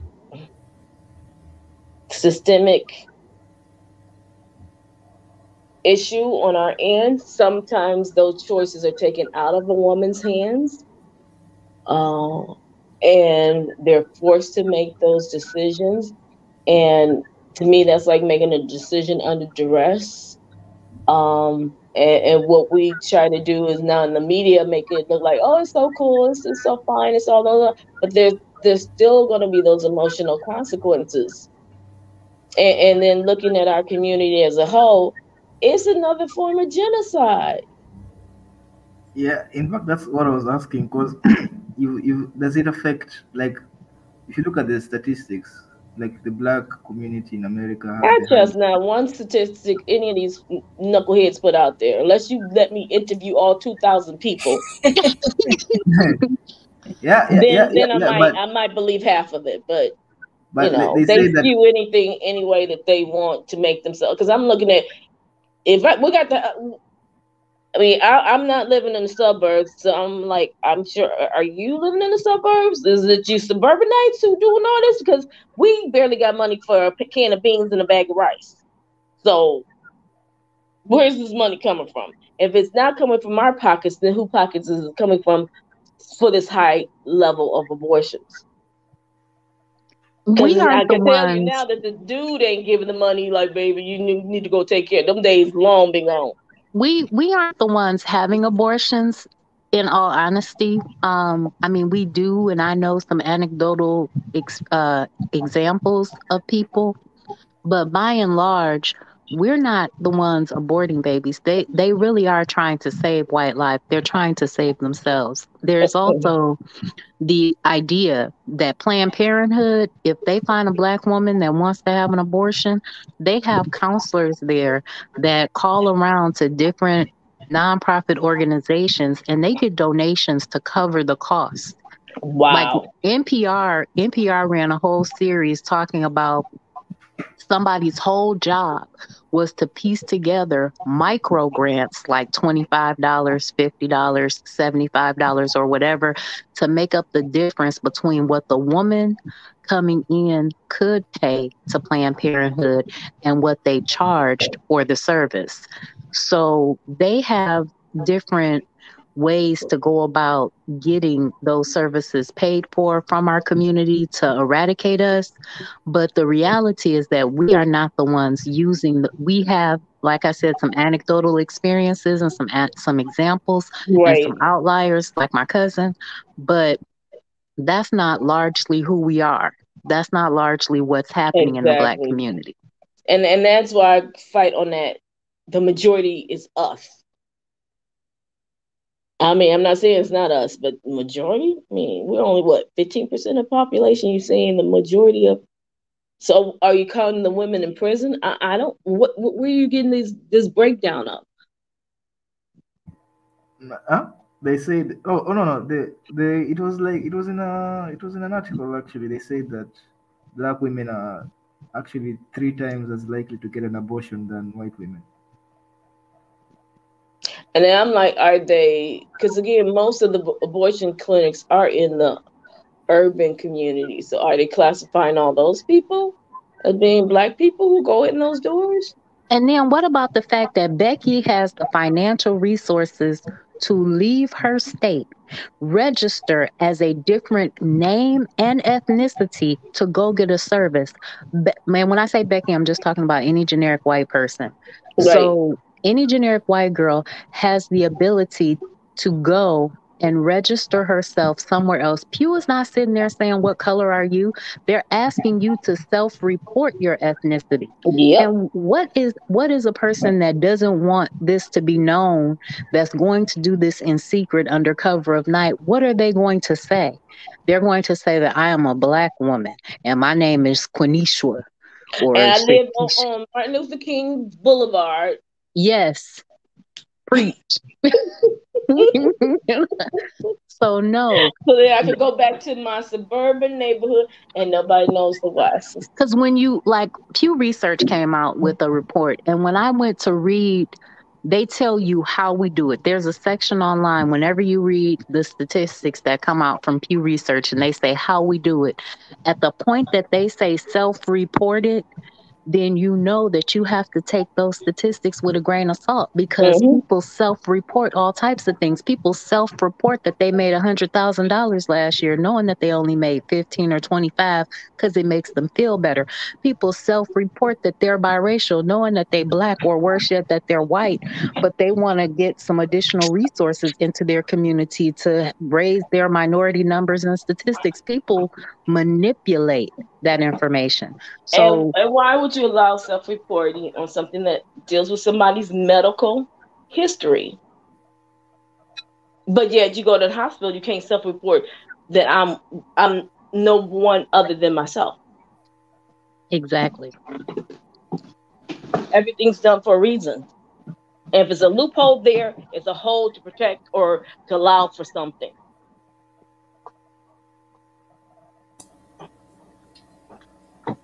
So I'm sorry, I didn't mean to cut you off, Tezzy, but I just wanted to give you some perspective about how those reports are generated and what they actually say when you look at their method for gathering the information that they're giving out.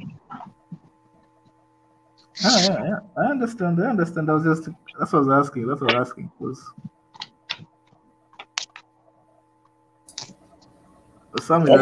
always have to take everything they say with a grain of salt, but most of all, you must say, what is the purpose? Who benefits from this information? Because it's always a two-edged sword. They say we're the most doing this, then it opens us up to think, oh, well, maybe there's nothing wrong with doing that. So yeah, I just go down there to Planned Parenthood and get my, it's always planting a seed on one side. And on the flip side, okay, we're going to get the genocide thing going on. And then we still protect the privacy of the people who actually, because I think in the past, it used to be everything is confidential and everything's private. But now all of a sudden, this is the face of the people having abortions. They look just like me. I'm like, what? When did that happen? When did that change? Everything has a reason behind what they do. Sam in the comments asked, so do Blacks, Hispanics, and others also self-report? Do they also lie? And the answer to that is yes, because what happens, what a lot of these statisticians do is they send a request for information to the medical clinic or to a doctor or to some type of medical facility, someplace where people go to have a service. And usually they'll pay the doctor or make a donation or something like that. Sometimes they just let them know that they'll get, that they're furthering research and they'll get the information. And that facility provides that information and they aggregate and put all the data together. They collect and put all that data and information together. And so you're looking at one person synthesizing all this information that has filled out these reports and these forms and all of these different things. And they're putting that information out there to show who's having what services done. It's only when self-reporting also applies when they're doing individual surveys, how people socially identify and different things like that. You get surveys in your email all the time that ask you, what's your ethnicity? You could say you're Jewish. You could say that you're Hispanic. You can say that you're whatever. So everybody that goes into those facilities often lies about who they are because they're trying to hide the fact that they're even having this service done. Right. And again, it should be something private. But yet, why all of a sudden it's being pushed out there and pushed out there and pushed out there and Planned Parenthood? Why is this like the topic everywhere, constantly being, holler, spearhead? Because I already knew Roe v. Wade they were going to take that out. I didn't think it was going to happen this quick. But when you start hearing the rumbling of whatever topic they push it on the media, it's a twofold thing. Because again, all of a sudden I think we always was high in mortality rate as far as our babies being born, but now it's like the mother and the baby, or one or the other, at a higher rate than I ever remember. Why are they talking about how many women are dying during childbirth, or how many time the baby is not, making it to the first 3 months of their life? What's going on there? Nobody's mentioning anything about that. Nobody seems to be concerned about any of that. That's not a profitable vote generating mechanism for the Democrats to use. You know that we're in America, and we know that this is all getting off into American politics. And I'm gonna just say this: the Democrats are looking for anything that they can tie or hang their hat on to say, you need to vote for us or else. They're trying fear mongering. Or else the same stuff. Right.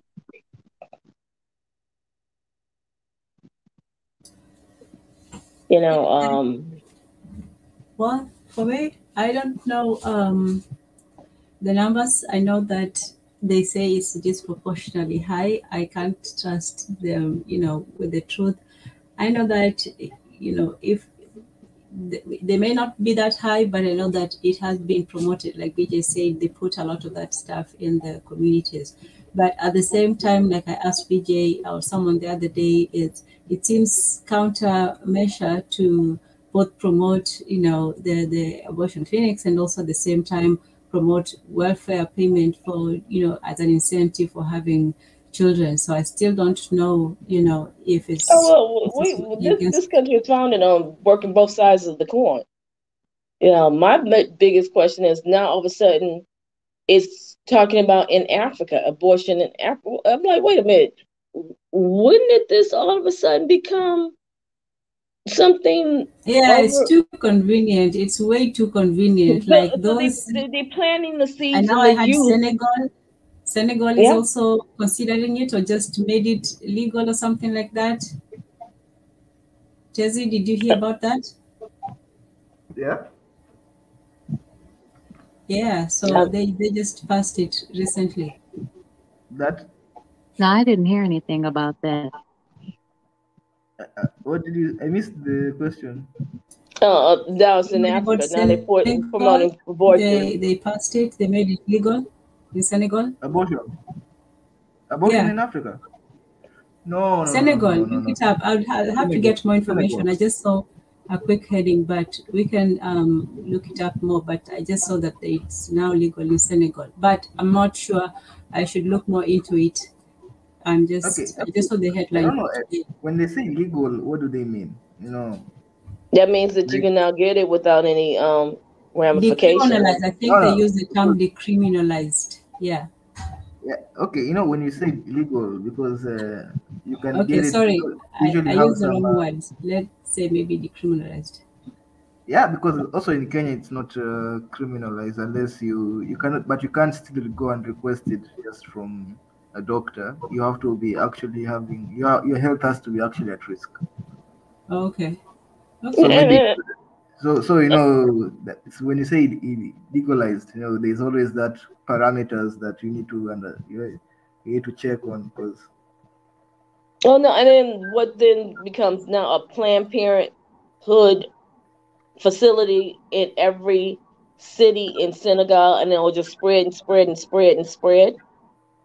So then now you're dealing with the same stuff that we're dealing with over here. Yeah, I was going to ask, are they using those images of Black women who are pro choice? And actually, some of them aren't even biologically women, but that's a whole nother conversation. Right. That are talking about their pro choice in order to market and advertise genocide to our brothers and sisters on the continent because they are a young continent, young impressionable minds. Okay. Africa is not like okay, yeah. Abortion has been in Africa for okay. I think you guys should go and check out we had a very great stream on Sunday. We talked all about that stuff. But no, I'm not saying that it hasn't been there, but when you start commercializing something and you start to control it, again, even here, even now that you got, even before the Roe v. Wade thing, even before, even while Planned Parenthood was here, there were still back alley illegal abortions being done every day. They don't talk about it, but it still goes on here. When you start to commercialize and privatize something, that means you got to play by the rules of that entity. Now I could get these flyers in every home in your community that will be, it's okay if you, Oh, quick correction. I was wrong. It's not. Yeah. I'm actually checking it's not legal. So I don't know. Maybe it was another country. We just always see that they trying to do something bad to our people, okay? And it's and every chance, and they're always looking for new markets and ways to profit off of that. Exactly. Because what I think Sister BJ was trying to say is that once it becomes a market, then they write grants and have programs set up. They get government set-asides. They get special status. Then they start other institutions and organizations to legislate and monitor this behavior. It becomes a profiteering endeavor at the point that it's something that becomes quote unquote legal or allowed. Well, if you have girlfriends who are your age and they're in the same situation, just send them here and we'll provide you with these, resources as well. So now you got everybody going up in there and they got access inside your community. And they come and then they're sitting there listening to the conversation, sitting in the waiting room, and they're documenting all that conversation, and they're finding, so what village are these girls from? Do we need to now go up into that area as well? You are opening up a Pandora's box. Before we continue, I thought we were going off, but I guess we're starting back up. Let's go. We have talked about abortion. See, Tezzy kept you from shutting down. Go ahead, Biggie. Hello, ladies and gentlemen. Sorry about that. I had to abruptly drop earlier. How's everything going?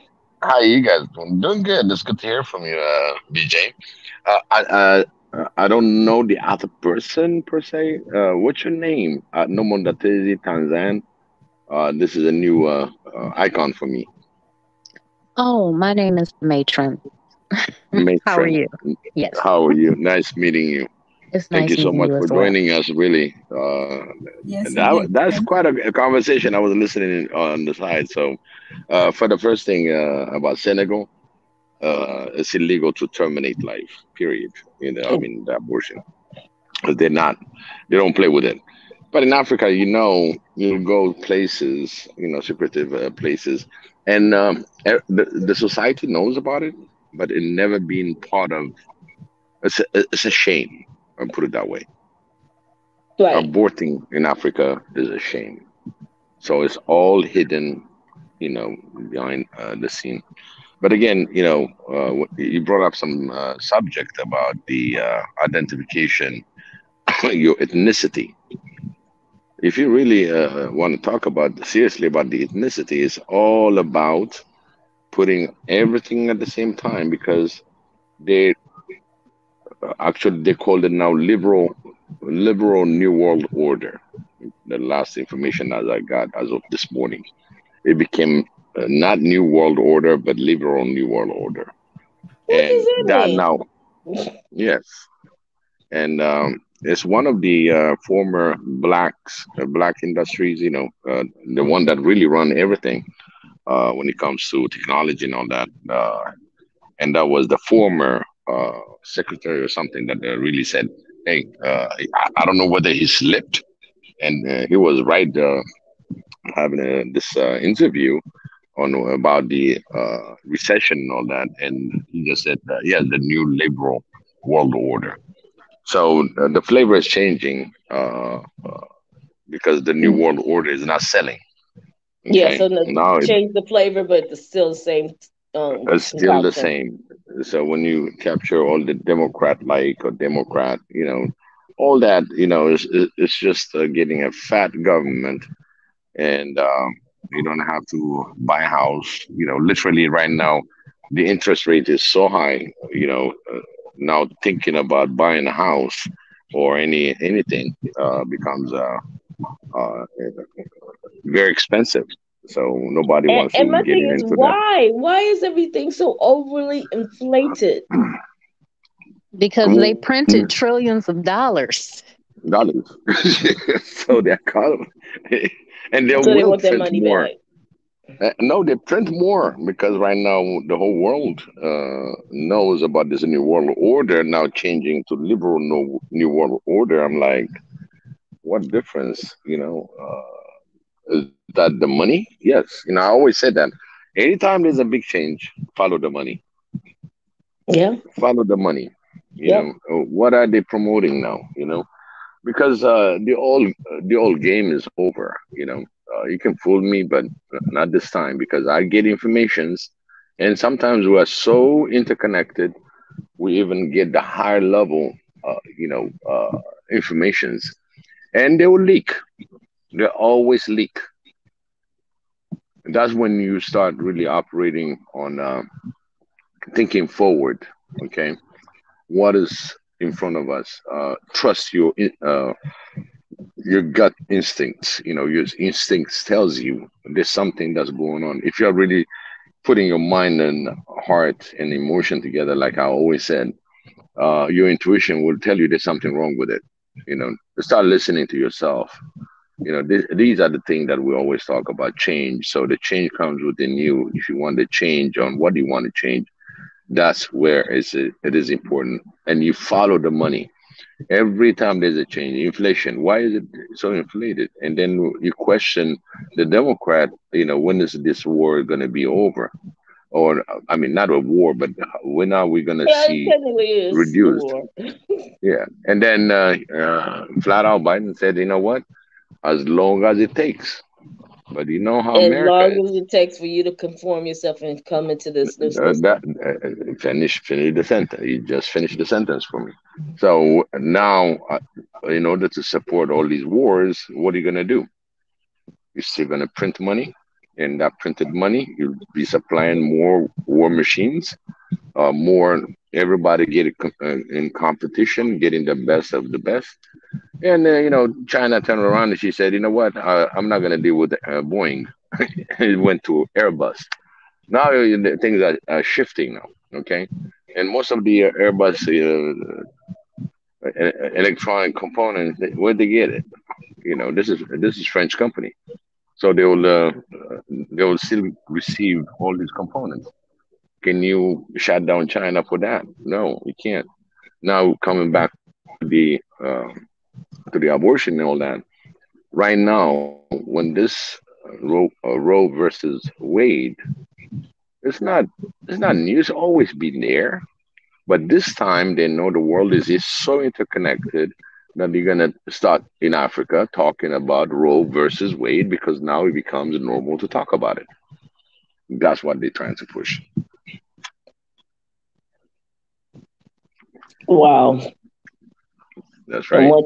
once you start talking about it, then you think, well, Yeah. yeah, I should have a right to do that because it is my body, and not looking at the fact that that's literally you're signing on for genocide Mm-hmm. at a time that you're the youngest population and everyone is aging out. So then you eventually equalize numbers. Well, that's So that exactly why they're importing white people into America and all over the world from Ukraine and from Afghanistan. You know, they say this. They tell us that's what they're doing. They're just moving white people around the world to try to populate and recolonize. mhm. And I just say, do you want to help them or not? Because if you fall in line with their narrative, then you're helping them. And that's why we in the Swahili Nation One Africa we want to stick to whatever that we have knowledge, our authentic knowledge, and maintain and preserve. And from that we can create another narrative for us, for Yes. Africans. Yes. And you have to. You have to, because if you fall into the matrix, you saw how that movie ended. You know. And I think that's the thing. We're living in a false reality that we're fighting every day of our lives to make real. And we get frustrated and that why isn't it real? Yeah. I mean, yeah, so I can't even add anything to that. You guys have just knocked it out of the park, as they say in baseball. Um, there's so much more than just, you know, the future of our children, you know, physically. It's also this mentality that we also have to imagine that they're instilling in the children, in the parents, in pitting one against the other instead of having a community where people work together to protect the children. So there's attacks on both, you know, from the beginning, you know, from the beginning of conception to the end of it. And it's simply a lack of value for life. It's a culture that looks at the value of a human being in terms of numbers instead of just the intrinsic part that somebody is a person. So it has to be quantified, it has to be put numerically, and so on. And you know, this is something that we have to combat, this attitude that life is just a mere, you know, passing or an accident. And we are a life-giving people, a life, you know, sharing people. We love life, we love children, we love to laugh, all the beautiful things, but we also accept death as a part of life. We're living in a culture of denial, both of, you know, birth and of death. And it's, yeah, it's a sad thing, you know. Yeah, the whole idea right now, the whole push is population reduction in order to have a new world order to really get executed. You know, they're looking at 500 million people worldwide, and I don't understand where that greed come from. You know, even it's like you control 500 million.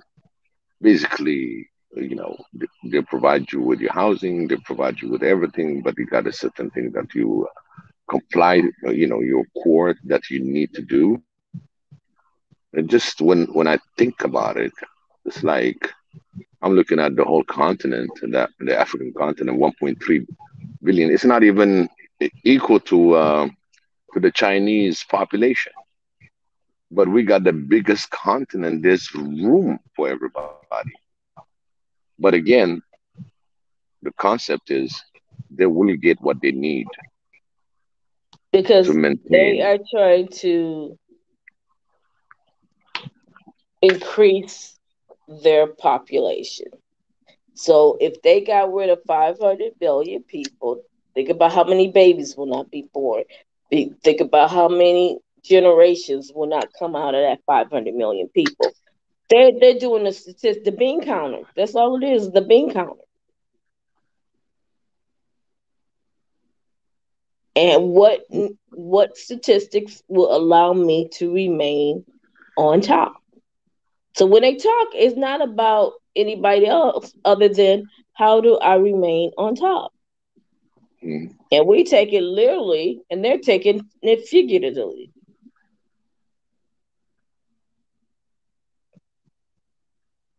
And then they create a scenario to make us participant in our own demise. That's what frustrates me to all outdoors? Why are you participating in your own destruction? It makes no sense at all. No, because it in the doesn't. end, when you destroyed all your own, who do you think the first person they're gonna knock off? You. Thank you for your services. You. And that's the thing. When we talk about children, they're treating an entire continent of people like children so that they can manipulate them for their own purposes. Mm-hmm. You know, even this Roe versus Wade, we know the pro-life, pro-choice. You know, there's a lot of strong voices that are out there. Then they came in on a word of depriving instead of education. Why don't you spend enough money for the women and men to learn about the pregnancy? Again, when you go down that line, then now you're going to open another can of worms because now we're going to go through the gender and all that. So it's all miscued, you know. Uh, if you're a female, a healthy female, and you have a reproduction system that's functional, when you enter into that intercourse, you will have a chance of being pregnant. And when you do get pregnant and things happen, that's the natural course. But if now you're gonna start changing, no, that's not the way I want it and everything else, then that means somewhere down the line, you know, there's some missing link because we wouldn't be going through this conversations and laws. Okay. Yes, there's you know, oops, you know, things happen, all that, you know, but again, when it does happen, and the more we just go through that process, the creative examiner is looking upon that, saying, "Whoa, you're destroying my creation." That's Yeah. way above that, and And it's sort of interesting that like what you're saying is now all of a sudden we're talking about Roe v. Wade, but at the same time, for a couple of decades, they have over and hypersexualized everything. So you're telling everybody to keep screwing, but don't produce no babies. Keep screwing, no babies. We don't no babies. So why are you teaching the youth to be hypersexualized? You got 10-year-old little girls are now giving birth to babies. Nobody talk about none of that and how we need to prevent and stop that. But then at the same time, you're repealing Roe v. Wade. They want an increase of kids. It's just which kids do they want to increase of? And then you have to remember that that also makes a slave class, because when you Yep. have an unprotected, overrepresented demographic, they're just trying to survive. And if they have a well educated, mature population that's able to pass down knowledge and information, they can't exploit those people. Yep. It's always coming from more than one angle, and we got to stop just looking at it from one angle. Just a quick aside to Romisha Franks. Welcome to Swahili Nation. She says it's interesting when Africans try to analyze Black Americans' ag.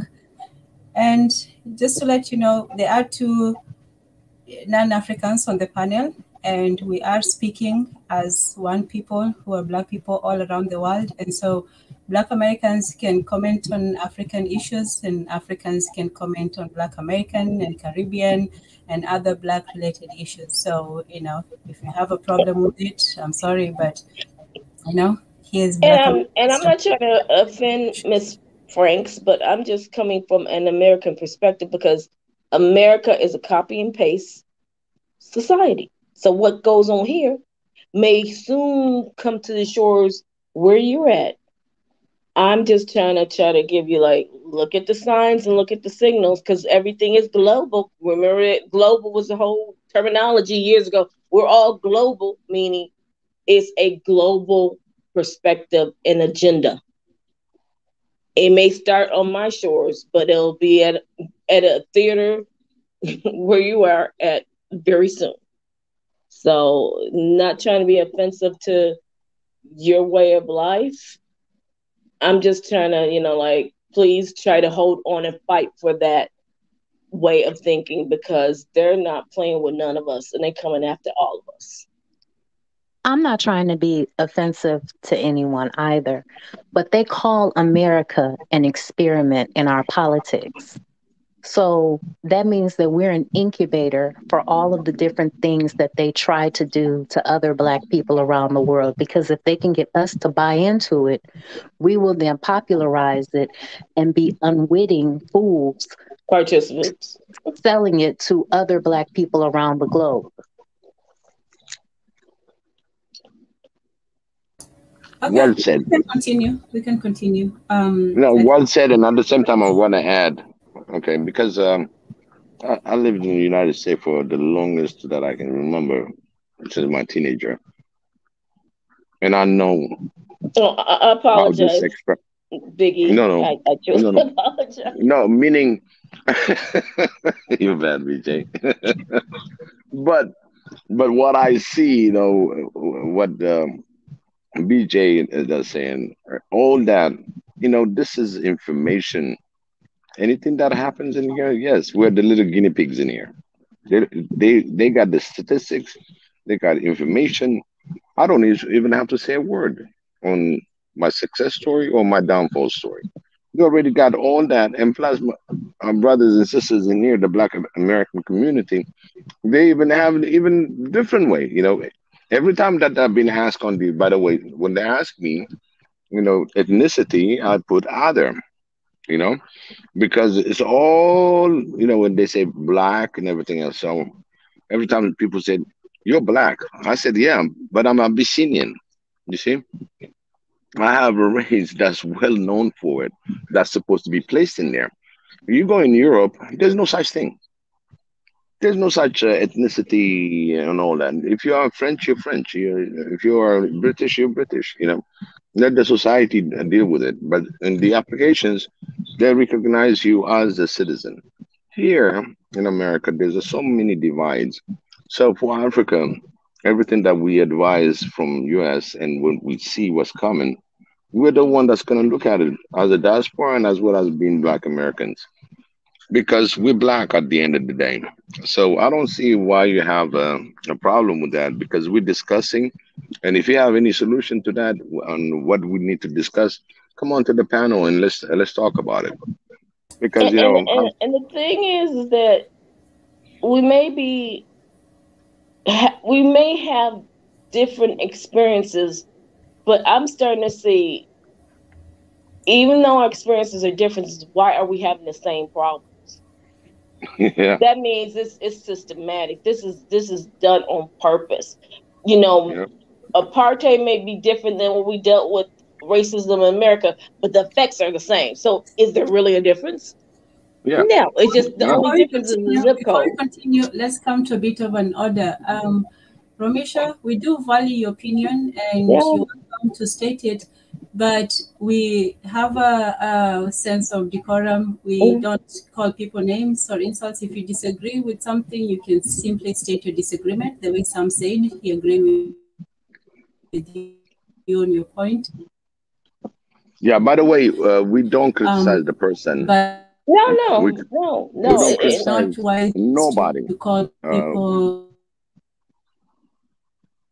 No, I mean, because I only say is that we're experiencing the same thing. It's just a different zip code or postal code or province code, whatever you guys want to call it. If it's the same thing everywhere, then there's not a difference in the way the system is attacking all of us. It may be different methods, but it still has the same endpoint for all of us. And I'm just hoping to try to bring my perspective, so maybe you could connect the dots and see if it's starting where you at, and maybe you can counteract the assault. Yeah, and one thing in that aspect of it, all diasporas, first generation, second generation, no matter what, we're in the same basket. Okay, when you identify yourself in America, you are either black slash African origin. Okay, and we're in the same boat. And that's why, like in America, you see, well, why they have all these different categories when you talk about ethnicity and racism? Because they trying to figure out what color you is, what color you fall down in. Because if I can identify you, then I know what approach to take with your group. Because if you break it down, even on a race, it's about how to control every group. And we're going to use this technique for this one, this technique for that one. Oh, if I could get you down to your, I mean, because see, that's the thing with computers and IT, that is making things so easy for them to determine what method they want to use for each group, because all the information data is at the fingertips. Why always these surveys and this and that and that? Media, they feed all this so that we can now contain and control each demographic to do exactly what we want them to do. And it's foolish to think that they are going to allow that elite class that they have to be an inclusionary class. They just want to divvy up benefits and perks to different people groups so that they will help maintain the status quo. Because what they realize is that even if you are a slave or a plebe or a peasant in a society, as long as there's somebody underneath you that you can punch down on, you won't punch up to break the ice, and you will usually not combine resources or knowledge or information to really break the barrier of the elite. Or detach from it. So you always stay in line. So you're not going to go create your own way of doing things because you are too engaged into the matrix and too dependent upon it to survive. Yeah. It's amazing. This is the one that I always try to say it, to explain it, but I should write a little bit about it so I can gather my thoughts in it, because a lot of the things that we see now, what's going on in the world, you need to take time and really, I need to make sure that I'm following the right money before I spread it out into the public. There's a lot of issues, especially when it comes to the continent and the black abroad. You got Zelensky that's screaming, "Oh, he should have all this summit that he tried to call." Only 4 showed up. So that tells you that there's no money in it. There's no money in it. There's no dignity in it, and that's as far as I can say about it. But again, we as Africans, black Africans, we got to be aware on what's coming down, as a whole, and protect it. Protect our people. Because the onslaught is not going to stop until you gain the power over your continent. Mm-hmm. And your children. Yeah. And that's why we have to be honest and make them aware of what's going on. Don't sugar. You can put it out nicely, but you can't sugarcoat it. Yes, and for Misha, we did have a very interesting discussion earlier about disciplining children. So if you want to go back and listen. But, what you said is very correct, Vijay, about, getting control, having control of ourselves. Firstly, there's always something that, or somebody trying to control you, whether it's an employee, whether it's, you know, family, whether it's, there's always something that's trying to control you. And the only control that we have is over ourselves and over our personal lives. You know, the only, you know, real castle that a man and a woman still have is in their home.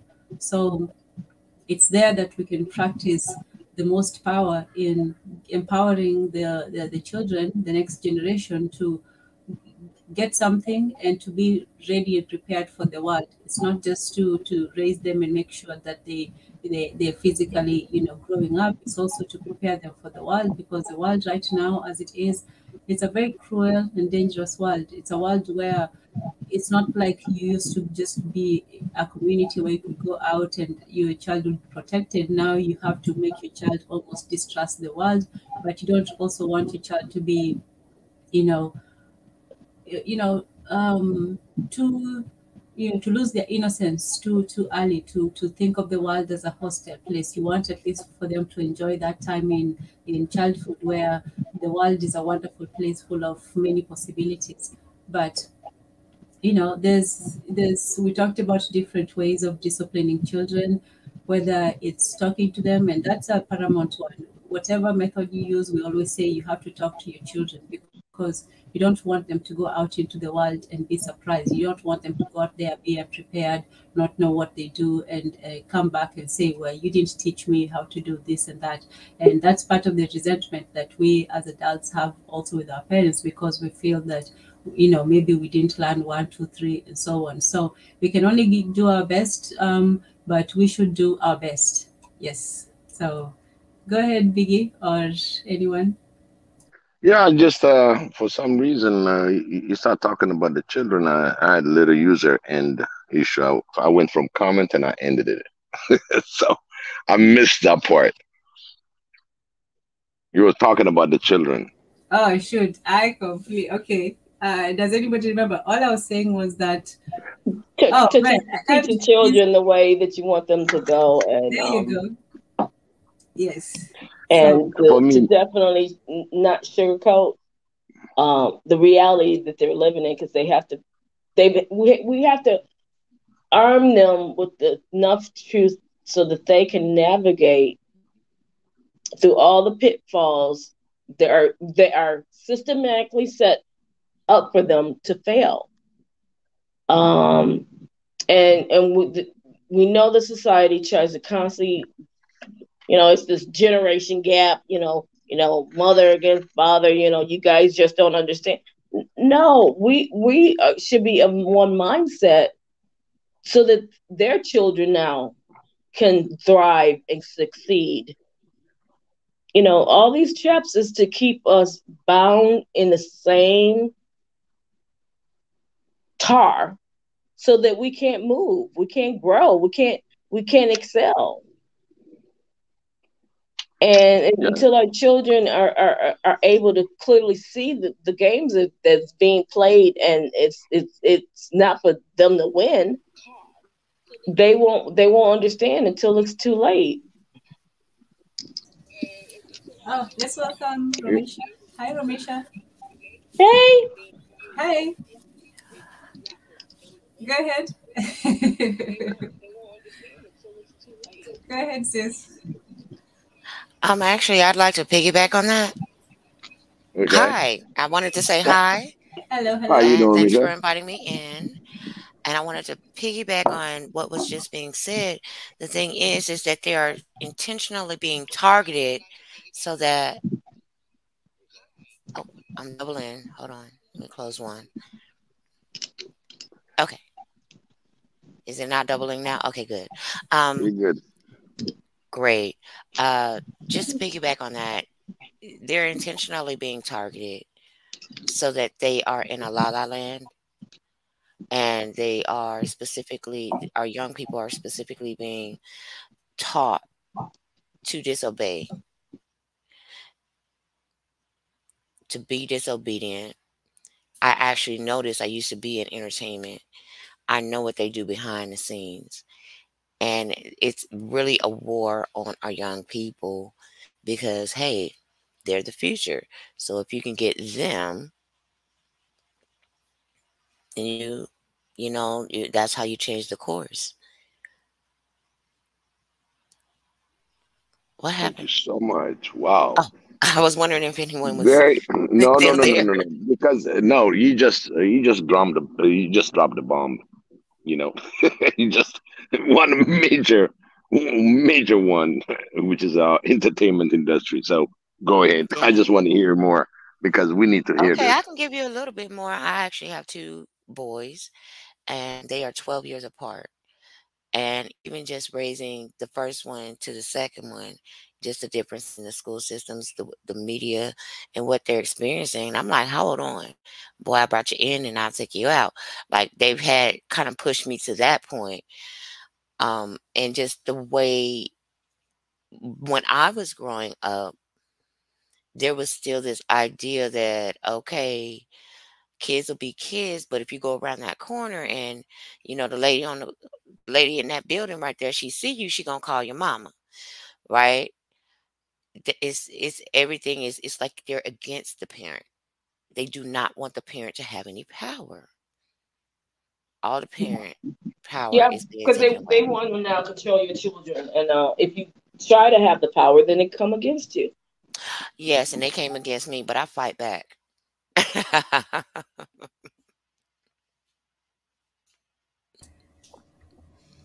Fight Yeah, back. and we have to fight for our children because Yes, I had to fight the we government back. we know that they just want to. Again, in America, slavery is legal in the prison system. Free labor, total control. You're no longer able to raise the children you have or to raise the children that you produce them. And if we can keep enough connection with you, we'll soon have a cell right next to you. And they win. And as you had mentioned earlier, it creates an indefinite underclass that they can constantly exploit. And when you're an underclass, you're taught don't fight up against the system because you're gonna lose. But people are ruled by their fears. And we as parents, that's the thing that we have to address, I think. These are our babies. I mean, I came here into this chat. I was enticed, so to speak, by the heading. Okay, well, what do they do to discipline their children? Because I'm always open, because that's, as a parent, if you're anywhere near a decent parent, you're always asking yourself, what could I have done better at the end of the day? How could I have handled this better or that better? So that's why I came in the room. But I do think it's the fear. We have a fear. Oh, well, if I don't just give in, they're going to take me away, or they're going to take my kids away. Well, guess what? They took mine away, and I let them have one of them because he was stupid. How about that? But of course, I made sure he got to college first. And all I'm saying is that was supposed to be a joke. Yeah, I didn't catch it though. We had to make sure. It was a joke. But I did have to fight. And I do live in the United States, and I live in the South. And they came from my family, and they literally falsified documents and stuff to try to get my kids. And I had to fight for my boys. And I had to do it alone, which was the worst part, because it was almost as if there was a stigma on me, like, oh, what she do wrong? Like, oh, the mom is supposed to be perfect. No, we're not perfect, but I didn't do anything wrong. I was literally targeted and lied on. And it was just a lot. But the point I'm trying to make is that we got to stop being so afraid to stand up for our kids, because their life is at stake if we don't. And again, the teachers is almost like their job is not to teach anymore. Their job is to be watchmen. Surrogate parents.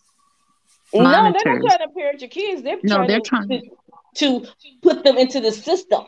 So Yes. I'm going Yes. to, so if I take them away, again, prison, school to prison pipeline, and they're strong participants of it.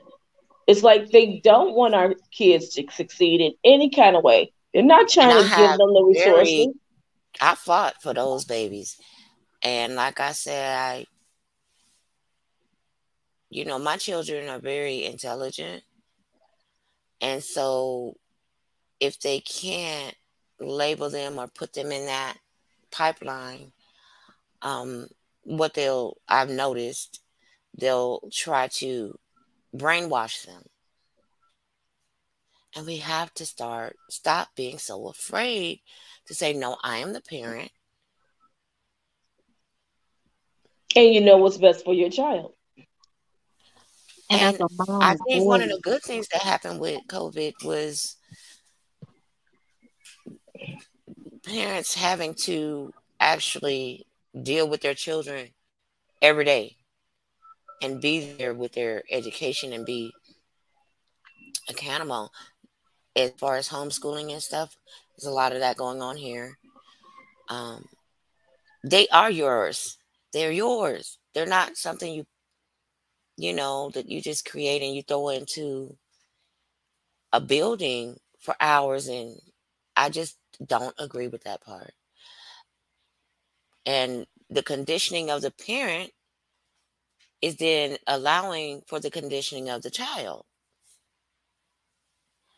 Am I on the same page as you guys? You guys feeling me at all? You're absolutely right. In fact, right before, actually, I joined back again, but my first discussion was about spending time, as much time, even if you don't see him, just the fact you're gonna sit down and say, "How's your day?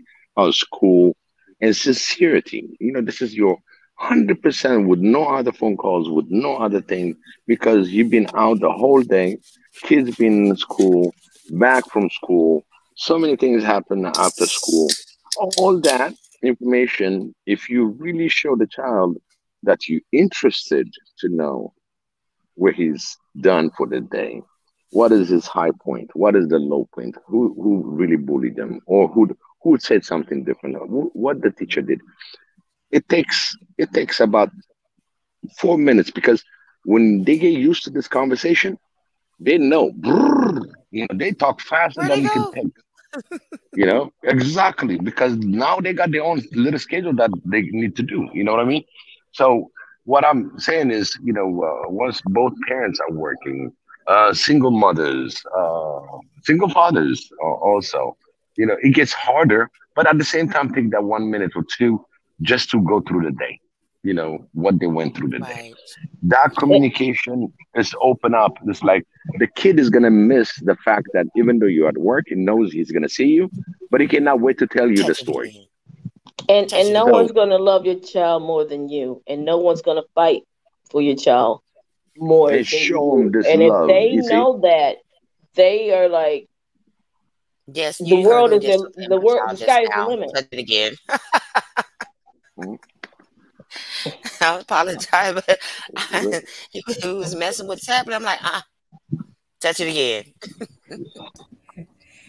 No, It's in I action did right not. here, over I here. did not open my third beer. Okay, I apologize for that interruption. I'm gonna mute this really quick, and I'll No, be no, right you're back, good. You're guys. good. It was me This actually. is good. I'm at I'm fault. starting to feel the conversation a bit. Go ahead. I'll be right back though. Okay, no problem. But you're most welcome, and thank you for joining us, Rabisha. Yeah. I mean, and when our children know that we're there for them, they're free to explore and gain so many heights that we could only imagine. But the school system, our school system is designed to keep our kids suppressed and indoctrinated. and absolutely it is. And as a mom of boys, she was instantaneously targeted because those boys will grow up to be men, which will be warriors for the community. Yes. And the entire scheme is to weaponize the male against the female. And although they say the Willie Lynch letter is a fake, the psychology of it is absolutely true, to turn the young against the old, the light against the dark, the man against the woman, the children against the parents, to make us a community that turns in on ourselves and not be unified. So a house divided cannot stand. And that's the psychology behind that. And again, as a mom of boys, 2 of them, she was instantaneously targeted because how dare you have the nerve to raise a self-assured man? Ooh. And again, like back in the day, we had that schoolhouse rock. 1 is a magic number. And people don't understand 1 is a magic number. Anything divided by a bigger number becomes smaller. So we keep dividing and dividing and dividing more numbers into a big number, it becomes a small number. It becomes powerless. But one cannot be divided into. Because then when you divide 1 into 1, it is always becomes 1. And we do not understand that. We have to come together because they are all together.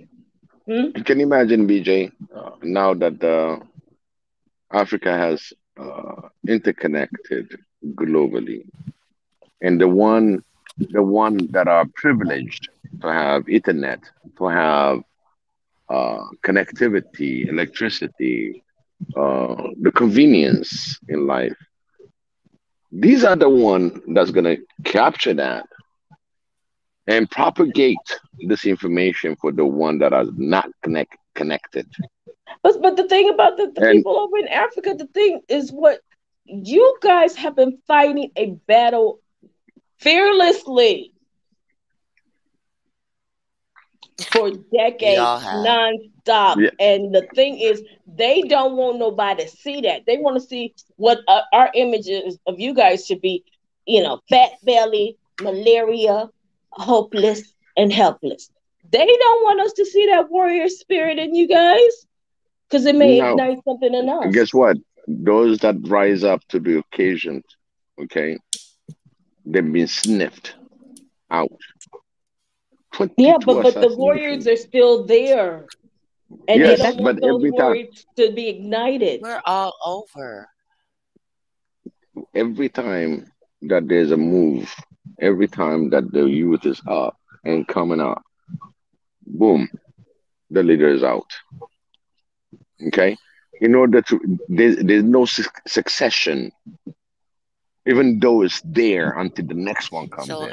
And so it took us so many years. God is that if you keep it unstable, if you keep something unstable, then you can control it better. Yeah. Yep. As far as society. Yeah, and my problem is this information system that they did, and even if you go on your YouTube, if you really follow up with, if you are really following up with the African news and African things, you will see the algorithm change overnight. They'll give you some news, and it's like, unless you subscribe to that channel that you've been watching, you will never know. Yeah. Oh, yeah. Because they go on and always bring up their perspective. They go always do that. Yep. Yeah, they want to direct you. They want to redirect you in the algorithm to the logical conclusion of powerlessness and weakness that they already have planned. And silence it so that you think it does not exist. And that's the fear of the social media. They're trying to figure out a way, how can we silence this? But it's a time where the truth must be spoken, and we can't be afraid because our children's survival depends upon it. Yeah, and that's what, again, we have to look at it. And the kids needs leading by example, the attention, in the sense of go ahead. Fighting for them. We have to fight for them in ways that let them know that they are valuable, not someone that you just throw on a tablet or, you give them some gadget or throw them in a building. There are children. They have to know that we can't. I hear a lot about community and its laws. Well, if all you're concerned about is you, how are you going to be concerned about the children? But we also have to let I our work children hard for them. know. What? Because you bought them $500 pairs of shoes that they're going to have, a month? That's not looking out for them. That's making you seem like you're doing a good job, in my But, opinion. oh I yeah, mean, I Yes, ain't got no it, problem with kids right. having nice stuff. I talking about is like who was that was talking earlier about being present. My kid, I just had to discipline him right here, and you guys heard it. Don't think about it. I dare yeah, you. But yeah. I'm right here. I'm right here, and he knows. He knows I will go to war for him, And he and knows I've that you proven love it. him, and that means because I think a lot of our kids feel like they're neglected and not loved. When you Well, know you we're are loved, teaching them to just, here's a gadget, go be on that, and let a robot teach you. Let them tell you your ABCs. We're letting everything else do it, not just for us, but for them. Well, Okay, I that's take that because back. that's a European framework, the object being the most valuable thing. And they're trying to socialize us to connect more with objects instead of that one to one respectful relationship that is our framework. There's a guy named Edwin Nichols, and he talks about the fact that the European values the object. They'll do anything for the object, they'll accept petty abuses for the object or the thing. And they're trying to socialize our kids in these schools and in these different institutions to have those same values. And we just don't. That's just not who we are. Follow and the and money. they're not going to stop. Follow They're the not going to money. stop trying to keep Yeah, pushing follow that the until they money. can conform us into that. And that's why we have to continue to fight against it. And And follow the there goes money back to because my they point need the of stop buyers. being afraid. And how do we get not just our people, because our people got to live in the world with all people. It's they're not just attacking us. I mean, we are being targeted particularly hard. But if I mean, I'll tell you they're one thing. targeting The buying, everyone.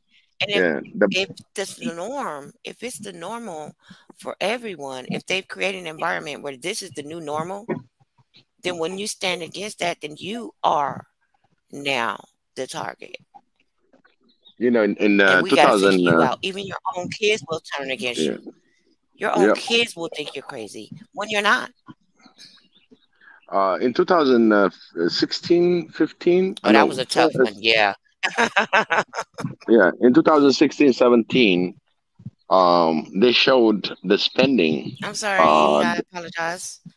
yeah, they showed the spending that blacks spend $900 billion a year, the buying power, right? Mm-hmm. And the Latinos, they were down to $700 billion. So they see the statistics that who's spending more, and then when you look at on the demographic, it shows $500 billion on the white. Yeah. Okay, Yeah. Yeah. Right. But and the thing is, they've created an environment where for black people, in order for us to even halfway be treated respectably, we have to actually show our wealth. Whereas other demographics, they assume they have it. So we have But to. the thing is, we have to stop begging our slave master for their approval. They're not going to give it. Every other group spends money within that group and it builds that group. And that's the one logic. We had it I and we totally agree lost with it that. and we haven't figured out we have to support each other, and that money has to flow within our community. You talk about other communities, that dollar is floating 20 times before it leaves that community. Do you know how much wealth is being built if I'm constantly giving my money to you and to E and to everybody, I know. everybody else on this And I'm panel, real and funny then about give my it to dollar. everybody else? That builds power. We keep thinking us marching and all that other stuff is going to build a power. We have to build a power economically. You know, I'm going to share this story. I met a gentleman from Sierra Leone, and he had a project where he was teaching them how to sew and how to make clothes and flags and different things like that. But in all the pictures of him, he had on Gucci and Versace and Nike and all these other brand names. So I asked him, do you only buy brand name things for yourself? And he said yes. And that instantaneously made me not want to support his project, because what he's showing me he's doing is he's collecting and gathering money from people that want to support a good project, but then he's taking that money immediately to the white man. He's taking it immediately out of the community. Now, there's nothing wrong with having nice things, but nice things don't have to be somebody else's label. Nice things don't have to be manufactured by someone else. I You think it's need to something wrong have. with my feed because you guys are breaking up. Oh, can you hear me now? Can you hear Hello, me is now? anyone talking? Yeah, can you hear me? Hello? I can hear you now. Okay. I was Yeah, just saying. we were talking. I think you live down south. now I Now can't. they're messing with your internet. No, because I was really trying to hear what she was saying about the Sierra Leone guy. Yeah, and guess what? It was clear I was as a really trying to hear whistle. about the Sierra Leone. Yeah. Yeah, So it's he clear as you. basically. Okay, so it's He, something wrong with mine. yeah, Connection. Would it be he only better if I buys was in here? things I mean, because I'm on from. StreamYard. Yeah. Can you hear me? Hello? Am I heard? Yeah, I can hear you. Yeah, like you guys are going in and out. Would it be better if I was in here on a? I mean, but Well, if you leave, you're not going to be able to get back in No, because no, I think Tanzan's not here yet. you guys keep coming in and out. I'm in on StreamYard.com. Mm-hmm. Should I be Yeah. in YouTube? No. For You're this? good. No, you're good because the StreamYard is for the panel. Okay. The So YouTube you is guys just can hear me, everybody. but I can't hear you. Really. So let's give whatever that they can hear. The minute that I see Tanzan in, she's gonna readmit you again. Okay. Can you hear that, Roshan?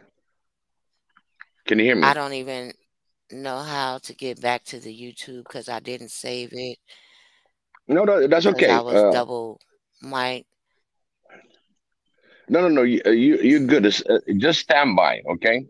If you can hear me, can you hear me now? Okay, Just stand by. Just I can listen hear you to say whatever. stand by. Yeah, good. Okay. 10-4, sir. Yeah, stand by. I'm a And Marine. I,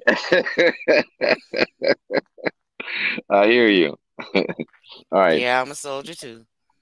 Yeah, I I'm hear just you. gonna try to maybe like adjust my mic or something, and then maybe or open a window, and maybe that'll help. Yeah, I think maybe your Bluetooth. What you can do is you go to your Bluetooth setting. Are you on Bluetooth or you using a headset? I literally just cracked my window, and I got another bar. Yes, I'm using my headset, and I actually do tech because I work from home. You're still Right. there? And I literally just opened my Wow. window, and now Thanks for no holding more out. nor backing. Yes. You know, do Now this. you guys are not breaking up anymore. So sometimes you just have to open a window. Right. Amen. I mean, it sounds like you're getting your internet through the on the air. I'm But getting the anyway, kind of internet. I so have a noise canceling headset. yeah. But you guys could hear me, but I couldn't hear you. Like you were breaking up. But I opened the Right. window now, and I'm ready to hear all the goodness. And I still want to All hear right. about the Sierra Leone guy. Go ahead.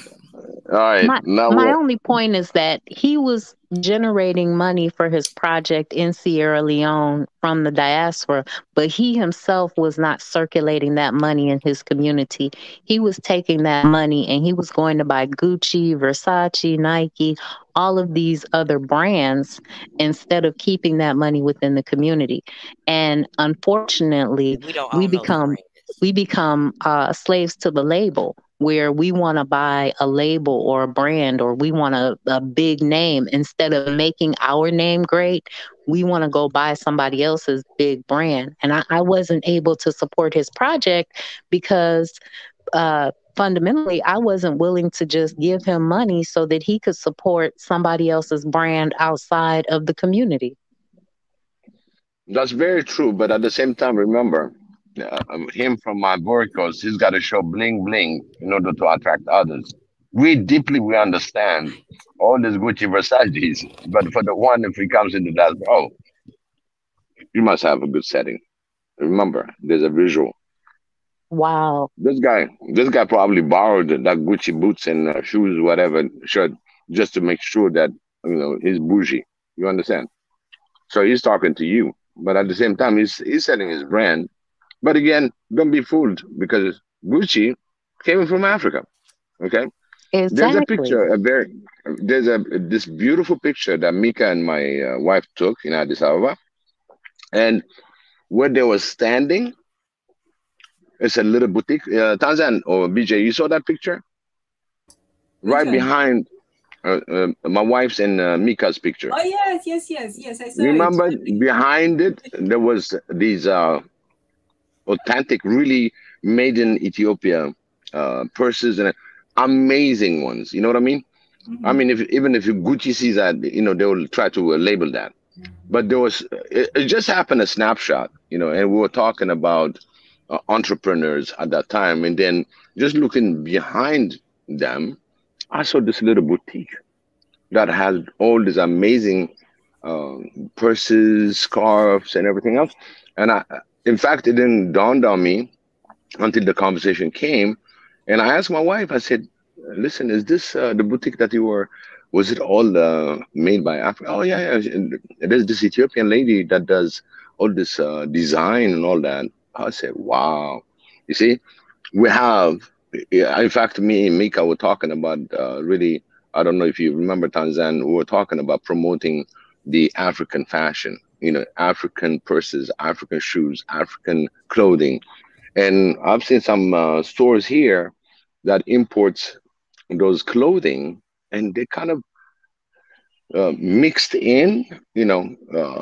Like if you go to Marshall or Walmart and stuff, you find those things, but they're very limited. But if we stop promoting our own, and this Sierra Leone guy will find a channel that he can really fully uh, put his fashion through globally. So we have the designs, we have the ability, and certain things that we need to really promote within the African society. It's very important. That's how we're gonna go forward. And the Sierra Leone guy, just the fact that he has that But the factory. thing is, the money begins to it. There's not enough, in my opinion. It's not enough um heart in a sense. I used to date someone uh who owned a very well known black owned clothing company, and he eventually sold it, but he built it actually, okay, I'll go ahead and tell you guys, it was Fubu, Damon John, and he was one of the starters of Fubu, For Us By Us. And of course, he's moved on to other things. And yes, he still supports black business, but he, at this point, is at a different level in his business thinking. And like one of the things he actually told me, he said, like he had this huge necklace, for example, and he told me, he's like, I only wear this when I have to go out and meet a certain type of people because they don't respect you unless you're bling blinging. I was like, got it. And that's what I was trying to kind of touch on earlier about what we have to do and buy as people of color in order for anyone to even pay attention for us so that we can even do anything on the world stage.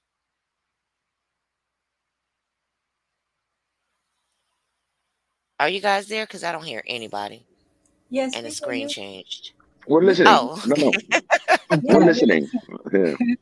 we're listening. No, because the screen changed and then nobody said anything. But Oh no, that's I just have to part check of in. our fundraiser campaign. It's for SN Swahili Yeah, Nation. and you probably know him by now. I mean, most of you know him. He does Shark Tank now. Damon Yep. John. Damon. Yep. Yes, Yeah. yes. Yep. Damon is there. Yeah. Yeah. But he started FUBU, Yep. which yes.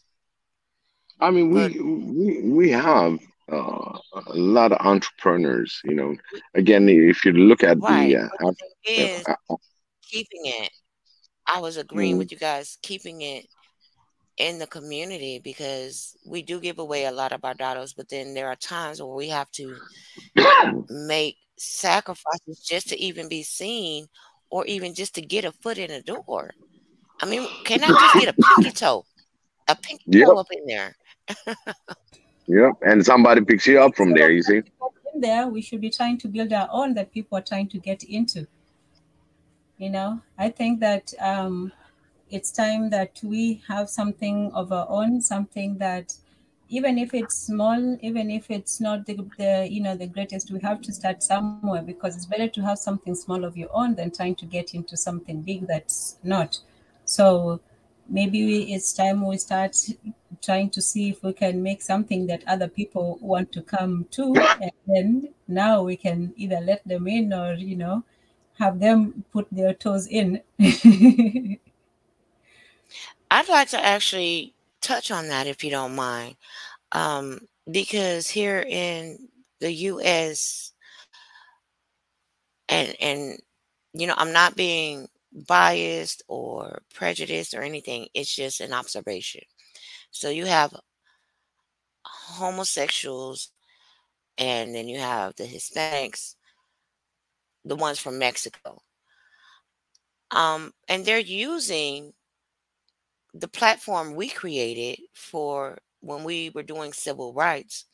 They're using everything we did to try to get some rights. But what they did is they stuck together and they infiltrated. So now they're everywhere, and they're in the key places. They are now the decision makers. They had to get they used our platform of Black Americans when we did civil rights. So they used that. They stood on our necks, basically, but they stuck together and they implemented themselves into key points of position of power. And so now they got all the rights. I mean, that's what we're missing. Yeah, we the one got beats in the cafes and hosed down and murdered and strung up and everything. And we did civil rights. But other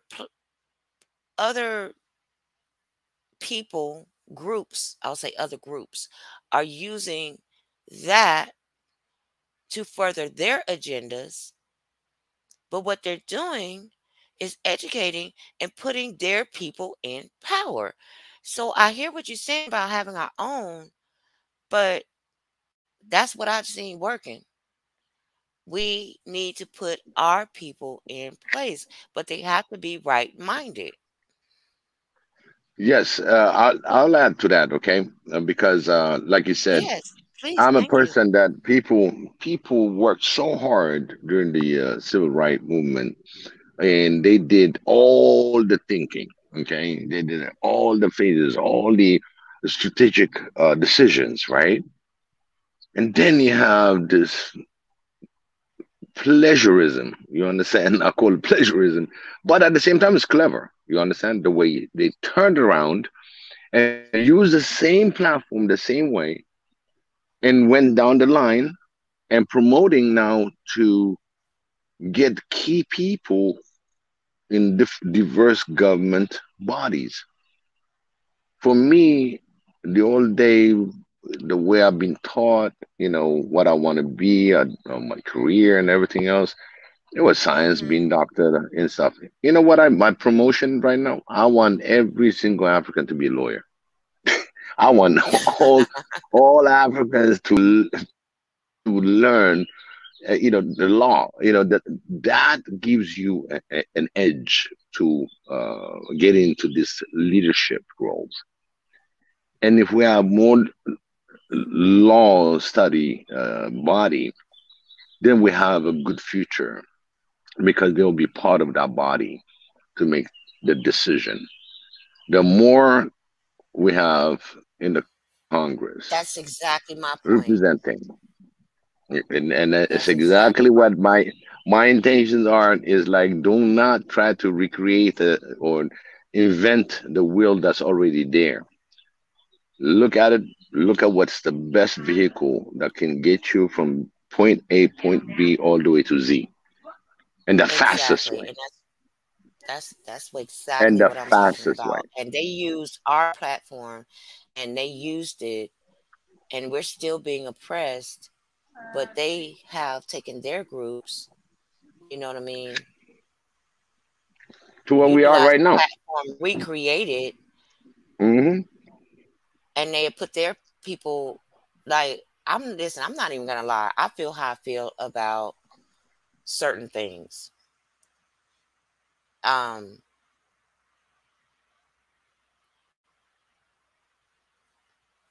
yeah, yeah. What, particularly sexually is what I'm referring to, and I'll just kind of stop it right there because I don't want to really offend anyone. What you do for yourself is for you, but I mean, as a parent, I have to fight against so much inundation of that mentality that I don't agree with. Do you know what I mean? But they have definitely placed themselves in all the key positions. It's like if you even mention that you might not agree with it, it's not that I don't like you. I just don't do what you do. Yep. And then they can ruin your whole life. But that's how powerful that group has become when they use civil rights platform to build themselves up. That's what I'm trying to speak about in this conversation, about using the platform that we created. Well, Everybody's using it but us. they make us believe in rugged individualism. They sell us on the idea that the individual can be more powerful than the group by showing us things like one exceptional story or one compelling movie that has some one person that against all odds got help from someone and they became this incredible megastar, superstar. The celebrity is what is presented to us, which is a very solo endeavor, is presented to us as the exceptional standard that we should strive for, instead of looking at the fact that all other groups move as a group and they don't have a celebrity class that has betrayed them or a pastoral, a priestly class that has betrayed them. Mm. For me, and I'm with that that stand, girl. yeah. I mean, I didn't mean to go ghetto. That's not ghetto, No, but no. I just, No. I want to give you a fist bump through the monitor I'm right here receiving it. I'm right here because that's receiving it. so right. Okay, good. All right.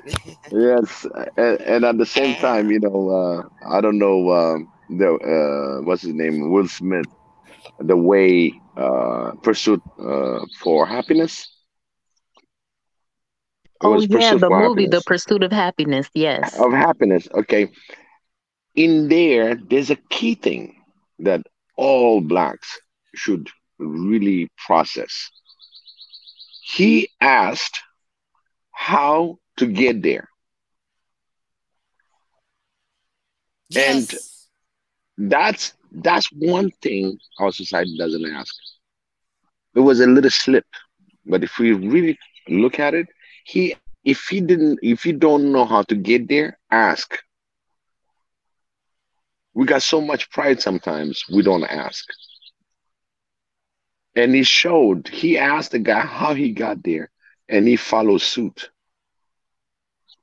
with his mentor to be successful again. Mm. So Oh, I get your we point. Hmm. we blacks have to question and ask, brother to brother, sister to sister, brother to sisters, ask the question, how can we get out of this situation, whatever situation you're in? True. And then However, and if follow the you money, follow the have a money group the that's way it so goes, follow the money. but if you It have will a give you group also a clue. that's so stingy, basically, if you have a group so stingy that when you ask them, they don't answer you, well, what do you do then? You see what I'm saying? Let me put it Because this there way. have been times in my life that I've asked people things, and I'm just gonna speak personally. Um, and I noticed that some people are just really stingy with the information. They don't really want because they feel like if you created this idea that there's only so many spaces for people that look like us. I mean, really, how many black people are in a movie, right? You Hmm. got your token black person, right? Yep. If you got, if they're so stingy, like there's only space when there's really space for all of us in the whole entire world. But if you conditions a person, a group of people's mind, they, they won't even tell you. But if you have your mind to get the answer, an emotion that how bad you want it, there's Right. always You a can source of information. definitely, there You is know, always a It's way. I was just speaking to always. as the mentalities that need to be addressed. I think, like, seriously, I there's think more than enough room for us. right. They're doing it for all of their people, they're doing it for their groups.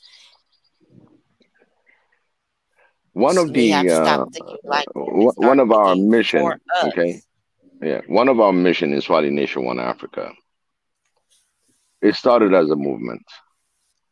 Now it's a development of the One Africa, and at the same time, your voice can be heard. Your idea can be. We have different softwares coming in, and your project, your way of doing things is going to change because we'll have the big brothers that's going to be following up with those questions. We have 50 million brothers and sisters overseas, different part of the world, not to mention within the continent. Okay. And this platform that we're trying to create, this office that we're trying to create, is our presence that we have an office that we represent Africa as a whole Africa. This is a development that we're trying to work. We started as a movement, and here we are now. We putting this office, and this office is gonna be by us as family. I call everybody that join us in this venture our family. And look, we're trying to get 25K euro, right? 15,000 euro is gonna go for the 1 year payment for the office. But can you imagine we have an office that we created to help the youth and develop our One Africa and move forward and how influential. And it's not going to be just that. Once this one is successful, like you said, the civil rights movement, Okay, we have certain ideas on certain successful platforms how they went about, and we're trying to put it together within our One Africa family. We're creating leadership. Mm-hmm. We're creating people that is going to join this mission because I might have an idea today, but I don't know where to put it. And you getting into this channel and you just find, oh, there's an opportunity for you. Maybe you would be talking about your career, your personal experience, and there are so many that are eager to learn from the firsthand person that can really put that information for them. So we becomes Mm-hmm. an information system, and this is what we're striving. We're striving to develop One Africa, and that One Africa is us. Nobody else will build it for us. If you look at the Grand Renaissance in Ethiopia, the hydroelectricity, the GERD, it was built by the people. People gave their money, their month salaries to that GERD. And look at it now. It's built. It start producing electricity. Not full scale yet, but the minute it's full scale, not only the whole Ethiopia is going to take the whole Northeast. If you really want to talk about it, we can light up the whole Europe, at least half of the Europe. That's how much power we can generate. But it was built by the people. So why don't we build our own office that's going to be representing all Africans?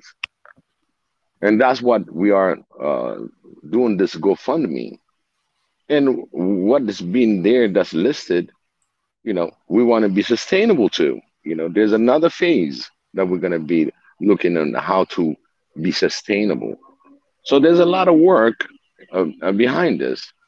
So that's why uh, everything that's been working before and is still working, is still ongoing for the last 60, 70 years, Africa can tap into it.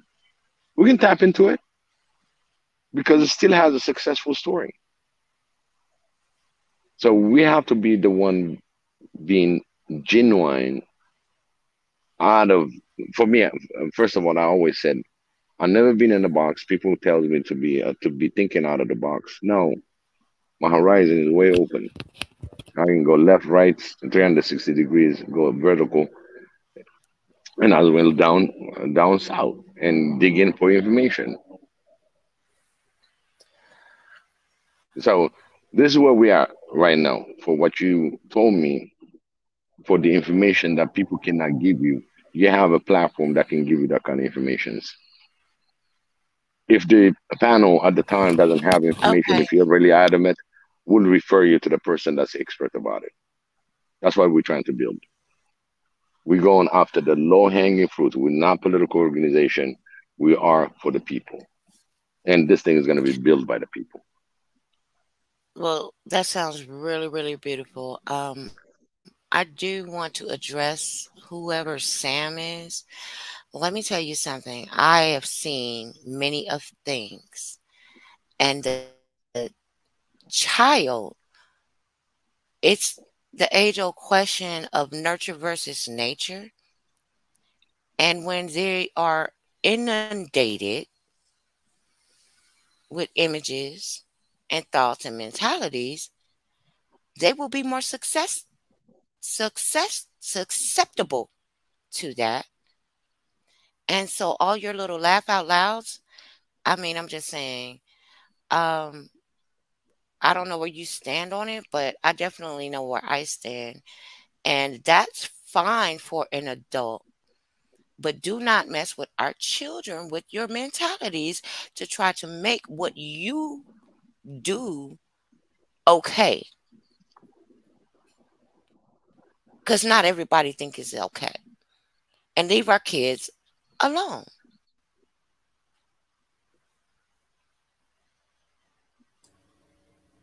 Wow, that's a powerful statement. And I guess you got back to the topic of the discipline, because one of the things that also people talk about when they speak about the disciplining of children, and the reason why the West is so against it is because they feel that children have a right to decide their own fate. Children have the freedom to be who they are and to decide their choices in life. So increasingly, the parents' views or opinions are being sidelined, not just when it comes to that lifestyle, but also even when it used to come to abortion. There used to be a time when parental consent was required, and then it was not, and then so on and so forth. But now that's a moot point. But in any case, the state is also always trying to get more control over the children and wrestling with the parents for that sort of influence. So it's becoming increasingly difficult, and not just in Black America. Like I said, this is just a microcosm of the experiment. It's going to be tried out in Africa in stages, and so increasingly the children are being told to be empowered and be who you are. Even when you watch Disney cartoons, I detest those, not cartoons, those young adults, the Serena, Hannah Montana, They have whatever. no parents. Not even no parents. They treated their parents like just this idiot, goofy, spoiling fun sort That's of if thing. they even And have parents at all. Like literally, I had to tell my oldest, no, you cannot watch Disney at all because they have all these other people raising the kids. You got a nanny over here, and no parent is. The parents are nowhere in the show. Where are your parents? Go ahead. I apologize, but No, I no, no, do no, get a no, no. little That's a perfect interjection. There's I get interruption and interjection. built up. Yes, I'm very impassioned. I get very passionate about the subject of being a parent because, yeah, I apologize. No, no, no, Please no, no continue. apologies I needed. apologize for my I'm the one rudeness. who should apologize for my frequent absences. But ain't no parents on them shows in Disney. I have a question. Yes. I already posted it, but I'm just gonna maybe I can ask it here. How is it?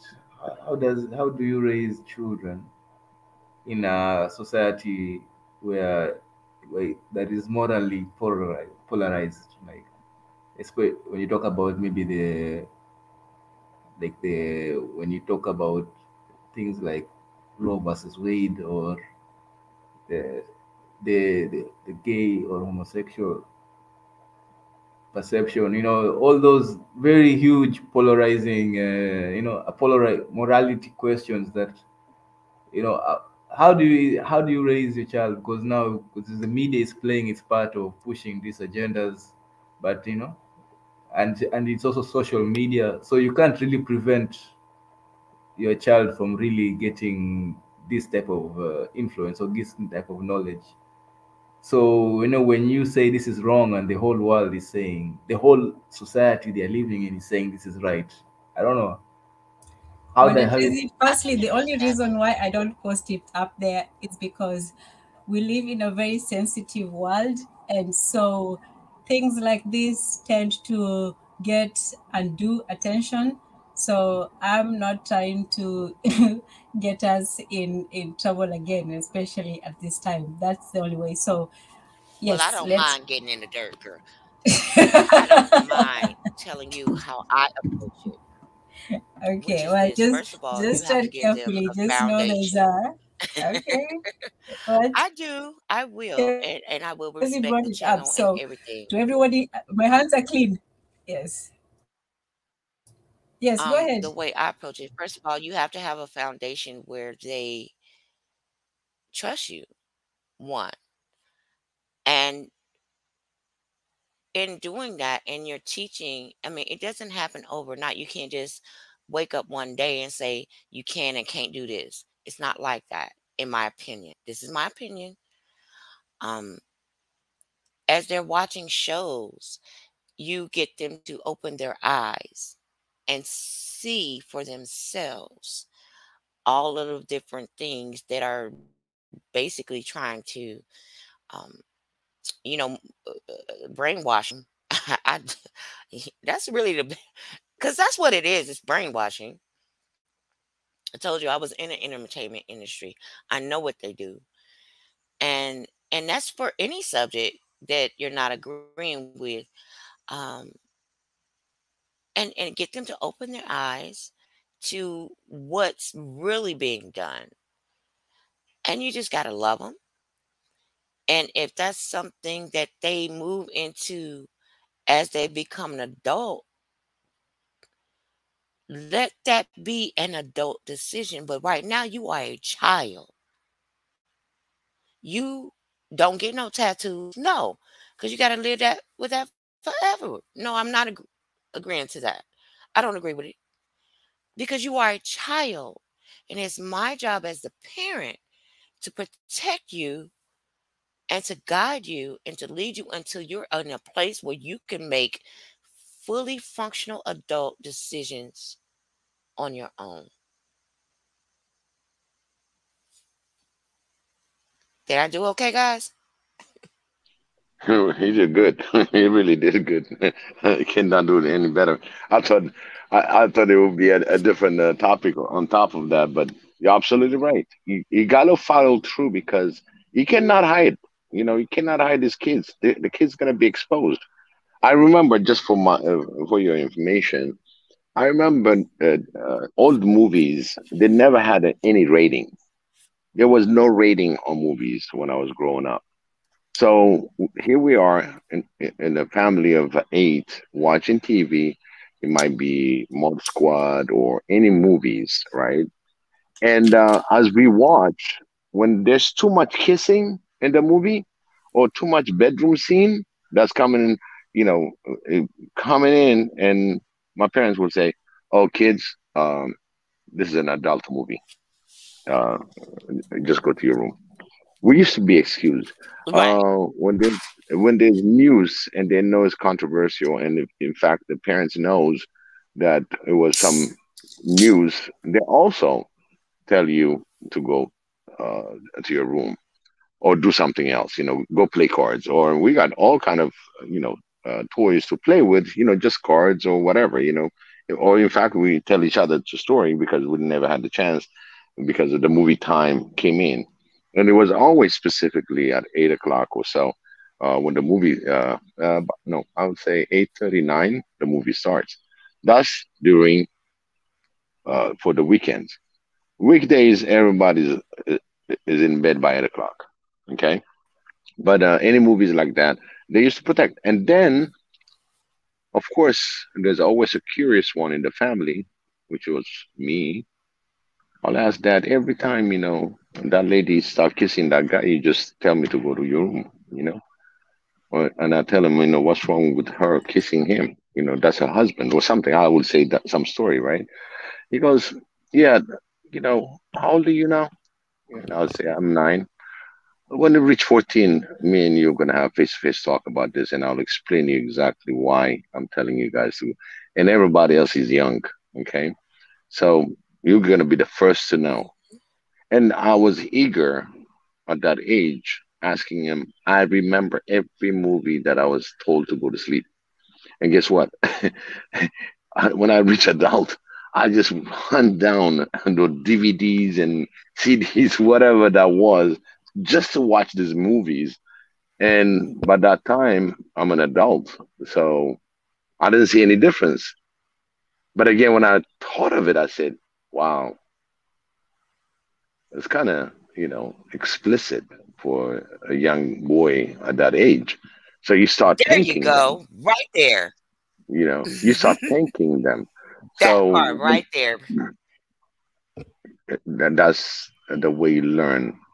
And now, since they are exposed when you're raising your kids, uh, I wrote earlier, they're born in our vibration, but their thinking is going to be higher than us because they'll be so fast into getting information.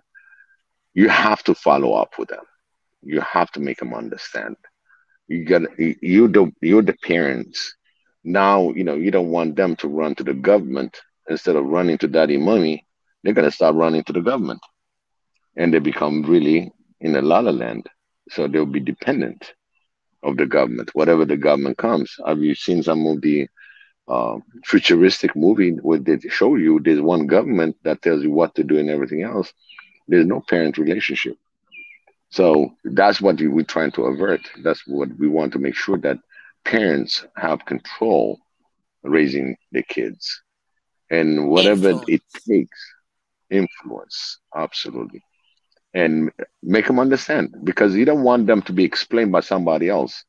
By the time they come back, you don't know who gave them that explanation. You'll be really in a nightmare trying to correct that. You become actually the enemy. So you don't want to stand that way. Yes. You were here when I mentioned what happened to my family earlier in the conversation, and that's exactly what happened to me. But I fought back. Yep. I But it's a lot of fighting. You see what They I'm saying? literally came for me. Yeah. The So government came for me, and I was like, "Are you serious?" mhm. But they were not expecting all of that to come from this little moccasin.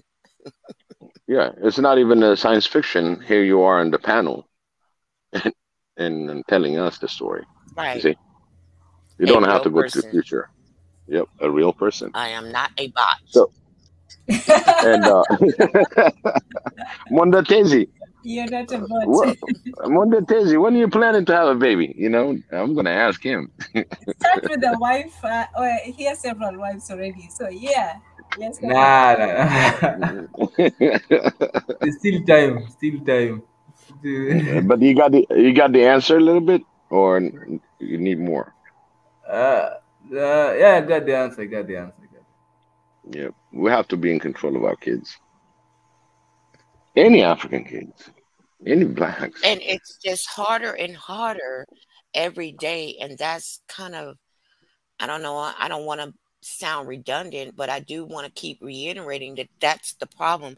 Every day is getting harder and harder to be a parent and raise your child properly the way you think they should be raised, to actually, it's like they don't want us to actually raise them.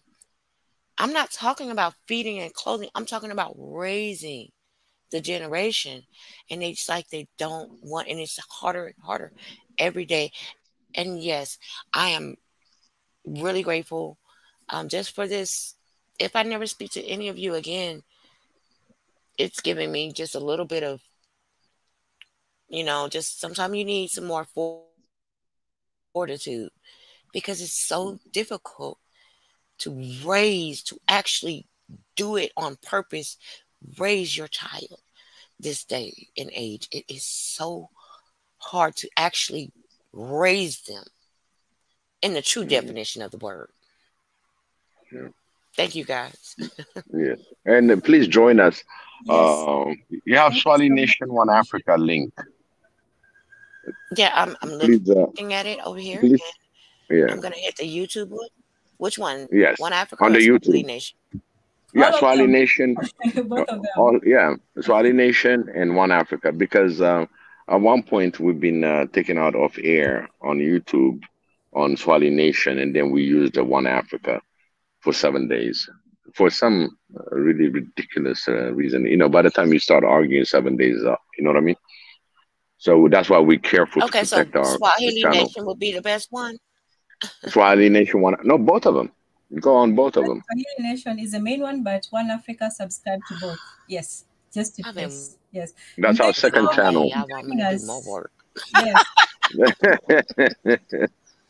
And the learning curve, you Yes, subscribe to are her so channel right. The too. state Yes, do go to has the been learning curve. fighting. She has a channel, an excellent channel, lots of information, lots No, of I'm just gonna discussion. highlight it.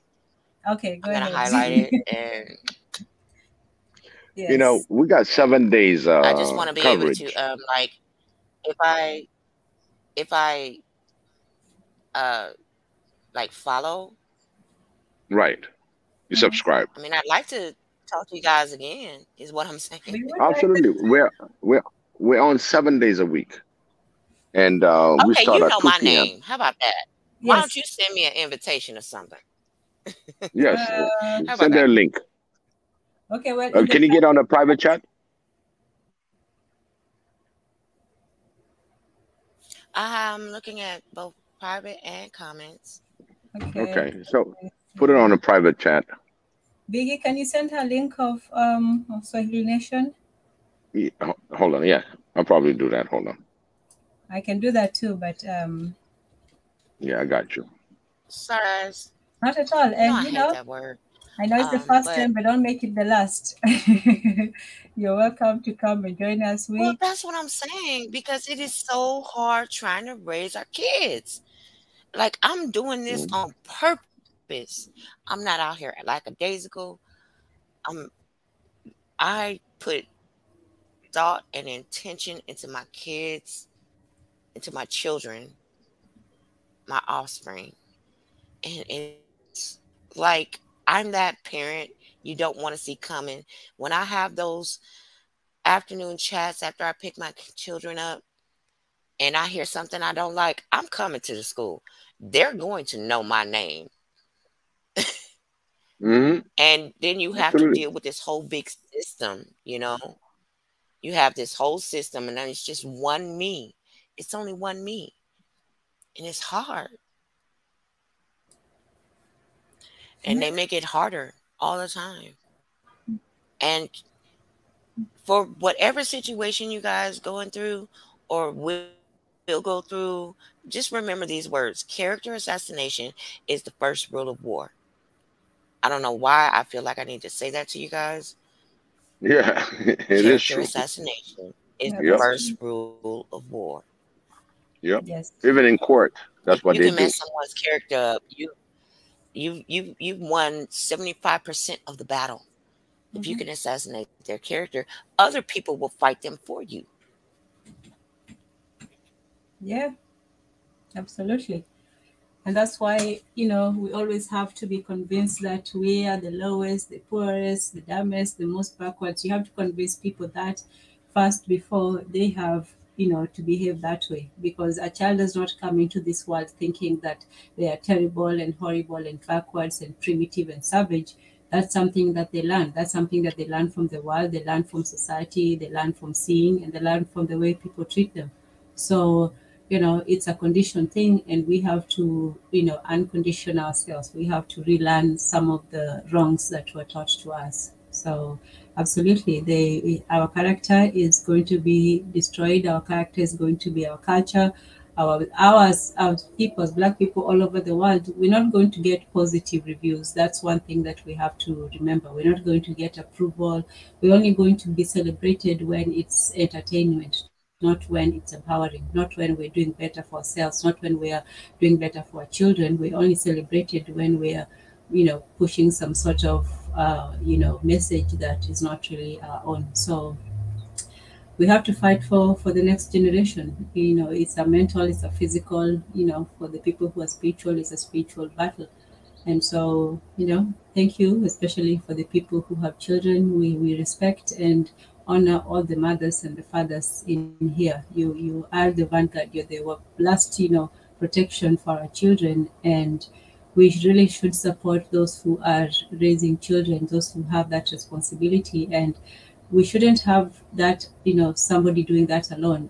Always in the traditional Black and African society, we did that as a community. We had the aunts and the uncles and the grandparents and the sisters and even the young children. Like someone said earlier, you had a lot of children, but the eldest would almost take over the role of the you know, like an older parent or something, younger parent or something like that. So we always took care of each other. And yeah, that's one thing to work towards, you know, building networks, even if it's just far away. Sometimes just having people to talk to and share ideas, that's an important thing, especially in this world when we're so separated and alienated from each other. So I appreciate all of you for being here. I appreciate you, Romisha Franks. I know it's your first time. Like I say, don't let it be your last, hopefully.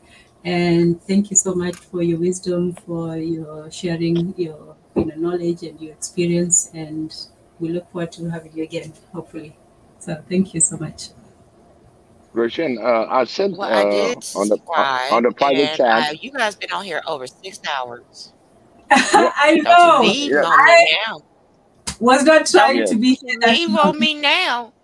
I need just a little bit more of that mojo. I mean, I do like to laugh. I do. But my You look at, point, you know, my one thing in this perspective is channel, one thing in the channel, you're gonna get a lot of laugh. And when we sad, we're sad. But Yes. we laugh. We laugh. It's everybody that you see on the yeah, but we comment. ain't sad today. So amen.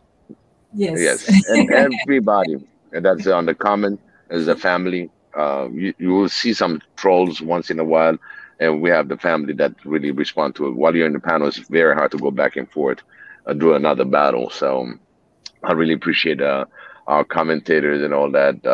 That's our families. And I sent you on the private chat. I sent you the Swahili Nation. It's YouTube /C/Swahili Nation. When you click on that one, it will give you the upcoming also shows. My show is on Saturday. Okay. My show is about diaspora talk, how to interlace the diaspora to the African together. So we're trying to discuss these things, and I bring out different topics. So that's one of the thing on a Saturday at 2 p.m. Every show will start around 2 p.m., which is Eastern U.S. time, and it is 9 p.m. In Eastern African time. So a lot of them right now that are from the East Africa. 11 It's 3:30. time. It's 3:30. It's 3:30 in right now you're telling me you up in the middle of the night. yeah. Monda Tezi is in the middle of the night. Yeah. It's 3:30. 3:23. Well, sleep when you die. 3:23. You heard that, Monda Tezi? He's probably taking his walk right now. So Mondatezi, yeah, and Mondatezi, his show, his show's on Sunday. I subscribe to one of the links, in YouTube. The All Swahili Nation. Subscribe to it, and well, I closed that now. I mean, because I can't be on both of them at the same time, or else, you know, I get the you can. voices. This is yeah, but you can mute that voice. You can mute the voice. Right, but no. Then you can do all your link. Just pick one or pick both. You know, I'll keep that for future reference. Yep. As long as you copied it and you have it on your browser, you're good. Yeah, you're good. You found us today, you'll find us again. Absolutely. Listen, my name is very original. You'll only find one of me on the internet. Trust that. All right. Romisha Franks. Actually, yes. I'm literally telling you, there's only one me on YouTube. Okay. Wow. Yeah. Yes, my name means the mist that hovers over the water, whose mission is to protect. Wow. No, you gotta put it on our private. We'll display that. Go ahead again. No, please type it on the private chat. This is nice. I like that already. Yeah, we'll give you your props. What my name means? Yes, put it in the comments on the private chat. Sure. Yeah, you know, you have to praise yourself. I did my own self-praising earlier. Yeah, it's very unique because you pass it like just another name. You know what I mean? Mm-hmm. Yeah. And it makes it very unique. Names have meaning, and you know, sometimes we don't remember that.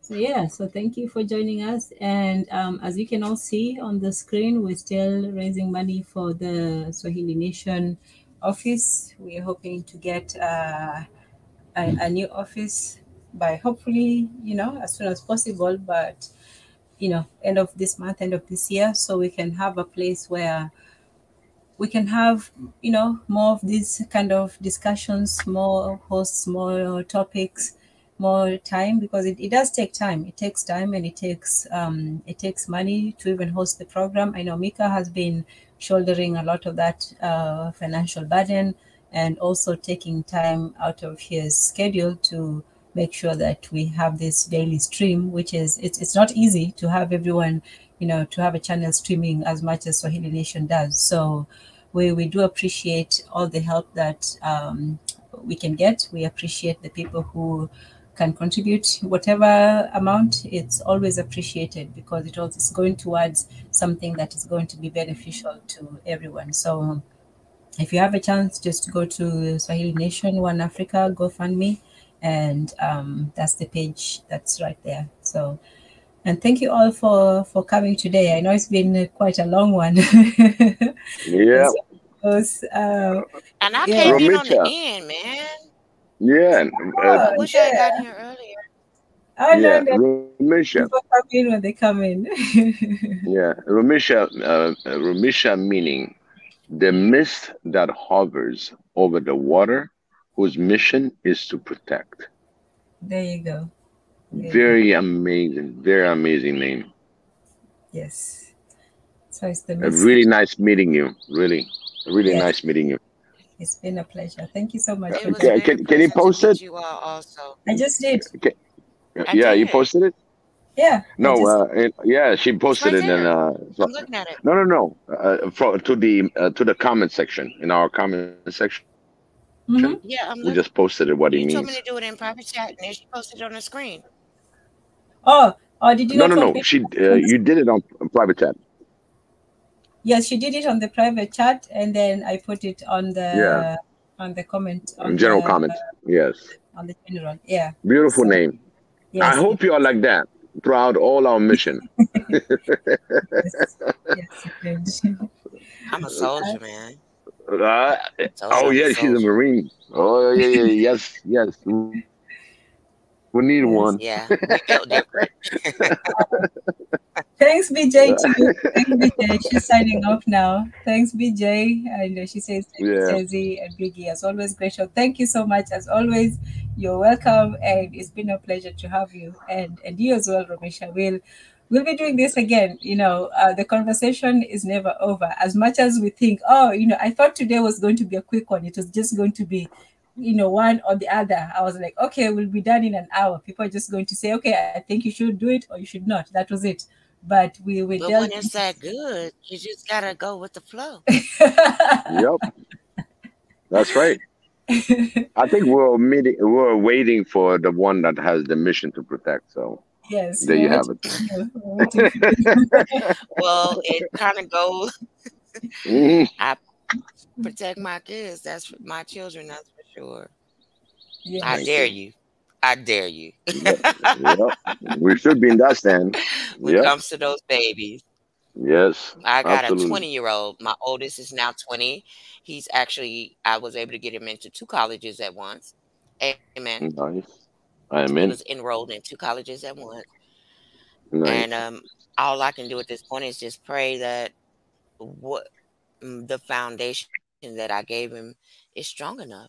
And that's really all you can do after a certain point. Yep. But those earlier years are vital, and that's what they're trying to take from us parents. Yep. Yes, indeed. So, we have to look at every aspect of our lives in order to know how to deal with the situation and the system and the structure that we're under. So it's not something that we just wake up one day and say, how is the world? It's something that we should start preparing from even before the child is born. What's the matter? Hello? I'm here. Can you hear me? Yeah, I was listening. Oh, okay. Yeah. I thought I you said was something. totally listening. We were listening. Oh, Yeah. okay, no problem. So it's something that we have to prepare not just ourselves, but our children from every stage of life. When you see other communities, they start, and we had that too. We had a time, like I was saying, in Africa when the child from birth was, the stages of life were thought about and they were planned out. At every stage in your life, you knew what you're supposed to do and what was expected of you and what was your role in the community. So we have really lost a lot in that communal aspect, and we have to work towards getting that back. And so sometimes we look at children or people when they're grown up and say, oh well, they lost and they did this and that, but we have to look at what brought about that, that adult, that criminal, that mischief, how Right. everybody was once a child. We were all once children. We all came into this world not knowing anything, and everything that we are is both who we are, by nature, our parents, society, upbringing, and so on. So when we look at that, what kind of children do we want to raise up? You can't start raising an adult. At that point, it's already almost too late. So if we are going to look at the problems in our community or us as individuals, we have to go back and say, how did we get here? How did we start, and how did we progress to the point where we are now? So yes, so this is an important conversation to have, in raising our children, because it's not just the children that you're raising children and you're sending them out into the world. So however the world receives your child, that depends on how well you've prepared your child for it. The world might take your child and just take advantage of your child, or your child might go out into the world and take advantage of the world. So which would you rather? Yes. So Girl, you honestly, okay, let me put my professional cap back on, because like, you really, like, those last words you just said, okay, well, which one are you doing? This one or that one? Are you, yeah, I mean, you really actually, yeah, you kind of took the words out of my mouth, which is hard to do, can you tell?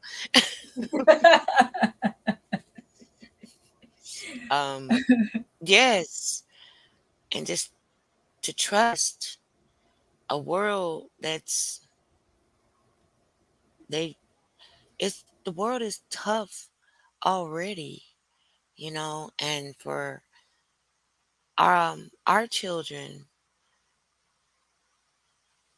it just is so, they're already behind the starting line, so to speak. And it's just not my babies. Not my babies. I'm gonna find that way. If it's a way, I'm gonna find it. Not my babies. And I think more of us should have that spirit. I said it and I meant it. That's what I said. That's what I meant. More of us should have, not mine. But the system is not going to stop coming at all of us, and they want to keep the kids vulnerable so that they can indoctrinate them, and it's never coming at one angle. It's coming off from where you live, what you listen to, what you look at on TV. It's coming, and more, because again, they know that if we unite, if we teach our children the right things, that their battle is going to be even harder. So they never want it to be hard for them. We have to give them. They never want anyone to come against the system. They have gotten so bold that they're like, we're going to align the cops, we're going to align the teachers, we're going to align the media. Everyone will be on a full frontal assault at all times. Exactly. They're constantly unified, and I can't understand why we're not. It's the heart of our children that we have to protect. If we protect their hearts, but we also have to protect their minds. If we protect their hearts, then we can teach them to protect their own minds.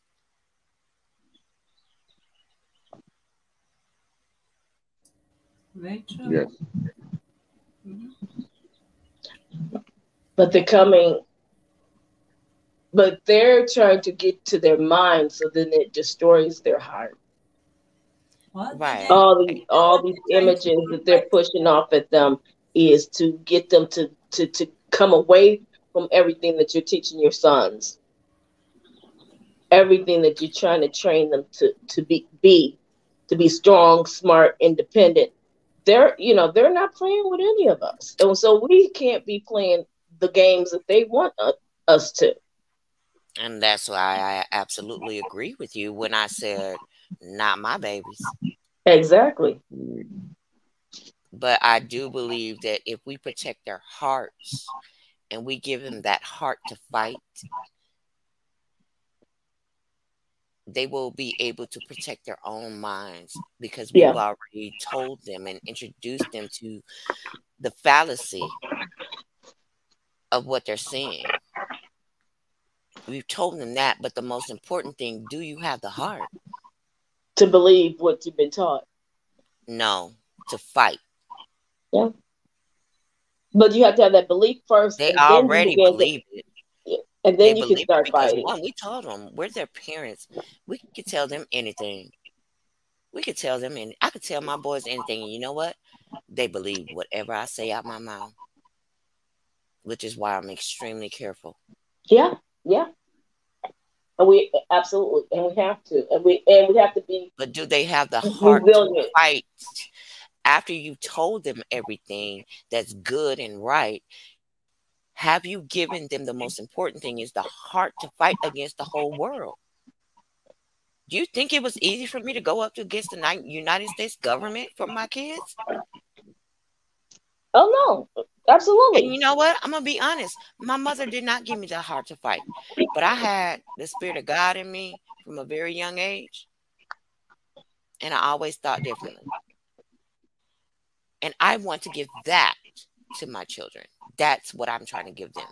Exactly. So that no matter what happens, no matter what anyone tries, you have eyes. You got big eyes to see, and you got a heart that won't quit. You feel me on that? And Xavier leading you. And we can't stop. We cannot stop. No matter what. We can't stop.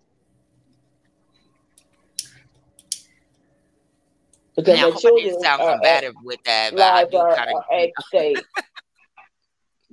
Oh, go ahead. Go ahead. I apologize. I didn't mean to interrupt. Oh, no. You good. You good. Go ahead. You sounded like we want to laugh too. We want to laugh with you. Oh, yeah. You have to. Yeah. Because they are so important and they're so precious. And, again, they are trying to bring, as you said earlier, Vicky, this liberal new order. Oh, my God. Into full effect, and they're consistent. They're not going to stop, and so we can't stop, and we can't stop. We have to be a cornerstone, a relentless, steady force. Kingdom of heaven suffers violence, and the violent take it by force. Force is consistency. They're consistent. We have to be consistent. Mm-hmm. Yep. I'm just throwing that in there with you. I'm not disagreeing. I'm actually, No, we're agreeing. with you. Yeah. No, we have to be consistent. Absolutely. Even with a child's training, you don't just say today, today you're going to go to bed at 8:30, and then tomorrow, you can go to whenever. If you set the rules, then that's why I said it starts with the home. And I know, BJ, you said, there's so many, we know what we're up against. We know what the world is. We know what the internet, how much, danger and risk and all that there is. But you can't do anything about the world. All you can do is see it for what it is and deal with it as best as you can. But the one place that I said you still have the power is in your own house. Now, a lot of that there, is being encroached upon, the rights of the parents. But for what you still have, that influence that you still have, especially during the earliest years of a child's life, that's the time that you have to give them that strong foundation to fight that which is waiting for them out there. And right. You cannot, yes. Gotta have the heart. Mm-hmm. And this takes, both the wisdom of the mother and the courage of the father. That double, principle. That's why we need both the mother and the father in the house or involved in the child's life as much as possible, because even the child, you can only learn, but you have to see as a boy, you have to see, a man being a man. You have to, test yourself against other men, because when you got there as a boy or a man, other men will test you, other men will challenge you, and you have to be able to meet that challenge, in a way that's different from the way we women are, raised to meet challenges. So we have to not just, impart the knowledge, but also give them that training to be able to be confident against the world. A lot of the time, winning is being confident. Sometimes you go out into the world saying, oh, well, things are this way, we can't do anything about it. But even against all odds, there are people who have, not in one generation, but yes, you have to believe. To win, you have to first believe. You can't win if you believe you're going to be defeated. But it's good and even if you stumble, you get back up and keep exactly pushing. And we'll stumble, but what's the cost? Maybe possibly submit a topic for your next podcast about men and the idea that only a man can raise a man, because I am so tired of hearing that, when the truth is it's not true. Yeah, No, I mean, I but think it would we be an definitely interesting need them, but don't negate that so many strong women have raised some absolutely amazing men, and we can't negate the sacrifices that women have had to make by themselves to do it. Yes, we want the men My in perspective our is that lives and in their you lives, were born a but man. I was born a woman. I was born a woman. Nobody can tell me how to be a woman. I was born that way.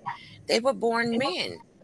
Nobody can really tell them it's either in you or it's not. That's kind of how I feel about that whole thing. There are ways. My job is to teach them how to be good people, not men or women, just a good person, an individual. Yeah, and men they are use important to the upraising. But when we unbalance that, when we unbalance the man, woman, the mother, father dynamic, that's where the problems come in. Nobody can tell you how to be a man. Nobody can tell you how to be a woman. I mean, like, I could teach my son how to, pull his private parts up and put some powder under there. When he told me it was sticky, I know how to do that. Because when he started sweating, he was going through puberty. Yeah. That part. But him being a man, I could tell the way him they think, the way they respond. things, but the way him being a man or a woman. Wait, that didn't come out right. we understood. Being a man or how he feels Thank with you, the woman. because let me get to the word. Because we're in America, you got to be clear on that. Those are his shoes to walk in. Just like it's my shoes. Like, I get a lot of flack because sometimes people call me, they say you're dominant, you intimidate people. And I'm actually a really tiny, light-skinned black woman. But those are things that they use to further divide us, and we got to stop playing into their games, into the cards they keep throwing on the table, and just claim, yes, you're right, a man is the only one who could teach. We need our men. Yes, absolutely. They need to be in their children's life. We need our men. But what happens when they're not? We can't neglect the people trying to teach them what they're already born to be. Right. I mean, so we can't neglect the people who stood up there and supported the children and raised them and say that, no, you don't know what you're doing. I mean, they do that all the time. And we can't fall into this divide, and further divide and further divide. Because again, I said earlier, you keep dividing them by a big number, you're going to have zero. I mean, even though I make it like a special point, I am a single mother. I have been for 21 years, and I make it a special point to try not to make my sons my boyfriend, and not everybody does that. But that's not what I'm talking about. I'm talking about Oh yeah, You absolutely. are who God created you to be. Right. And God created you. We is what With I a was talking purpose. about as far as the topic. Yeah, about men being in the home, the difference that it does make, because Mm-hmm. it helps everything, helps whatever they're exposed to. That's going to be part of their learning process. So when the man is there, that gives them another template, you know, because like my kids, but I sometimes think they resent me as a woman because I'm so tough, but I have to be. It's a really tricky topic, and that's why I thought maybe it'd be good No, conversation for plus, next time. remember now, Oh Ramisha, you also have a military background, okay? So you know there's certain discipline that goes with it, okay? When you are exposed to military, and I'm talking from my experience too, but when you're exposed to that, there's certain disciplines, there's certain way. It doesn't say men, women. There's like it's all It's just a across. line. It's Yeah, just it's a just line you one don't line. cross. You don't cross. Period. You know. So that's one thing you're gonna learn from military. You know. So that Yeah, helped you also. You know, into standing with two but boys I because do think it hurt me a really, little bit. yeah. But the boy, but again, whether you're single mother or two parents or family, raising a boys is very tough. It's very tough. Women would be a lot, you know, they take their side. They know how to play around with their system in house. You know what I mean? But boys, and they have only boys, and really, from everybody that I hear, that boys are really harder to really raise, as it is with two parents. Really? Because I was scared to have girls. I was like, Lord, please don't give me a girl. No, they don't. Oh, Why? Why? Girls are so easy. you know, I got three girls. No, Okay, I got no. three God, girls, you should one boy. know. Honey, if I got a girl, I got to worry about every penis. Oh You no, boys, you only got to worry about theirs. and the thing is, the, it's so amazing that the girls are really wise when you really put them in the wiseness. I got three girls, so how they play their role into this world, you know, I got it. Usually boys goes to mama and girls goes to papa. So I got Mm-hmm. 3 to 1 Right. effect, but at the same time I got my boy. You see what I'm saying? So so I agree with Yeah, and that. I I just mean, think that the family dynamic. I didn't grow up with a father in the house. I didn't even meet mm, mine till I was a teenager. But anyway, and that's the point, mhm. is that I thought it'd be great conversation to talk about Yes, Tanzan. the men. Why are the men not being in the I, home? I think it's In gonna the be home, yeah. Tanzan topic. It's gonna be And Tanzan topic. I kind of like, And I want to see how many men show I up to don't know answer the whether, question. right, I don't know how things Hold on, over let's listen there to Robisha. in Africa are, Hmm. but I know how things over here in the United States of America are. And there's, it seems to me, it's just so much. I mean, to me, really, I think actually all over the globe, black women just get beat down all the time. Like everything in the But world but is that's wrong, done and it's all our on fault. purpose. Hold on, BJ. No, but And I that's get that, go Let's but ahead. hear. that's what I'm saying. And so when maybe more I want to talk about, like, maybe the conversation should be more about parenthood and accountability. Like, be accountable. for your kid and for what you do. When I've made mistakes, I took that L. I took that, that hit. But sir, I didn't mean to cut you off. I mean, I'm just so happy with the conversation. It's so good. And I ain't gonna lie, and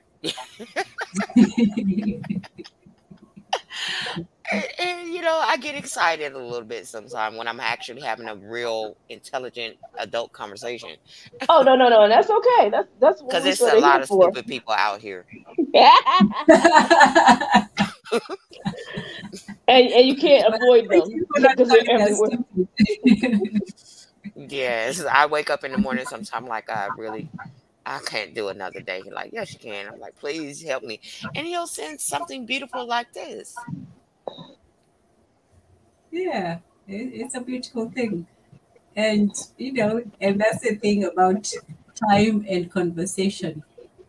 As much as I schedule these things to be, my 2 hours. ideal is 2 hours. Yup. Yeah, but I just got in here. Y'all gonna have to give me a little time now. Come on, y'all can't be. No, I need more berries. Okay, I need more berries. All right. And you know what's crazy? This is what's crazy.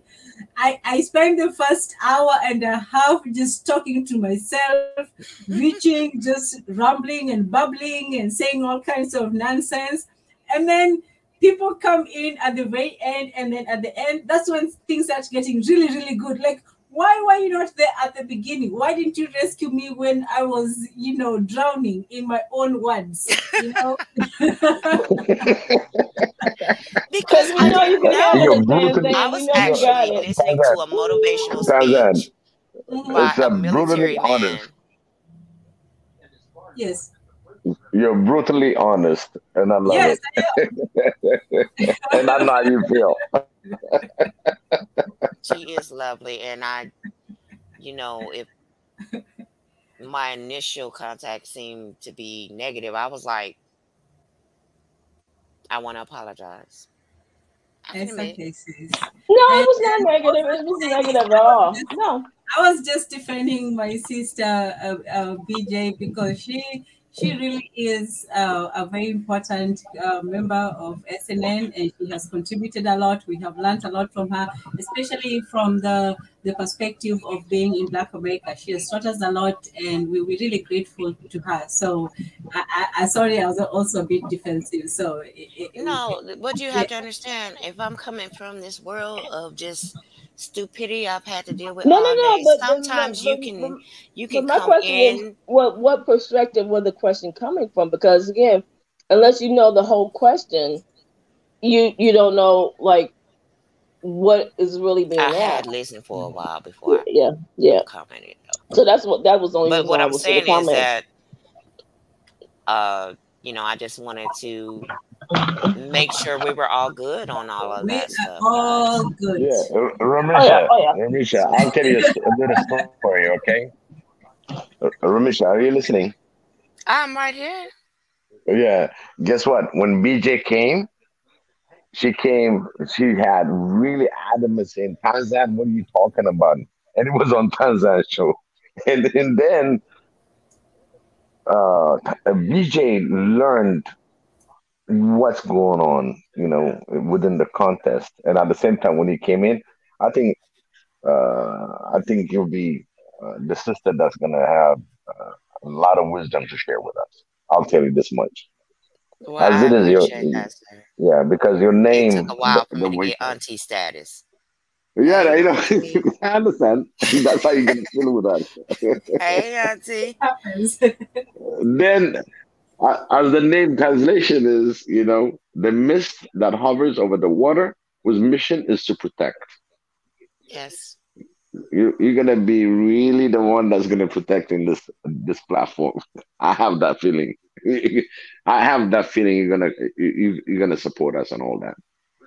Don't be gassing my head up, sir. But I really appreciate the. No, we just want to I tell you. appreciate the confidence. Are you all with me? Right?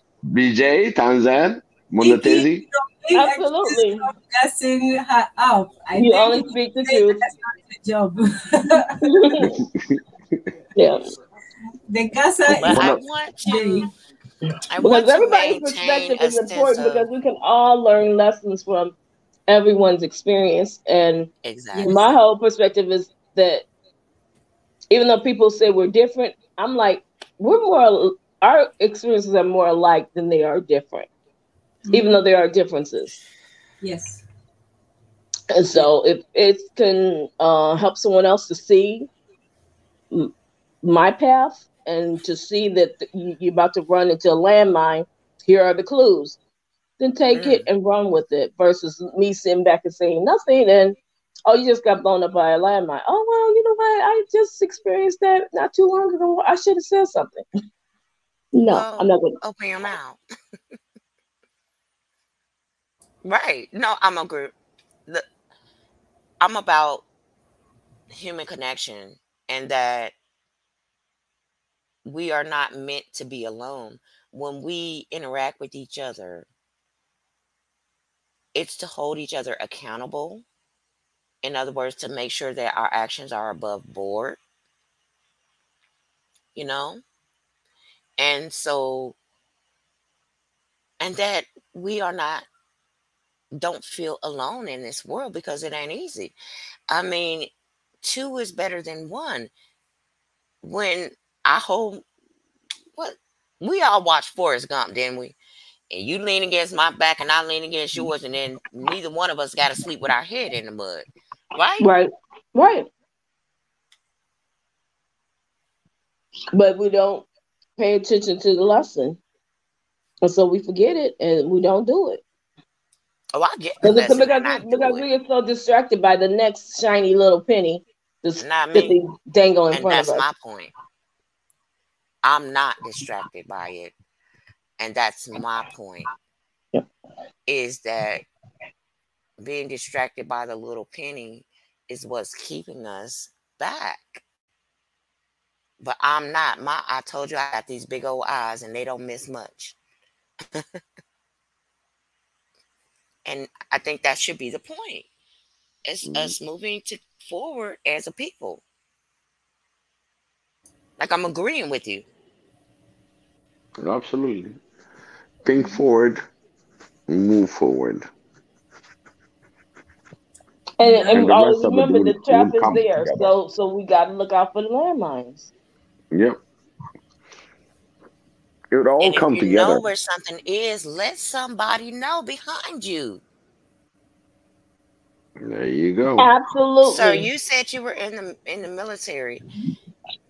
Were you just there? It was like when you went through basic, for example. I don't know what you call it there, but when you go through your initial training, are you taught to just look out for yourself or a team? Because the Marines, we don't leave a man behind.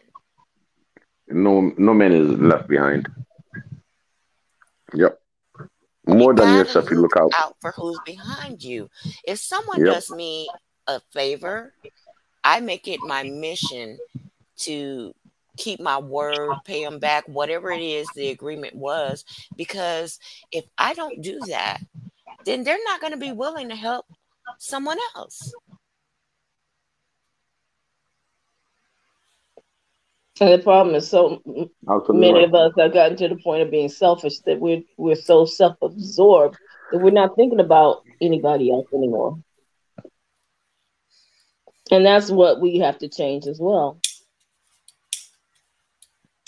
Because if one fall, we all fall.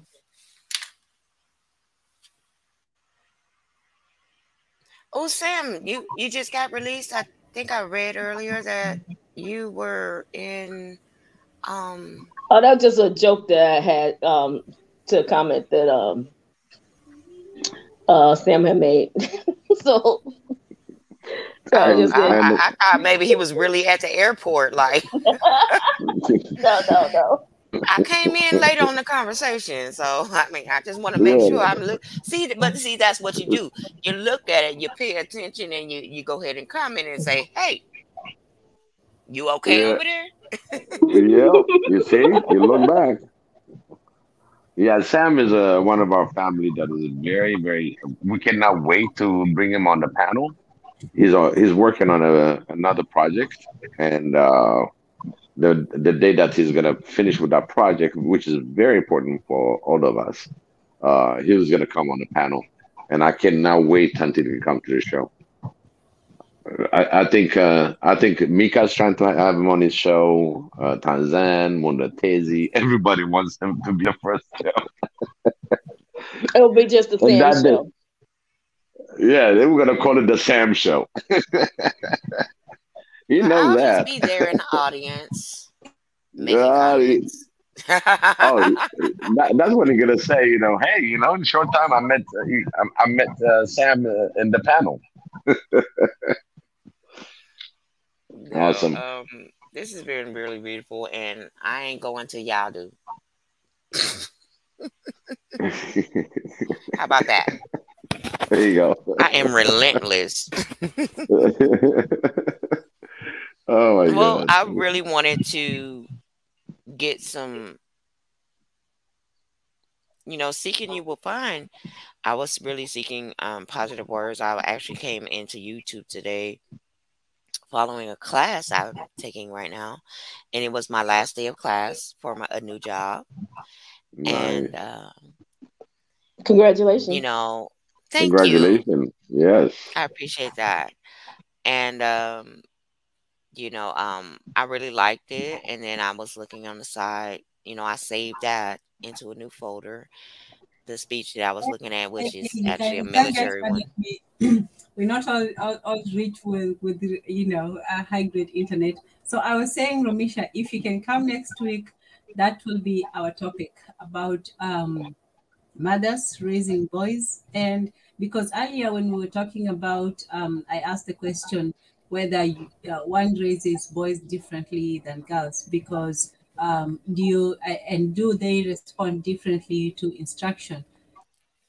For me, I thought actually that girls are easier because girls generally don't get into as much trouble, it seems, as boys. They are less rambunctious. They usually play well with what?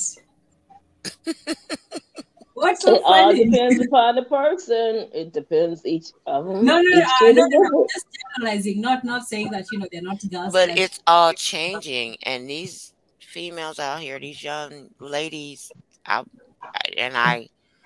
stutter over the word ladies because they're not being raised to be ladies. And then, of course, our black men are being targeted. I mean, me, whatever mama, I didn't have the best mother. I didn't grow up in the best situation. But I didn't care. That's my mama.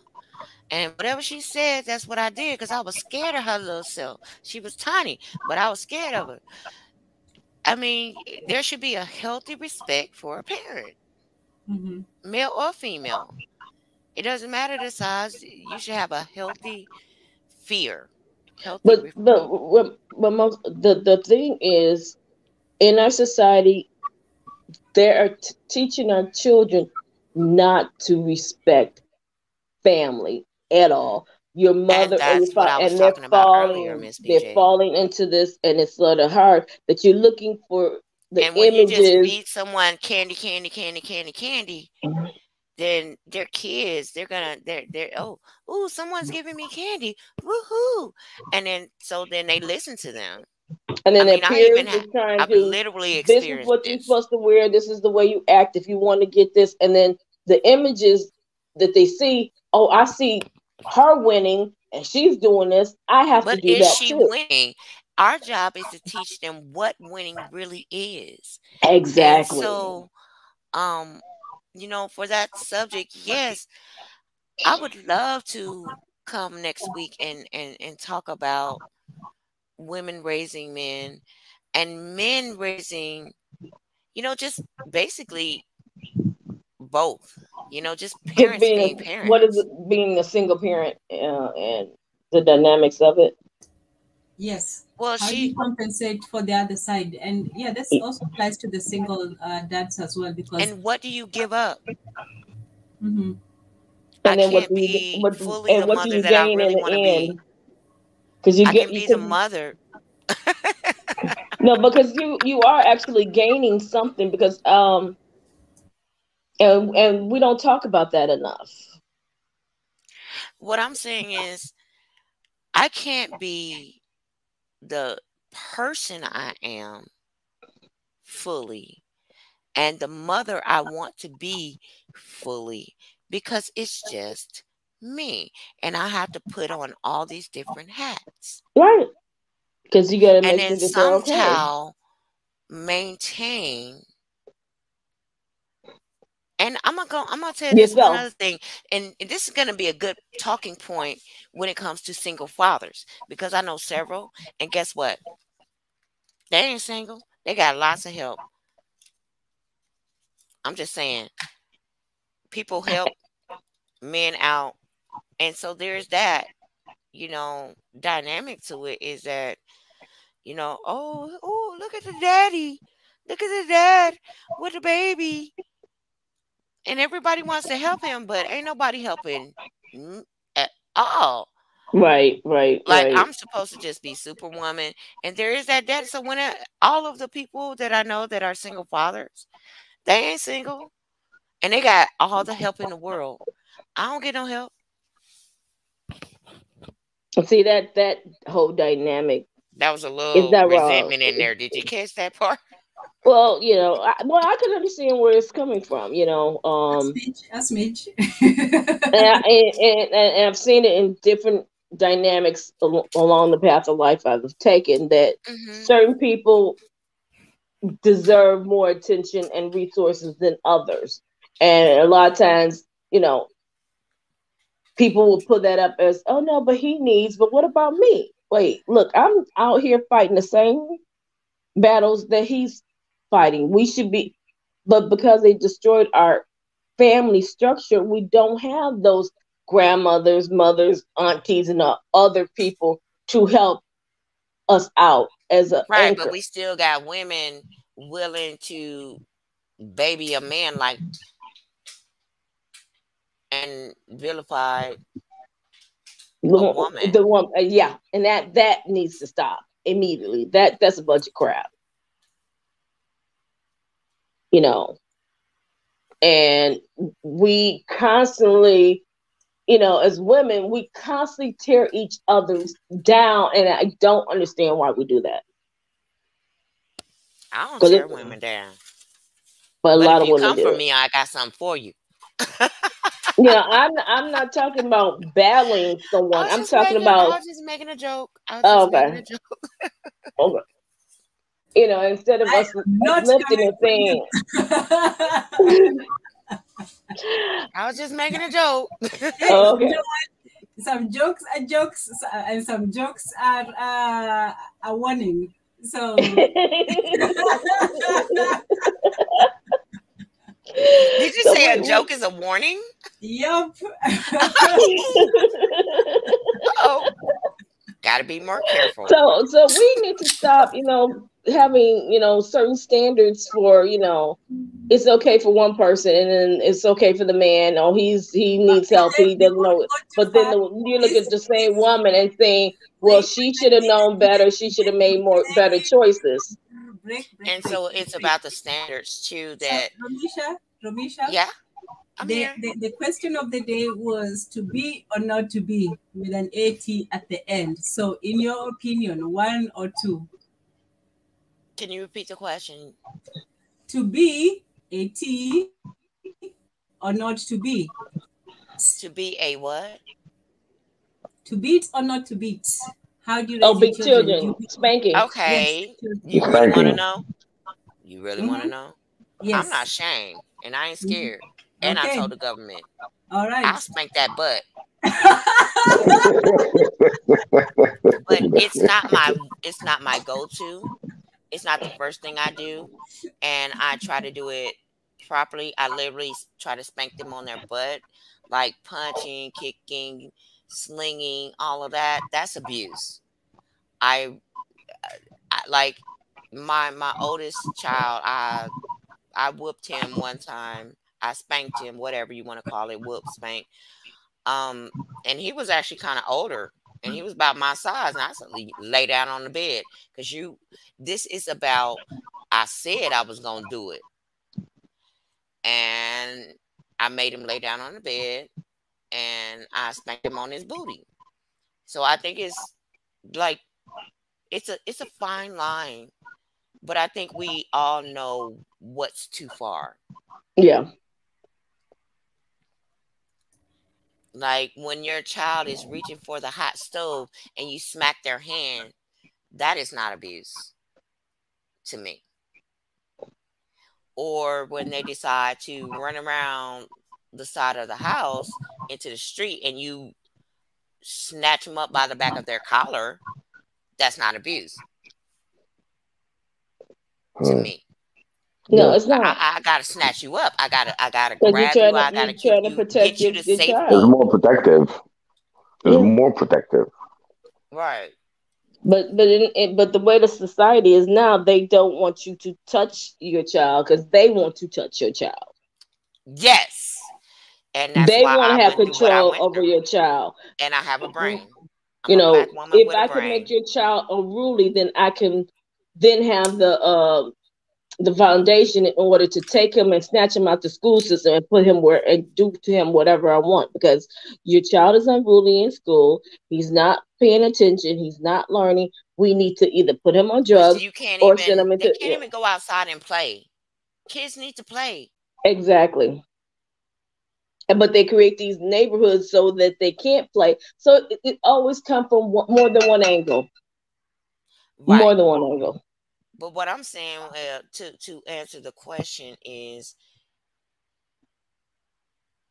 spare the rod, spoil the child. Well, I look at it from both angles. Spare the rod, spoil the child, which means if you withhold discipline, then you're going to mess your kid up. I also take it from the other perspective of spare the rod, which means don't use it. Because if you do, you're going to spoil the child. I take it from both perspectives. It's the same line, but I take it from both perspectives. And I find my balance within that. If that makes sense. Yeah. Like I have to, and that's where you have to be okay, because if you're not okay, you can't raise them right. And I've had some not okay days where I'm like, okay, today I could have did so much better. You know, and no, it wasn't necessarily on like me spanking them or anything, but just, you know, Just maybe I yelled at them dealing too with much life, or you know, whatever, and right? it affects you. Right. And whatever affects me. So I got to make sure I'm okay. I think that's the most important thing when raising kids is your self-care. But as parents, we give so much to our children that we neglect ourselves and then end up in like kind of this weird, desperate place where we're kind of maybe sometimes being a little too mean to our kids a little bit. Yeah, but the pressure. And it's not necessarily that they did anything. It's just you aren't in a right place. It's just the pressures that you dealing with, just trying to survive, pay the bills, deal with your boss, deal with everything outside those doors. It can be a lot, and there's no real resources that says, okay, let's create this, you know, community center or whatever for parents that they can come and together to, you know, like support each other, help each. None of those things are there for parents, let alone anything that's really there to help support the children, you know, especially the way things are nowadays. And I had a meeting like in African culture, it years takes a ago. village. It takes a village to raise a child. And I that's was lucky always that, been it. you But know, like I and had a people don't want to see meeting that. a few years, Let me about ask you 2 something, years because ago. Sam just raised a point in the I was gonna ask, chat, yeah.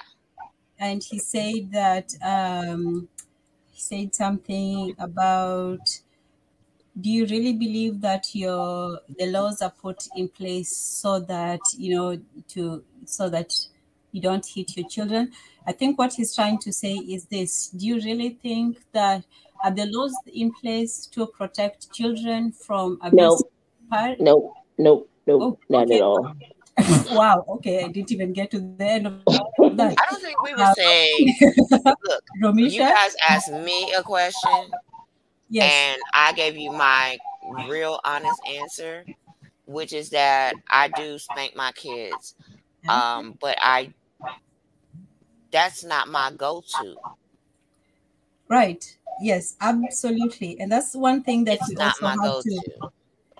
and this is why I put the title so starkly. I could have said something like, oh, corporal punishment, is it right or wrong? But I wanted to put it in the starkest terms because unfortunately in this era that we live in, people see things as either one or the other, and they see only the extremes of either side. You're either pounding your child. But you know what? I Even will if you snatch my took child this back up, and to I've done it in public. Sorry, one at You a know time. what? Okay, ladies. I'm gonna tell you the sorry. truth. I spanked my oldest son. I pulled off my shoe and gave him 3 good licks on his behind right in the middle of the police station one time. And looked at him like, now you want some? Because this is my child. And you're not going to go in public showing out, making a scene, causing problems. And they are teaching our kids to do this in public. Like my youngest, oh, he tried it a couple times, and it did cause me some problems. But the thing is that in the past, I mean, you saw the comedians, you saw on the sitcoms or whatever.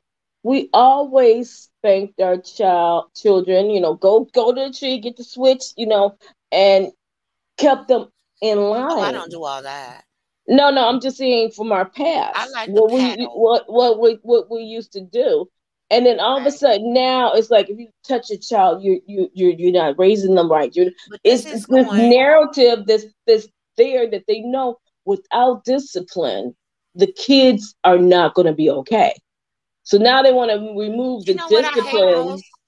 I'm gonna tell you something. And say you're wrong. You should be. I don't know what about this channel is making me be so brutally honest, but I'm going to tell you something that bothers me to no end. Is that I be trying with my kids, and sometimes with both of my children, it's like not only do they don't stop until I actually like Dragon Monster come out. They literally smile as I'm like, what weirdness is this? Well, no, because they love a reaction. But they literally, it's like, and they want to know what point can I? Oh, now she's really she's serious. It's almost like it's almost like they test. It's almost like they're testing to see if I love them, and like they don't think I love them until I yell at them or something. Well, no. Where did you get that from? Can I ask you a question? You can ask me whatever you want, but I really want you to think about what I just said, though. I did, and that's why I was asking the question: is that are their friends' parents the same way as you? So if their friend, if they see that their parents are getting away, no. What I mean, in effect, what I mean is like if you look at your friends and you're like, your mama letting you get away with everything, and then you come home and you're like, my mama, she knows what I'm doing. She gonna check me. I'm smiling because my mother cares enough for me that she knows she's not gonna allow me to do what my friend is doing. As the parent, I don't want to have to do that. But they're gonna test you. They're gonna test. They're always gonna test. Of course they're gonna test. But I'm just sharing that it's such a frustrating moment when I'm like, come on, do I really have to? But they love pushing buttons, so yes, you do. Yes, and I always show up. But yeah, actually, you really broke that down on the other side of what I was saying, which is that, it's like they kind of feel like I don't love them unless I'm getting on them. Like when they're pushing the boundaries, it's more like when they're pushing the boundaries, and then I'm like, all right now, all right, and I think sometimes they push the boundaries just to see if I'm going to keep them inside their safe space. Does that make sense? Well, yeah, to a certain extent. And then when they go out, they're like, man, you know, I asked my mom or went to this with my mom, and she ain't having it. You know, that's the other thing about in the past, our kids had that protection. Like, look, you want to go out there and do something like, you know, steal some crack. You know what? I would love to be there with you, but I have to do Oh it no, with we my ain't mom. doing I none gotta of do that. it. No, I'm saying that they know the limits with their friends because they had their parents as a background. Like, I would want to do it, but I can't because you know how it is in my house, and you know, blah, blah. They My had mom to ain't exit. playing that. Nowadays, a lot of the kids don't have, your mama ain't even at home. What you gonna do? Come on with me. So they don't have that power sometimes to say no to their peers because they don't have any one that they can like fall back on. And so they get themselves in some trouble that they ain't even trying to get into just to get along with their peers. And their I don't peers know understand. this. You're talking about peer pressure. Maybe I don't understand because maybe I missed something that you said. Maybe it Okay. broke up. But was the parent not there? Because I guarantee you, I'm sure my kid know. I dare you. I dare you. And maybe that's why they push, because they know, like, when they talking to, no, I can't do this because my mama will, you know, I want to breathe tomorrow, so I'm not going to get involved with that. She That's said breathe. Oh my goodness, she said breathe. Hallelujah. so that's what I'm saying, that some kids don't I know, have I that. love it. I love it. Some kids don't have that, and they get fall into the wrong traps because they're good kids, but they just make decisions or let others make decisions for them that's going Right. to lead them to something that they shouldn't be involved with. But your job as a teacher is to teach them to think for themselves. And But that's what not, we've been talking some, about the whole but some of time these is kids about letting the unfortunately don't world. even have that, even when they have two parents in the house. You know? And that's where the Sam, you're right disconnect. too. I see you in a chat, Sam.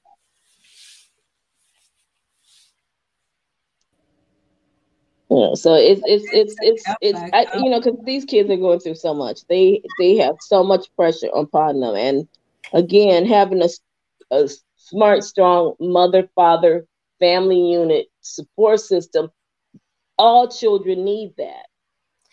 And that's what I've been talking about the whole time I've been in here with you guys, is that simply that, look, I'm not saying like I'm perfect or the best or anything, but I definitely show up.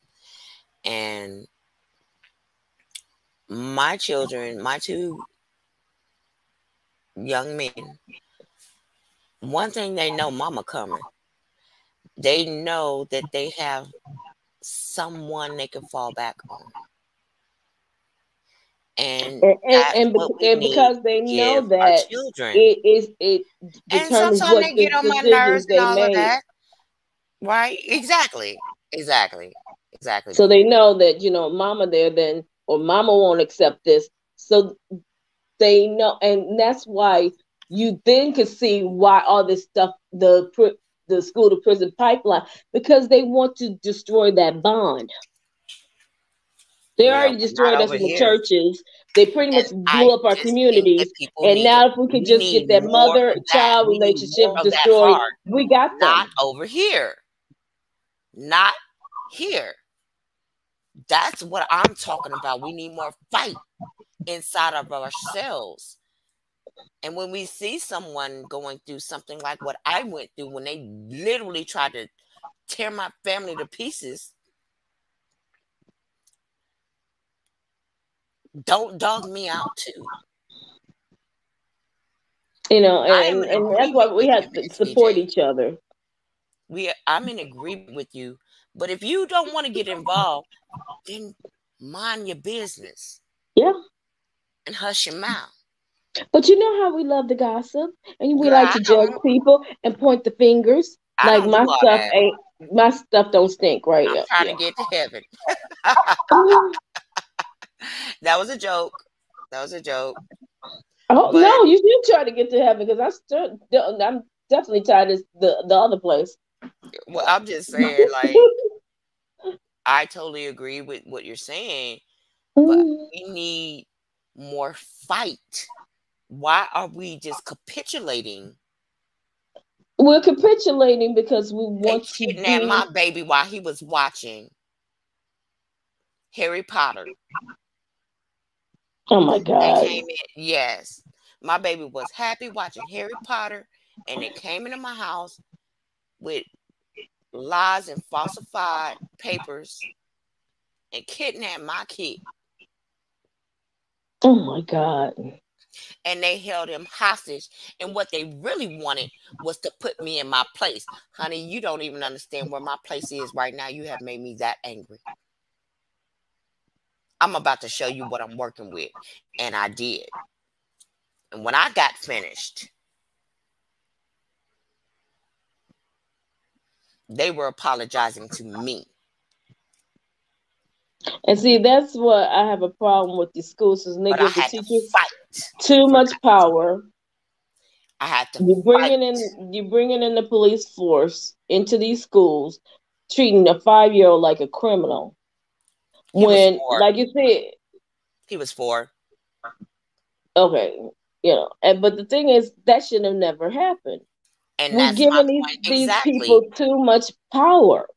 Exactly. We're giving them too much power, but they only have that power because we're not fighting. Y'all have no idea the stories I heard. Oh, I can believe them. I can believe them. Every mother ain't as tough as me, I guess. I don't know. But I was like, and they came at me with everything. And I saw Caucasian women, they out here on meth and doing this and that and the other. And they were and they weren't getting treated anywhere near the way that they were treating me. But no, because you defied them and they had to make an example out of you. That's what they did. tried, but they failed. But my point is, we gotta fight against that stuff. Stand together and fight and says no more. Stand is a better word, yes. But I will fight if I have to. Ladies, those are yes, babies. You got to. Hey, Marie Antoinette. Hi, Marie Antoinette.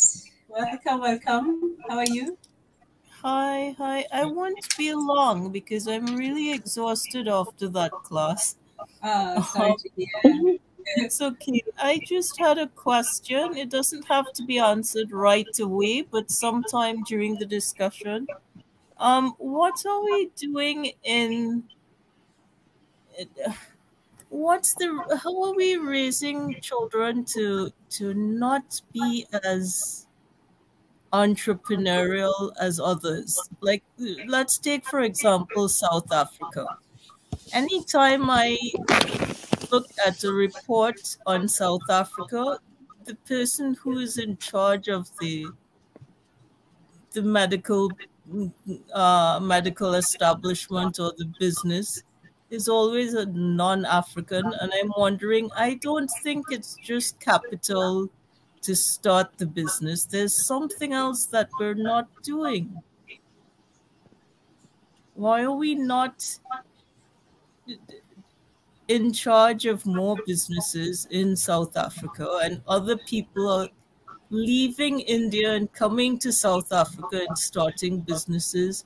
What is it in the parenting that we're not? I would say is like from here, we're not even really taught to be entrepreneurs. Again, it was like when you had the factories, they wanted you to learn how to be mercantile, repetitive.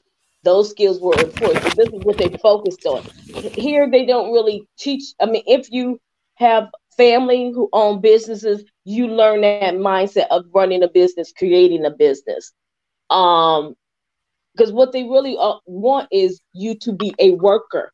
I want to make money off your bodies. So this is the path we're going to send you to, A cleaned up looking version of slavery. Yeah, it's basically it never really ended. And so being an entrepreneur is like self-sufficient. You're not going to need anybody permission.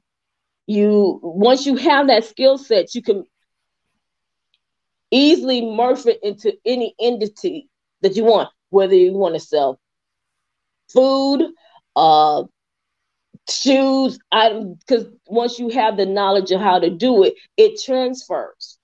Hey, You could go BJ, anywhere and do that. No, but I I have do. no Sorry, way to answer about Sorry, Sam. this, so If let you me don't just, mind, Marie, can I just my answer him internet, real quick? ladies, If that's we okay. don't like the view right now, and that's not very good. They put my Sorry for son that. with a gay man, Let me just a address single gay man. Oh my God. Romisha. No, I do. No, I asked permission, but I have no way to answer him in comments, I only do see private a chat. lot So of, I do see a I lot apologize. of entrepreneurial Kenyans though. Yes, as a Kenyan, let me interject and speak. But before I do that, let me just talk about the previous topic that we were on and about CPS, just to clarify a few things, because Sam was asking, oh, why did they take your baby, and who is this Child Protective Services? And as the learning curve says, Lady Matron, I should give her the respect. She says CPS is Child Protective Services. They do welfare checks of children and break up families. So it's supposed to be protective, but a lot of the times they do end up either ignoring a lot of abuse that's taking place, and it's a money game, is what it is. Yes. Let me just explain to Sam a little bit. He's not from the US. Yes, ma'am. So their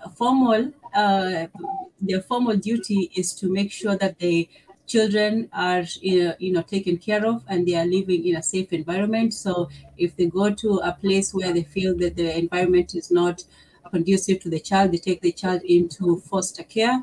And sometimes either it's a group home where a group of children live together, and then sometimes they transition them to foster care where they live temporarily with a family, or sometimes eventually into adoption. But those adoptions are very rare, but they do happen. So that's the transition of Child Protective Services.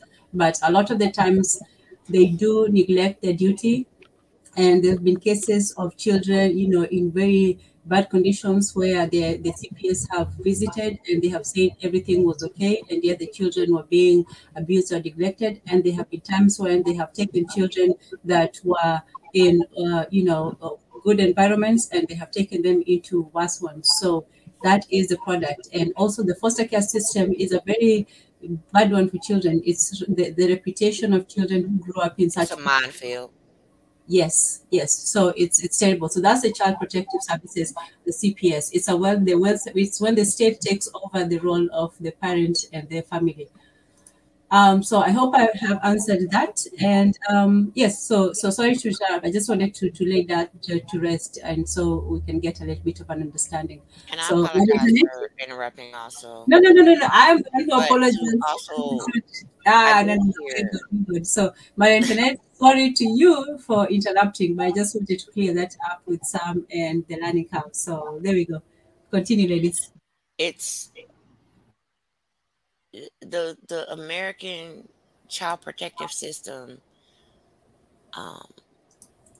It actually goes state by state, but it's no different than any other government system. It's corrupt, and what they did to me and my family was wrong, but I fought. That being said, I don't see your name anymore. I don't know if I can hover over it. But as far as how can we teach, my oldest, I started teaching him about being a business owner from the day he was born. I taught him how to count using real cash. He got his first official tax-paying job when he was 15. Before that, Mom, can I get $1 to buy some donuts at school? No, what I can do is go to the Dollar Tree and spend $1 and buy a pack of 8. And you can eat one and sell the others. teaching entrepreneurship is something that I think as a parent you just have to instill in them. I've done my best. Yeah, and it's important because, you know, we used to have all that. And of course, the freeways came through and destroyed all that. And so, because a lot of our kids do not know the history, they think that these things never happened, they never existed, because I now live in this new world and I don't see any of the things that my parents and my grandparents and my aunties, what are they talking about? Because it's not like that. And until you can see it and implement it, then you know, okay, yeah, I can do it. You know, and so that's important to instill to him, because he's like, oh, okay, I know how to make money. Money is not hard to make. I can just do these things. And, you know, always and then have the more than one creativity. hustle. Yeah. Well, you know, he doesn't believe it, but okay, you know, we're not going to argue about that right now. Sam, you can believe whatever you want to believe. Yes, Sam, but you can believe whatever you want to believe, but yes, I it's okay, went it's through okay, it. I lived through it. You can believe whatever you want to believe, I mean, but I know. no, ladies, and it's actually, okay. It's no, okay. I'm going to go ahead and say this because Sam just said something, and I really don't appreciate that. I don't believe black kids take it for no reason. You have no idea. And the thing is, if you know look what? at the history, I don't appreciate they took the you Indians, saying that. indigenous kids They back in the literally 1900s falsified drug and tests. just ripped them from the family. So here we have a history of that. It's not just they taking black kids Sam, from you this just city. go Yeah, ahead and think whatever you want to it's a history of it, and it's not too You just hard to go right find on. the information because it's all out there. You know, no, I'm not saying that there may not be incidents No, I'm not where talking to you, it's Miss BJ. justified. I'm talking to Sam because I really don't appreciate. I just don't believe it. Oh, really? Well, you ain't lived it. I knew about it before it happened to me. I tried to warn my oldest. He did something that came for us. And matter of fact, this conversation with all this good stuff I'm telling you, I taught my children. Do you really think they want an intelligent black man out there? Of course they're going to come for me. How dare you, Mr. Sam?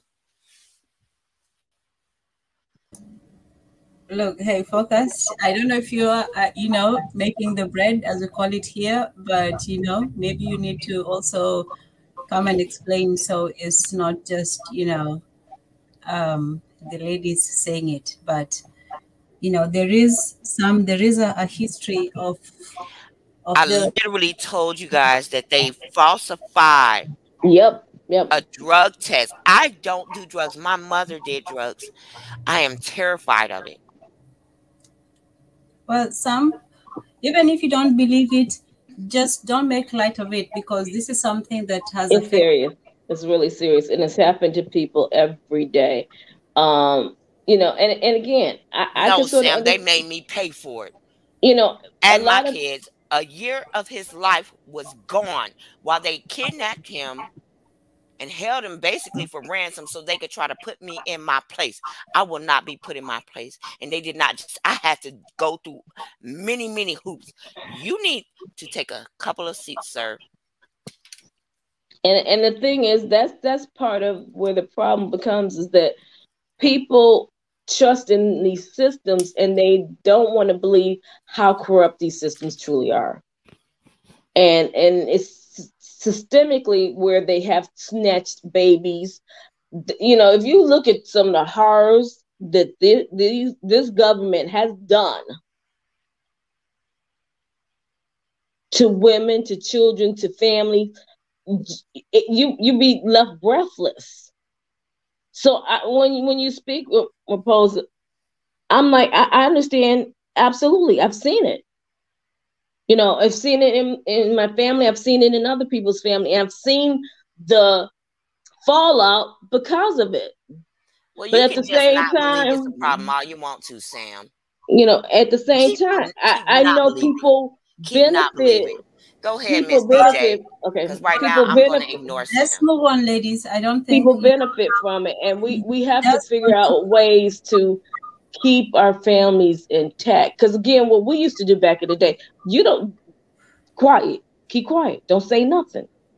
You know, and because our kids are more open, was a money game. You know, it leaves us vulnerable, because when you say too much, they use every word. What do they say in the criminal system? And I got to figure out something's going on with the Miranda rights right now, and I got to do a little research on that. Anything you say can be held against you, and that's, you know, we thinking in a court of law. That's not anything.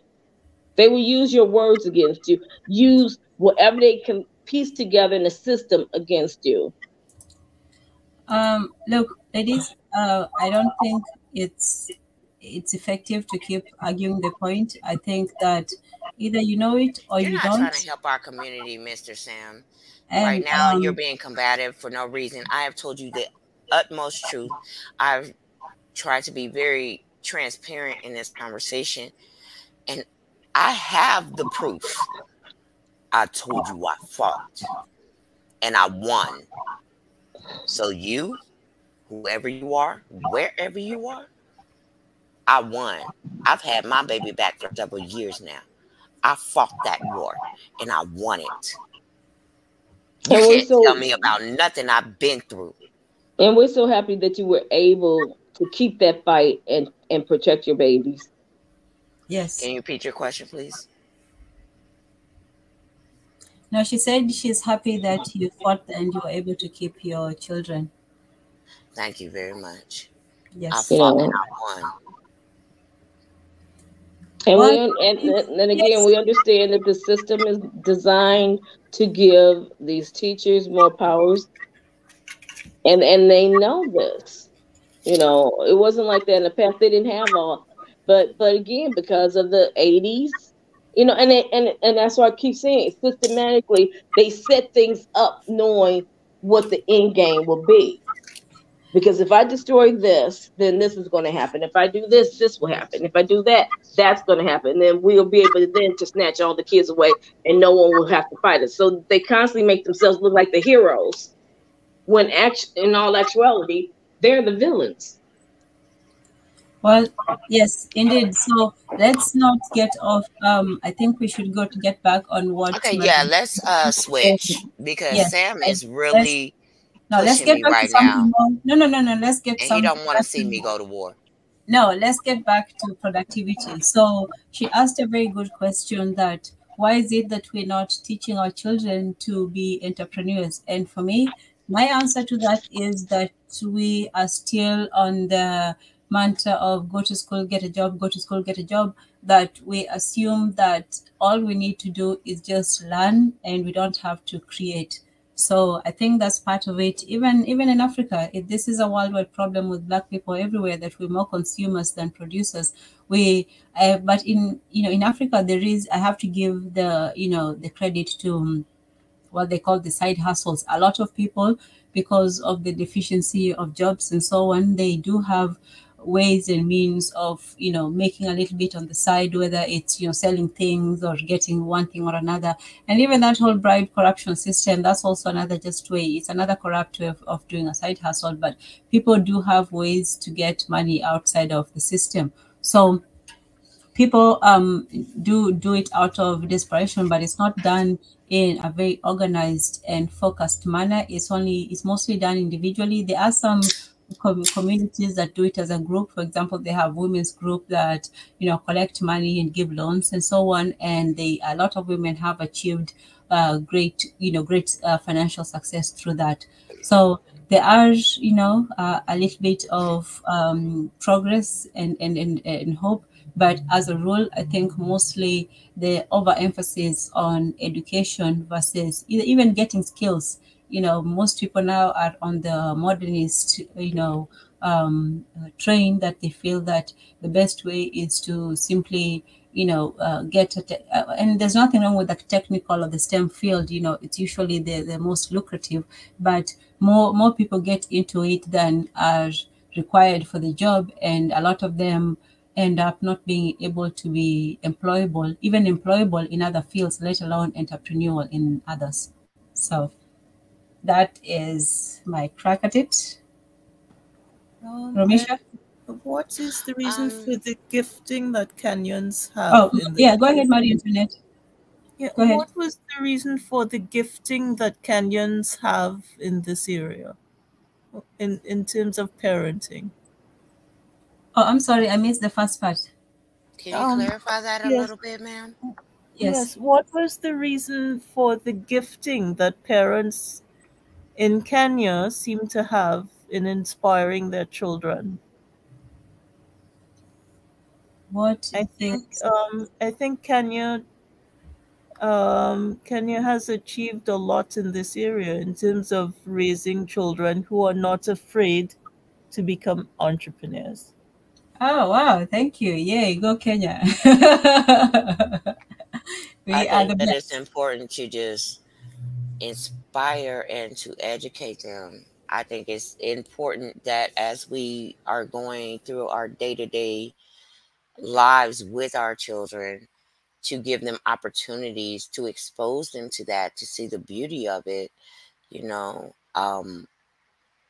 My son, and when they show you something that they're really interested in, and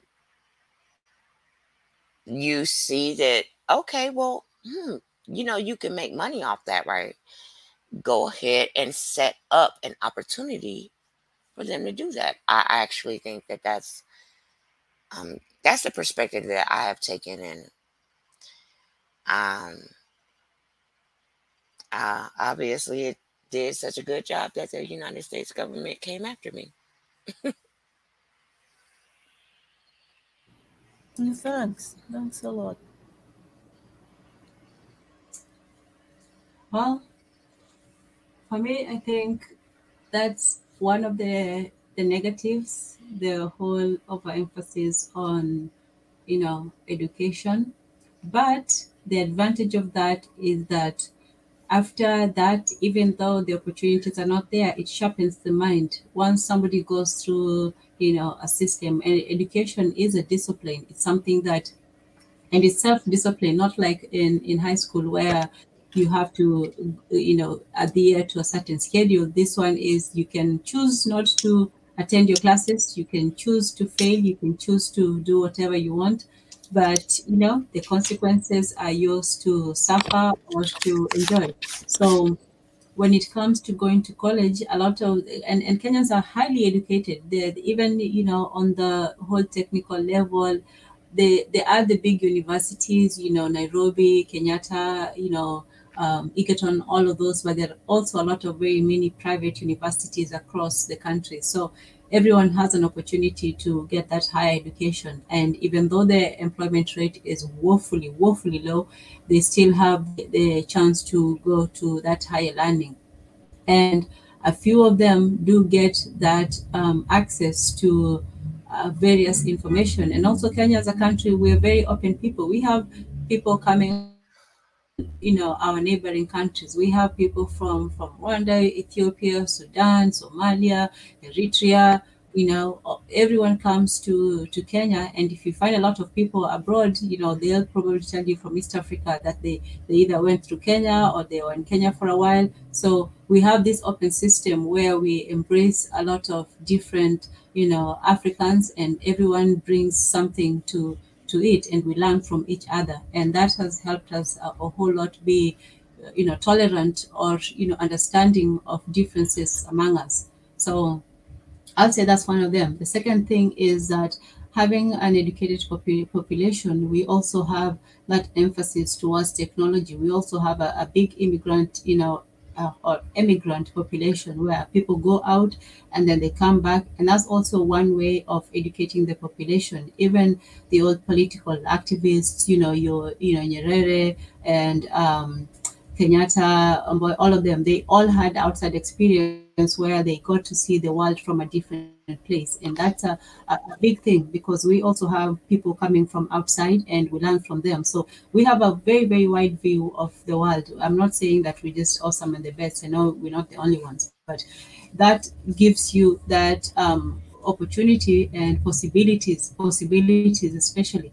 Even the, Safaricom, one of those, it's a very efficient system of transferring money from one person to another, and you can do it without access to the internet. You can do it from personal to a supermarket. You can do it, person to person, pay bills, all this. It's a very efficient system. It's getting more and more expensive, unfortunately, but it's called the M-Pesa system. It was actually developed by some Kenyan Nairobi University students who, unfortunately, though, they didn't follow through with the prototype, and it was eventually taken from them as usual. But that aspect of knowing a need and feeling it, it's very much in the system where people find a niche, or they find an open area. The only problem with that, though, is that there's a lot of copying where one person starts something and everybody floods the market. A good idea is, oversaturated by too many competitors. So that's the downside of that. But when it comes to people starting, entrepreneurship or working, they say, when the rain starts, even though no one was expecting rain, within a few minutes somebody is selling umbrellas by the corner. That's how entrepreneurial Kenyans are. It's just it's done on a very small scale, I would say. There are some big projects, but on the whole it's done on a very personal and small scale at this point. Oh, I hope I didn't go on and on. No, that was wonderful. I think it's something I need to do a little more research about, because Kenya is really admirable. Yeah. Sorry, I don't know if it's... Yes, I'm you not should. sure. I sound like I was... My connection is not so good tonight, but you're hearing me, right? Yes. Okay. All right. Well, I'll just listen. I mean, was your question just simply on how our just to clarify the question?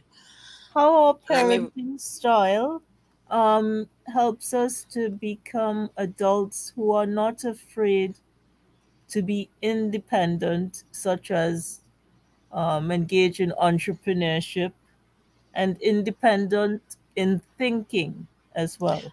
Are you asking as a parent, or are you asking as someone who basically is the child? Well, I am not a parent, but I would like to know exactly how our parenting style is helping us or hindering us.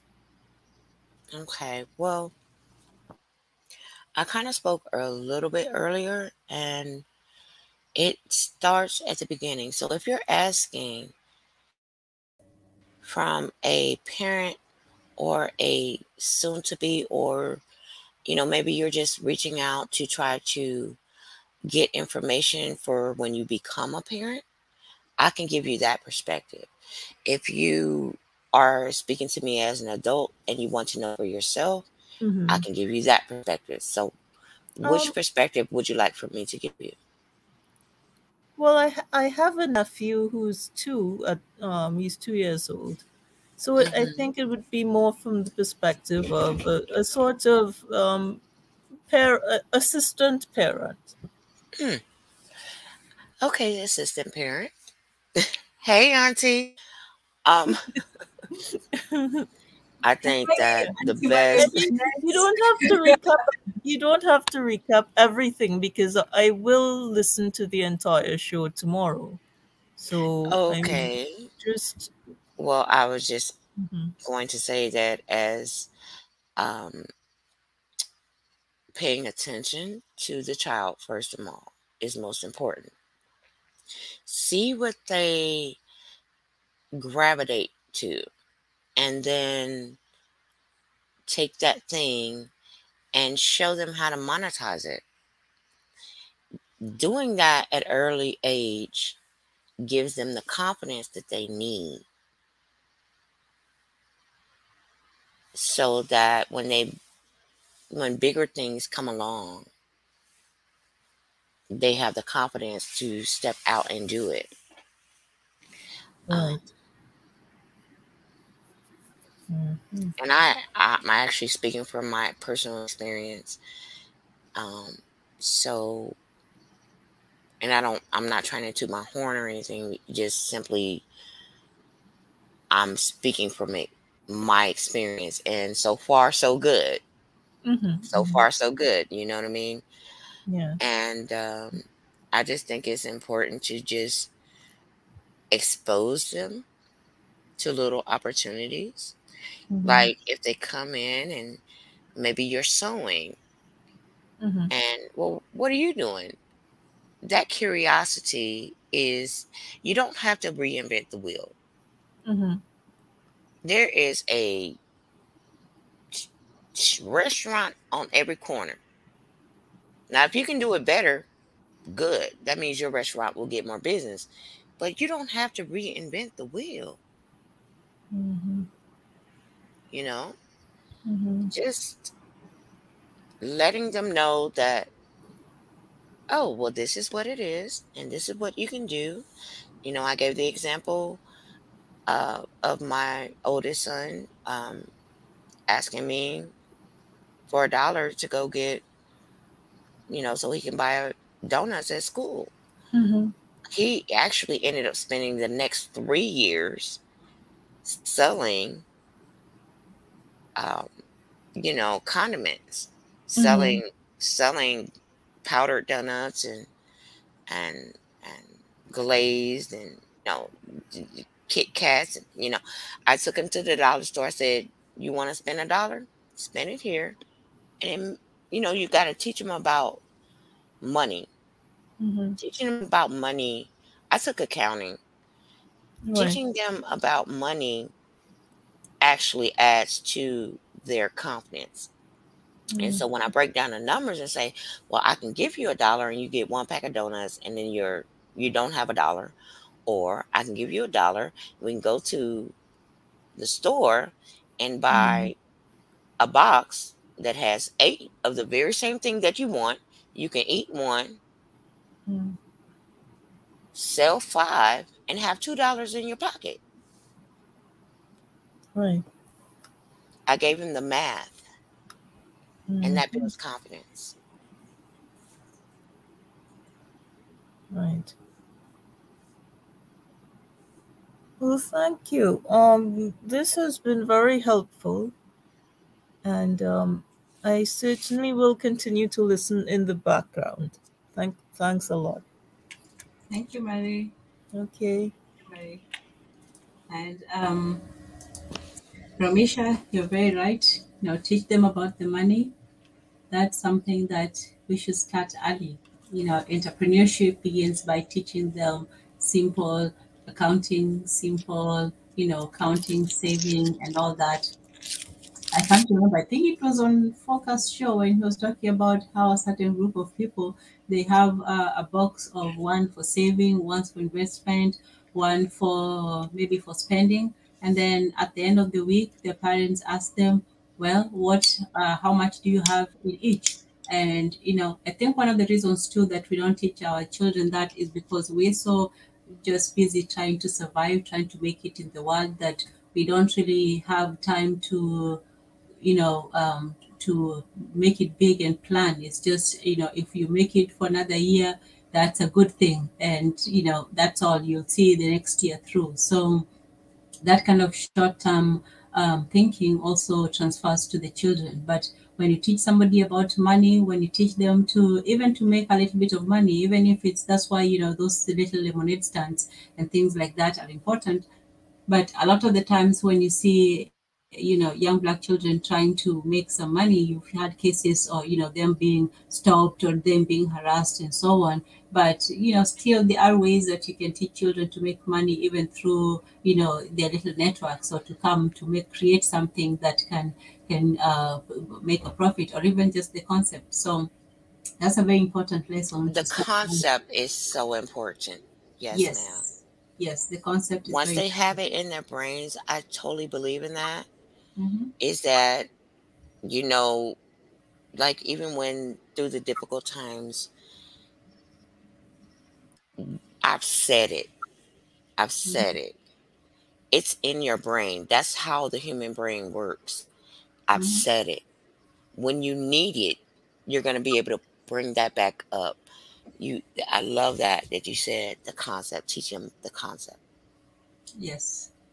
So thank you so much, Marie Antoinette, for joining us. I know we've held you up, but you're always a wonderful addition and contribution to the show. So thank you. We wish you could stay longer, but we're not going to be selfish. Okay. Well, I'll be here. I'll be here. Yes. I'll be here. Oh my goodness, we have been on. You know what, Romisha, Marie Antoinette, we really do need to start wrapping it up. We can just talk for days and days like this. Well, I told you, you guys got to give me it's my first day, so you had to give me a little time. But I understand that all good things must end. But I'm not leaving until you do. Yeah. I mean, we could continue the same topic next week because it's a huge topic. It's not something that can be discussed in one single session. Indeed. Yes, let's absolutely do that. So we will try to end it on the 8-hour mark. Wow. You know what? For all this, I think you guys should at least go put like a $5 on the SNN campaign. Just 8 hours. That's a lot of time to be out here. So please go and support. Thank you all for being here, even those who were devilry advocates and contentious. We do listen to every voice. And thank you, Focus. I hope next time you'll make a vocal appearance. He's a good guy too. Go subscribe to the Focus Radio. Yes, he's awesome. So we'll try to end it there. We'll have because Marie Antoinette, you're about to leave, so let's have your last word and Romisha, and then hopefully we will meet again same time next week. And before I go, the Forecast Radio and the Learning Curve. Hi guys, I see you over there. Yes, so the Forecast, the Learning Curve, indeed.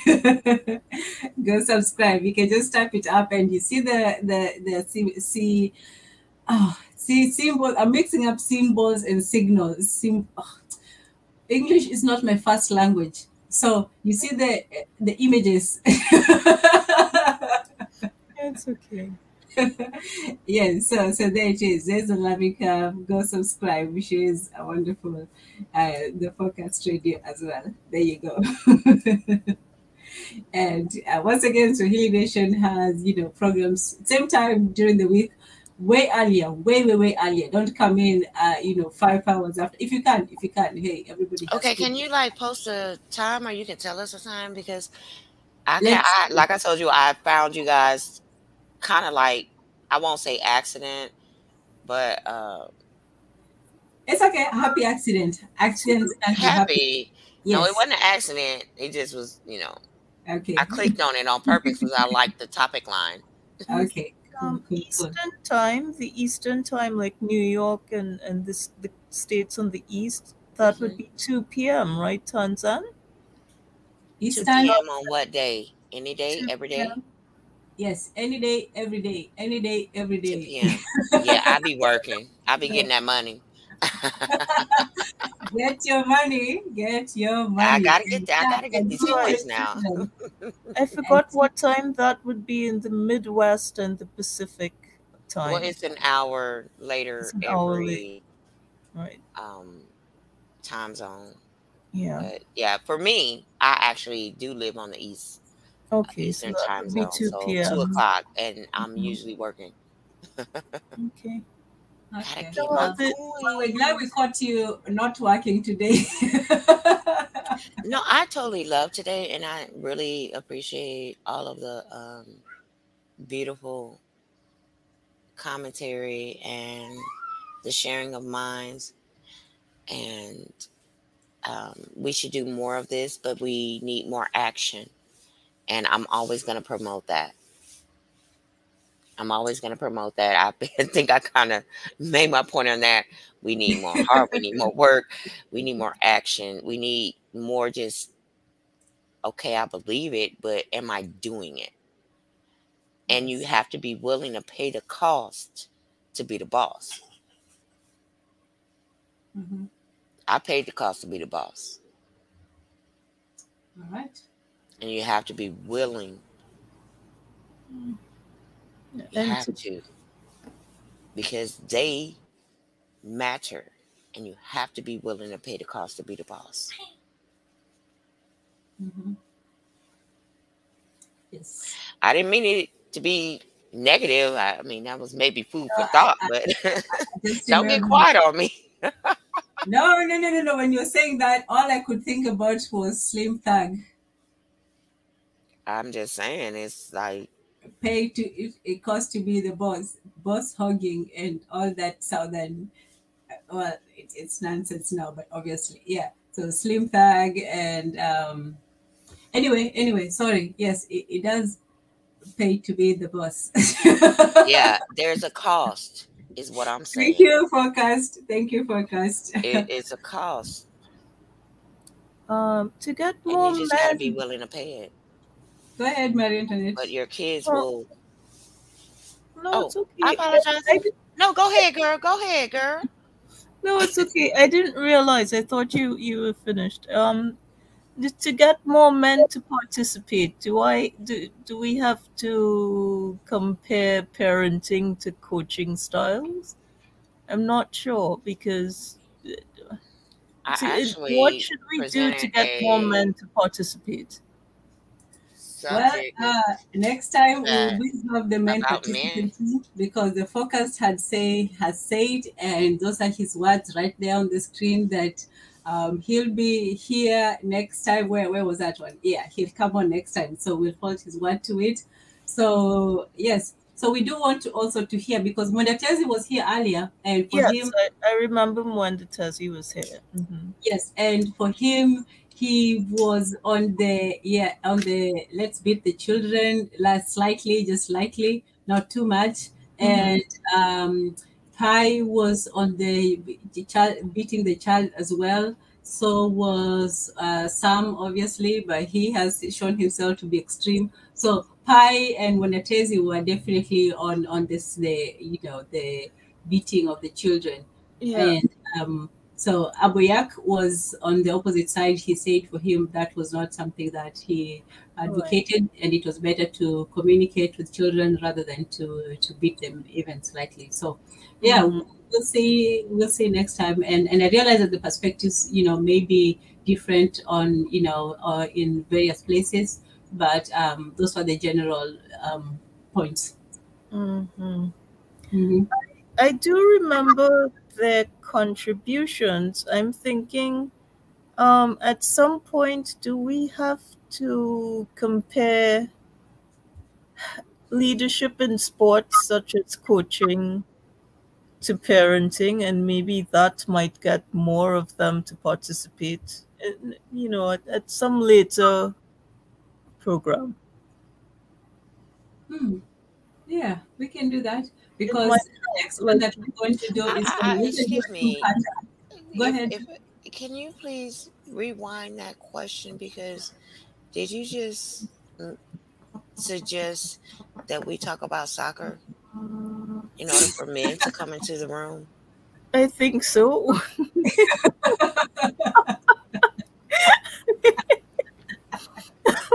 I just want to make sure that I wasn't having a brain fart.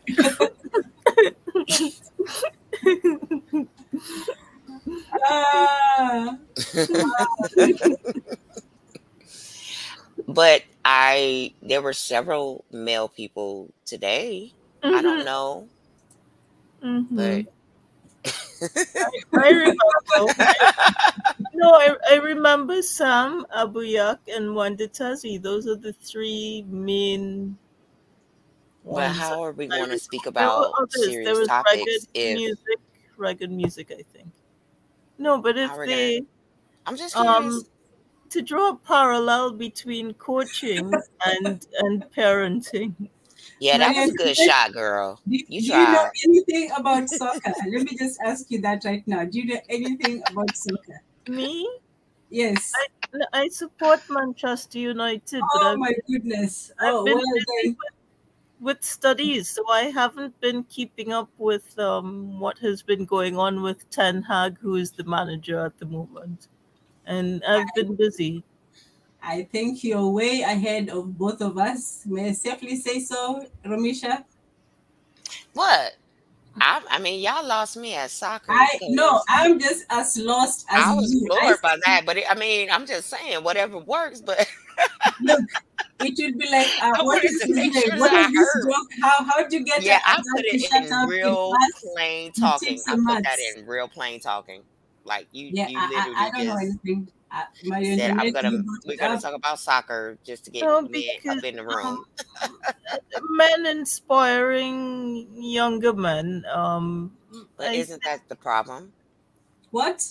Yes, that is The a idea that challenge. men in sports and like that one-dimensional thinking of categorizing men as, Yeah, oh well, if you talk about sports, then you can get their attention. I mean, isn't that part of the problem we were talking about today, or I do I think not know so. this room well enough yet?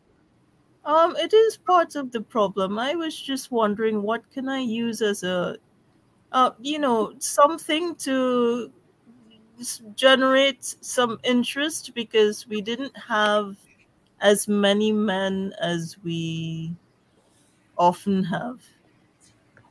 Well, That maybe they were I just hate having to an be off day, crass, but but I thought it was a maybe, couple men up in here. yeah. And I hate to be crass, but maybe Marie Antoinette, you might have to turn on the feminine charms. Yeah. But if you remember that I had suggested next week, or your next topic, maybe be about the male factor in the home, and Yes. so men are talking, they're speaking up now. I think if you make that a topic, then they're gonna come, like they're gonna see that it's going to it's going to the algorithms will come through their feeds, and they will come through the room just like I did today, and you might have even more people like me. Yes. All right, there you go. Feminine charms and joy. Got your answer. But what defines feminine charm? It's being nice. I don't think I've been the traditional. I am not your traditional feminine, but I guarantee you nobody can resist my charm. Well, those are your feminine charms. Yeah, I said that. I said that. You use whatever feminine charms you have, whether it's intelligence, whether it's beauty, whether it's suave, whether it's youth, whatever you have feminine, use it. Charm away. But what was good about today that I was really pleased with, at least we had men giving contributions without being really angry about it. Yes. So that I welcomed a lot. So are you saying that it was more of a productive, equal ground? Like yes. equal perspectives being given, like respecting people, men and women. Yes. Yes, definitely. Speaking as equal, is that not normal in this room? It is normal, but sometimes I the put you on the spot. It is normal, but sometimes the men they get triggered, and then it someone triggered me, but they did it on purpose, and I didn't appreciate it. But sometimes I had to let them know to back down. A direction that we would not like the group to go into. So, are you a moderator in this group, or are you just a participant? No, I'm an administrator of the YouTube channel, but I'm not. So you're I'm an administrator. a regular. I'm a regular participant and an administrator, but I've only hosted a show once. I'm sorry, can you repeat that? I've only hosted a show once, so I participate, but I don't actually host a show. Oh. Right. Biggie always says, don't say the word dot, or who's that? No, that's Brother Bakari. But yeah, we'll wrangle you in one of these days when you're finished with your important work stuff. Oh boy, I don't know I if I have really like the stamina for 8 interacting with people hours. all over the I world. know. Look, I didn't think I do. I really don't think I do. Like when I start this, I said, look, and I tell myself, you're going to be disciplined. See, I like the discipline I so preach. You're going to be disciplined today. It's going to be a short, quick one. It's going to be 2-3 hours. The best laid plans, huh? Yes, that's it. 8 hours later. I won't lie, I contributed to that. But my flavor was so wonderful that when I came in, you had to just stay on a little bit longer, man. I'm just saying. Man, I did. Because I bring that good. Yes, that good. Okay, so focus. Next topic, we're going to do the father's presence in the house and the importance of the father figure, and also can women raise a man to be boys to be men? So those two tie together. Are you sure? Oh man, pro-black. I could see no, that. wait, because my suggestion was not focused on the woman. My suggestion was focused on the man. Yes. So and that's kind of the point. Man, it's for men to speak up about. For men to speak up about what they're doing and or not doing and the reasons why or whatever. And yeah, I'm going to protect my suggestion. It's always a focus on the woman. I gave a suggestion that puts the focus on the male person. That's a good suggestion. Yes, next week is the unofficial Father and Men's Day. Today we have the ladies. The ladies have spoken, and they have spoken very well. We also had some input from the men, Mwendatezi, Aboyak, Pai, so on. Okay, pro-back perspective. Next week we will focus more on the. He said he don't see any feminine charm. Of course, next Tuesday. Well. Forecast. Yes, what day next Tuesday? And Marie Antoinette was giving you the breakdown of the time zones, which I don't know how you just remember them off your head, but I only know the ones for my place, which is on the California. It's East, West Coast, California love. Okay, yes, we're on the West Coast, so we are starting at 11 a.m. Which I know you lately see. What is it? The CPT time people? I know that most of you will come in around 2 hours later. We know that.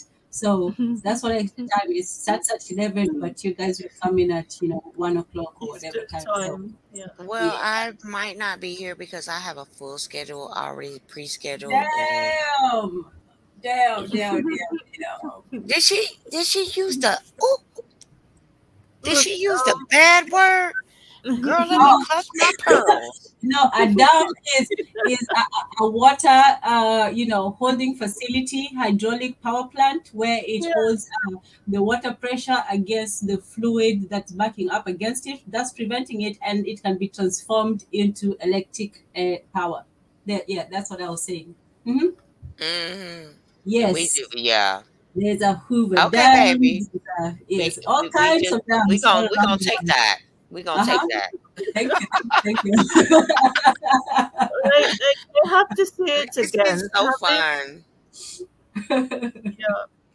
This was enjoyable, even though I missed a chunk of it because of that class. I have to say today was a really amazing session. Okay. It's a constructive discussion. For me as well. Okay, I would have one thing to say before we end. When someone has actually gone through something, it's not okay to deny their experience because you're gaslighting them. Like, oh, that didn't really happen. Oh, yes, it did. And to do that to people, I mean, that's what we're talking about being gaslighted all over the world. I have Just to throwing that admit, out there. I do see quite a few men doing that these days. Well, they've always done it, but that was what they were taught. But I know my kids, I have 2 boys. You weren't here for that part. But what I'm saying is gaslighting people is just another form of what they want us to do.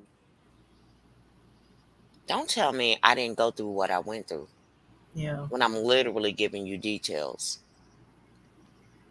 You feel me? Yes. Yeah. Because this brain don't miss much. And I told you I was in the Marines, but I didn't tell you my job was intel. Don't mess with this brain. And it's not okay to anyone to be denied their experience when they say this is literally what happened. And you're, oh, no, it didn't. Yeah, it did. So I mean, if you're talking about things that did and didn't happen, I'm just saying that's not cool. Don't gaslight people, especially when they have proof and back up like I do.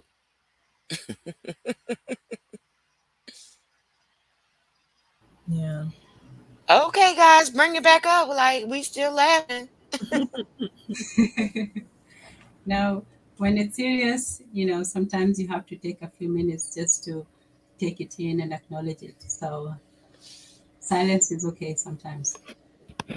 And we acknowledge what you say and the truth of what you say, and we respect it. That's all we can do as human beings. We can only respect each other's opinions, experiences, wisdom. That's why I like Swahili Nation, because here we're not here to attack people. We're not here to be, divisive. We're here to have a place where people can speak, whether you agree or not, whether you have the opposite, view from somebody. As long as you say it respectfully, that's the African, the Black way, the true way, of having these discussions. And while I still bemoan the fact that it takes this long, I understand that there's a need for us to have these kinds of communal, discussions, talk, because so much of our lives we just go on seeing things, observing them, taking them in, and just holding them in. And it's good sometimes to have a place where we can share them, where you can even hear things that are different. You can learn things that you didn't know. I learn a lot. And for me, when I came to Swahili Nation, I also came like everyone else here, just like Rubisha, but actually Marie Antoinette was here before me, but I came here and I just came to learn. I saw, some topics that interested me, and it was just nice to hang out with people and laugh and commiserate and mourn and cry and share and just talk. It's something that more and more the world is depriving us of. More and more we're becoming isolated, alienated, just in our own worlds. And we have to switch between these, personas where you're one thing and you have to be something else also, just in order to survive. So I do appreciate everyone who's been here. I appreciate you, Romisha, for joining us. Whatever. Happy accident. Can I correct you on one thing? Yes, go ahead. My name is Ramesha. It's short vowels. All short Okay. vowels. Oh my goodness. Okay, let me try. Say it again. Ramesha. Ramisha. It sounds a little bit Middle Eastern or something, but Okay. it's Ramesha. Ramisha. Ramesha. Ramisha. No, Is it getting any it's not closer to Isha. it? It's not Isha. Okay, okay. Tell me. Okay. Okay. Ready? The last part. It's Ramesha. Ramesha. Ramesha. Ramesha. The Ramesha. accent is on the I, but the I is a short vowel, not a long vowel. Okay, so Ramesha. Ramesha. There you go, girl. Ramesha. Ramesha. Yeah, with the accent on the isha. Yeah. Okay, Ramesha. Okay, Thank wow. you so much for taking the time. Thank you I so care much. about my name. Ramesha. Yes, and you said it perfectly. And Okay, thank you for I'll being willing to practice. I'll try, because practice. not everybody is willing to do that. I work in customer service, and trust me, people don't care. No, I do. I believe that you should call people by their At name. least try. Yeah, I know. We Africans, we're cursed with those long names, especially the Nigerians. They have those unpronounceable names where you have to twist your tongue and all that. But I'll give it a good try. I mean, I won't succeed, but I'll go with adopt them. That would have to have been anybody. But, Listen, if you try, I'll try. the fact that a person tries, that goes so far with me. Not just with my name, but with anything. When I see someone giving an effort, I'm like all in. Like, yeah. I am. So thank you for trying. And you got it right. Remission. Okay, I hope I do, because there's a time when I cannot say the word. My biggest problem is the Oh, vowels I'm in not the a English language. stickler like that. I'm not a stickler. I just want you to. No, but I still would want to say it right. So I have a problem saying the word third, for example, THIRD. Like when I say it, it sounds like third, and it would say third. Right. Yeah, terrible. But thank you But the so thing much. is, in the United States, there were so many issues, but they were spelled similarly to my name. When everyone says my name, they say it with long vowels, but the vowels in my name are short vowels. It's not Romisha, it's Ramisha. Ramisha. Okay. Yeah, And correct me as many times they as don't you even need teach to. long and short vowels, but we'll have a conversation about that in about 3 weeks, about how they're not teaching phonics to our children. I mean, they don't even teach them long and short vowels anymore. They don't know Wow. they don't know the basics, the background of the vocabulary.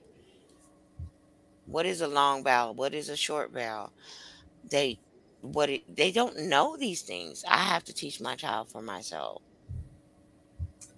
Yeah, unfortunately, there's a lot that nowadays parents have to take over the education system. If you have to hand them over, at least, as try to undo some of the damage. So, yeah. Right. And So, I don't have to actually, but I actually, with my younger son, I went to homeschool him, and they tried to call here in my state, which you guys down there, you guys have similar things. Like, yes, it's the United States of America, but it's the United States, so it's different states, and each state is kind of like its own thing. Yeah, they tried to threaten me because I wanted to, and legally, I had the legal right to homeschool my child. So I filled out all the appropriate paperwork,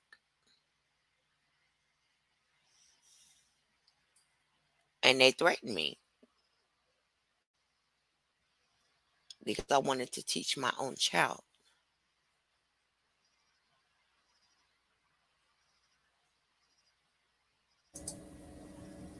So don't tell me about what we go through over here.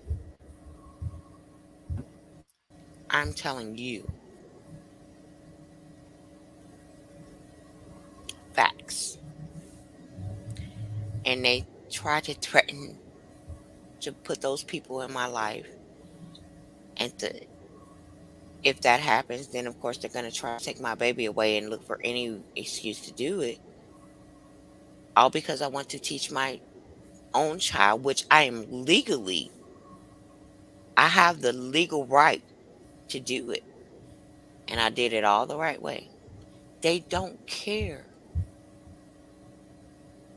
It is a power and money hungry thing. And I'm telling you, I've been through it.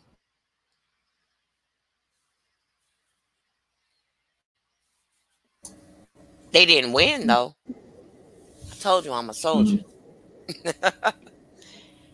Amen. Yes. Wow. Yes, indeed. So there's still a lot we're facing. It's an uphill But battle no, you're when right. you And have I stuck to it and I got it done. And I can raise my own kid. I can teach him for myself. You just got to stick to your guns. You just got to stick to your guns, guys. Stick to your guns. Oh. Okay, awkward.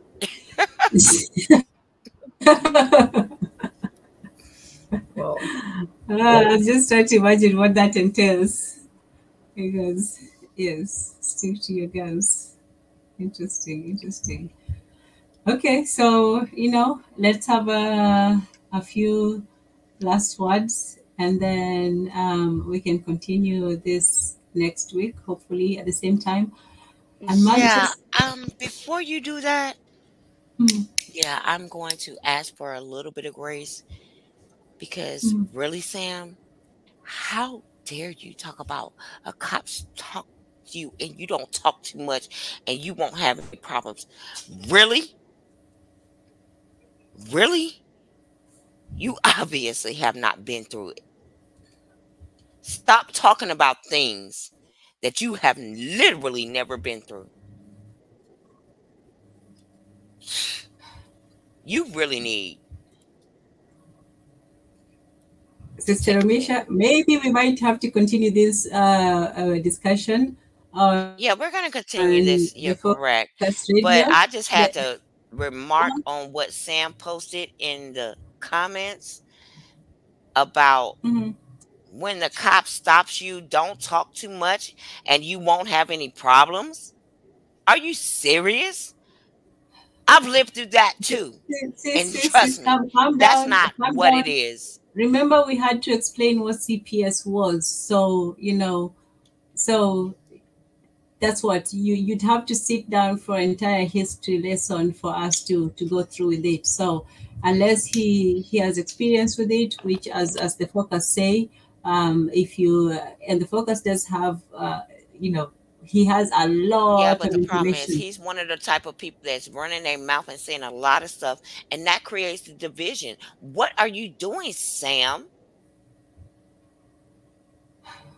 What are you really doing in your ignorance? Because that's what it is, lack of knowledge.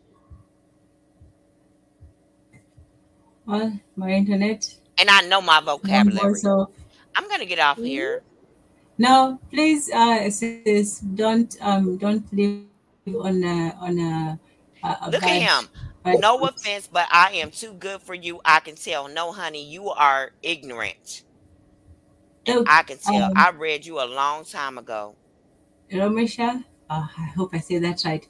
No, don't worry about it. Been I'll wonderful. be quiet now. No, it's cool. I'll be quiet. It has been wonderful having you here, and you do not let one thing make you, take everything out. Bath with the bathwater. It has been wonderful to hear you. You have extended. It's your fault. I put this entire thing on you. It's your fault that we're still pushing towards 9 hours. Is abominable, and I blame you all on it. So you can't just leave off in a half and say, poof, I'm out of here. No, especially with somebody who, it was me, it was you, Modetezi, my internet, all the E was here. So you can't just say, well, I'm going to go off in a half because one person said this when 10 people told you you're absolutely welcome to come again anytime. So Yes, you're welcome to And come. I yeah, take all responsibility for going over. But like I said, I came in late, and y'all gonna have to stay here for well, me. we It welcomed was you too as late as good. you came in. It There was you too go. good. Yep, your fault, your fault, your fault. That's why we're Well, still here. That's I why we're take still here. responsibility, not fault. I'm real big on words. You guys gonna find that out. Words have meaning. All right, sis. I understand if you I have to love you go all, and I back. want you all to be safe. Thank you. You too. Thank you. Thank you so Thank you much. so much, Risha. You're welcome to come again. And the forecast, we hope you do come again next week, same time, Tuesday. And we'll be on your show. You know, I always come in and say hello, you know, Brother Bakai, the forecast, the whole crew, I would say gang, I'll just say a good group. So thank you so much for being Did you here. say was that goodbye? I didn't understand the language. Oh, yes. Yes, it was a certain sort of goodbye. I just said goodbye in Kiswahili is kwaheri. But oh wow, you But know how do you what? say it? Today is a I'm conspiracy trying to to learn keep me too. here over time. That's what it is. Brother Bakari just showed up. I talked him into his presence, and now he's here. I am chilling. I am chilling 8 hours long, still here But how do you chilling. say? I'm still waiting on you guys to tell me how to say goodbye in Swahili. It says kwaheri. Heri literally means You blessings. say heli? Heri. Kwaheri. H-E-R-I. Yes. So Heri means H-E-R-R? H-E-R? yes. Let me post it. Heri. Okay, got it. Yes. Heri. Kwaheri. Did I say it right? Yes, Heri? that is. Yes, it's kwaheri, but it's one word. So it's actually, so heri means blessings or good luck, something like that. So somebody is literally, we're telling you to go with good luck. Go. Yes, Get out. go with good luck. Kwaheri. Kwaheri. Kwaheri. Kwaheri. Did I say it right? With good luck. Kwaheri. Or blessings. It's good luck. Did I say it right? Tell me if I said it right. Say it again. Kwaheri. Let me see. Let me hear. Kwaheri. Oh, wow. Yes, you got it. Kwaheri. That's the beauty Yay, of me. Yay, me. Yay, you. See, we did our own language. We do. So, yes, kwaheri means, you know, go with good luck or blessings. Heri means blessings. So, somebody who has heri has good blessings or good luck. You know, somebody might correct me on that, but that's what it means. So, habari is what's the news, and kwaheri is go with blessings. So, yes, indeed. So I will extend myself just a little bit. If anybody wants to come on and say one last final word, they may, and then we will pick up again next week. I think we can hold off for 20 minutes. If not, we will close out shortly. So my internet, I know you have to go pretty soon. So Robisha, let's give my internet the first billing. Go ahead, my internet. No, I have no last words. I'm just looking forward to next week's session, next Tuesday. As always, a beautiful stream, Tanzan. Thank you, and always wonderful to have you. Thank you so much. I know you're exhausted from your class, so I appreciate you being here. Okay. And good night. Yes, and good night, Okwaheri, from Black Perspective. I hope you too, it's not just going to be focused holding it alone against the world. I hope you're going to be here too, Oni. So hope to see you too next Tuesday, same time. So that's another recruitment. Marie Antoinette, turn on some feminine charms so we can have Pro Black back here.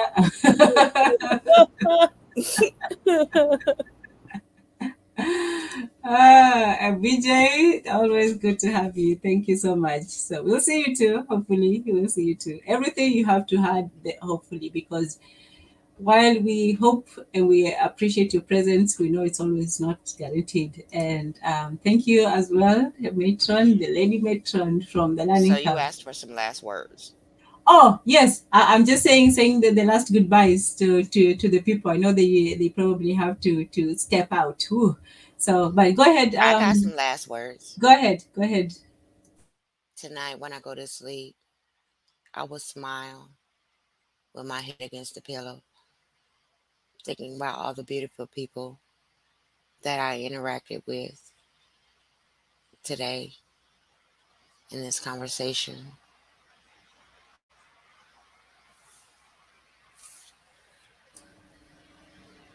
Wow. Let me say it right. Mm-hmm. Kwaheri. Kwaheri. Yes. Kwaheri. Kwaheri. Ramisha. Yes. Last words. There you go. That was powerful, succinct, and just perfect. Thank you so much. Asante and kwaheri. My internet. Okay, kwaheri. Yes. Wow, this has been wonderful. Thank you both so much. Thank you. All right. Well, it was, they say some things are short and sweet. This one was long and sweet and awesome and inspiring and all of that. Girl, get off and go get some sleep. Oh, my goodness. I know.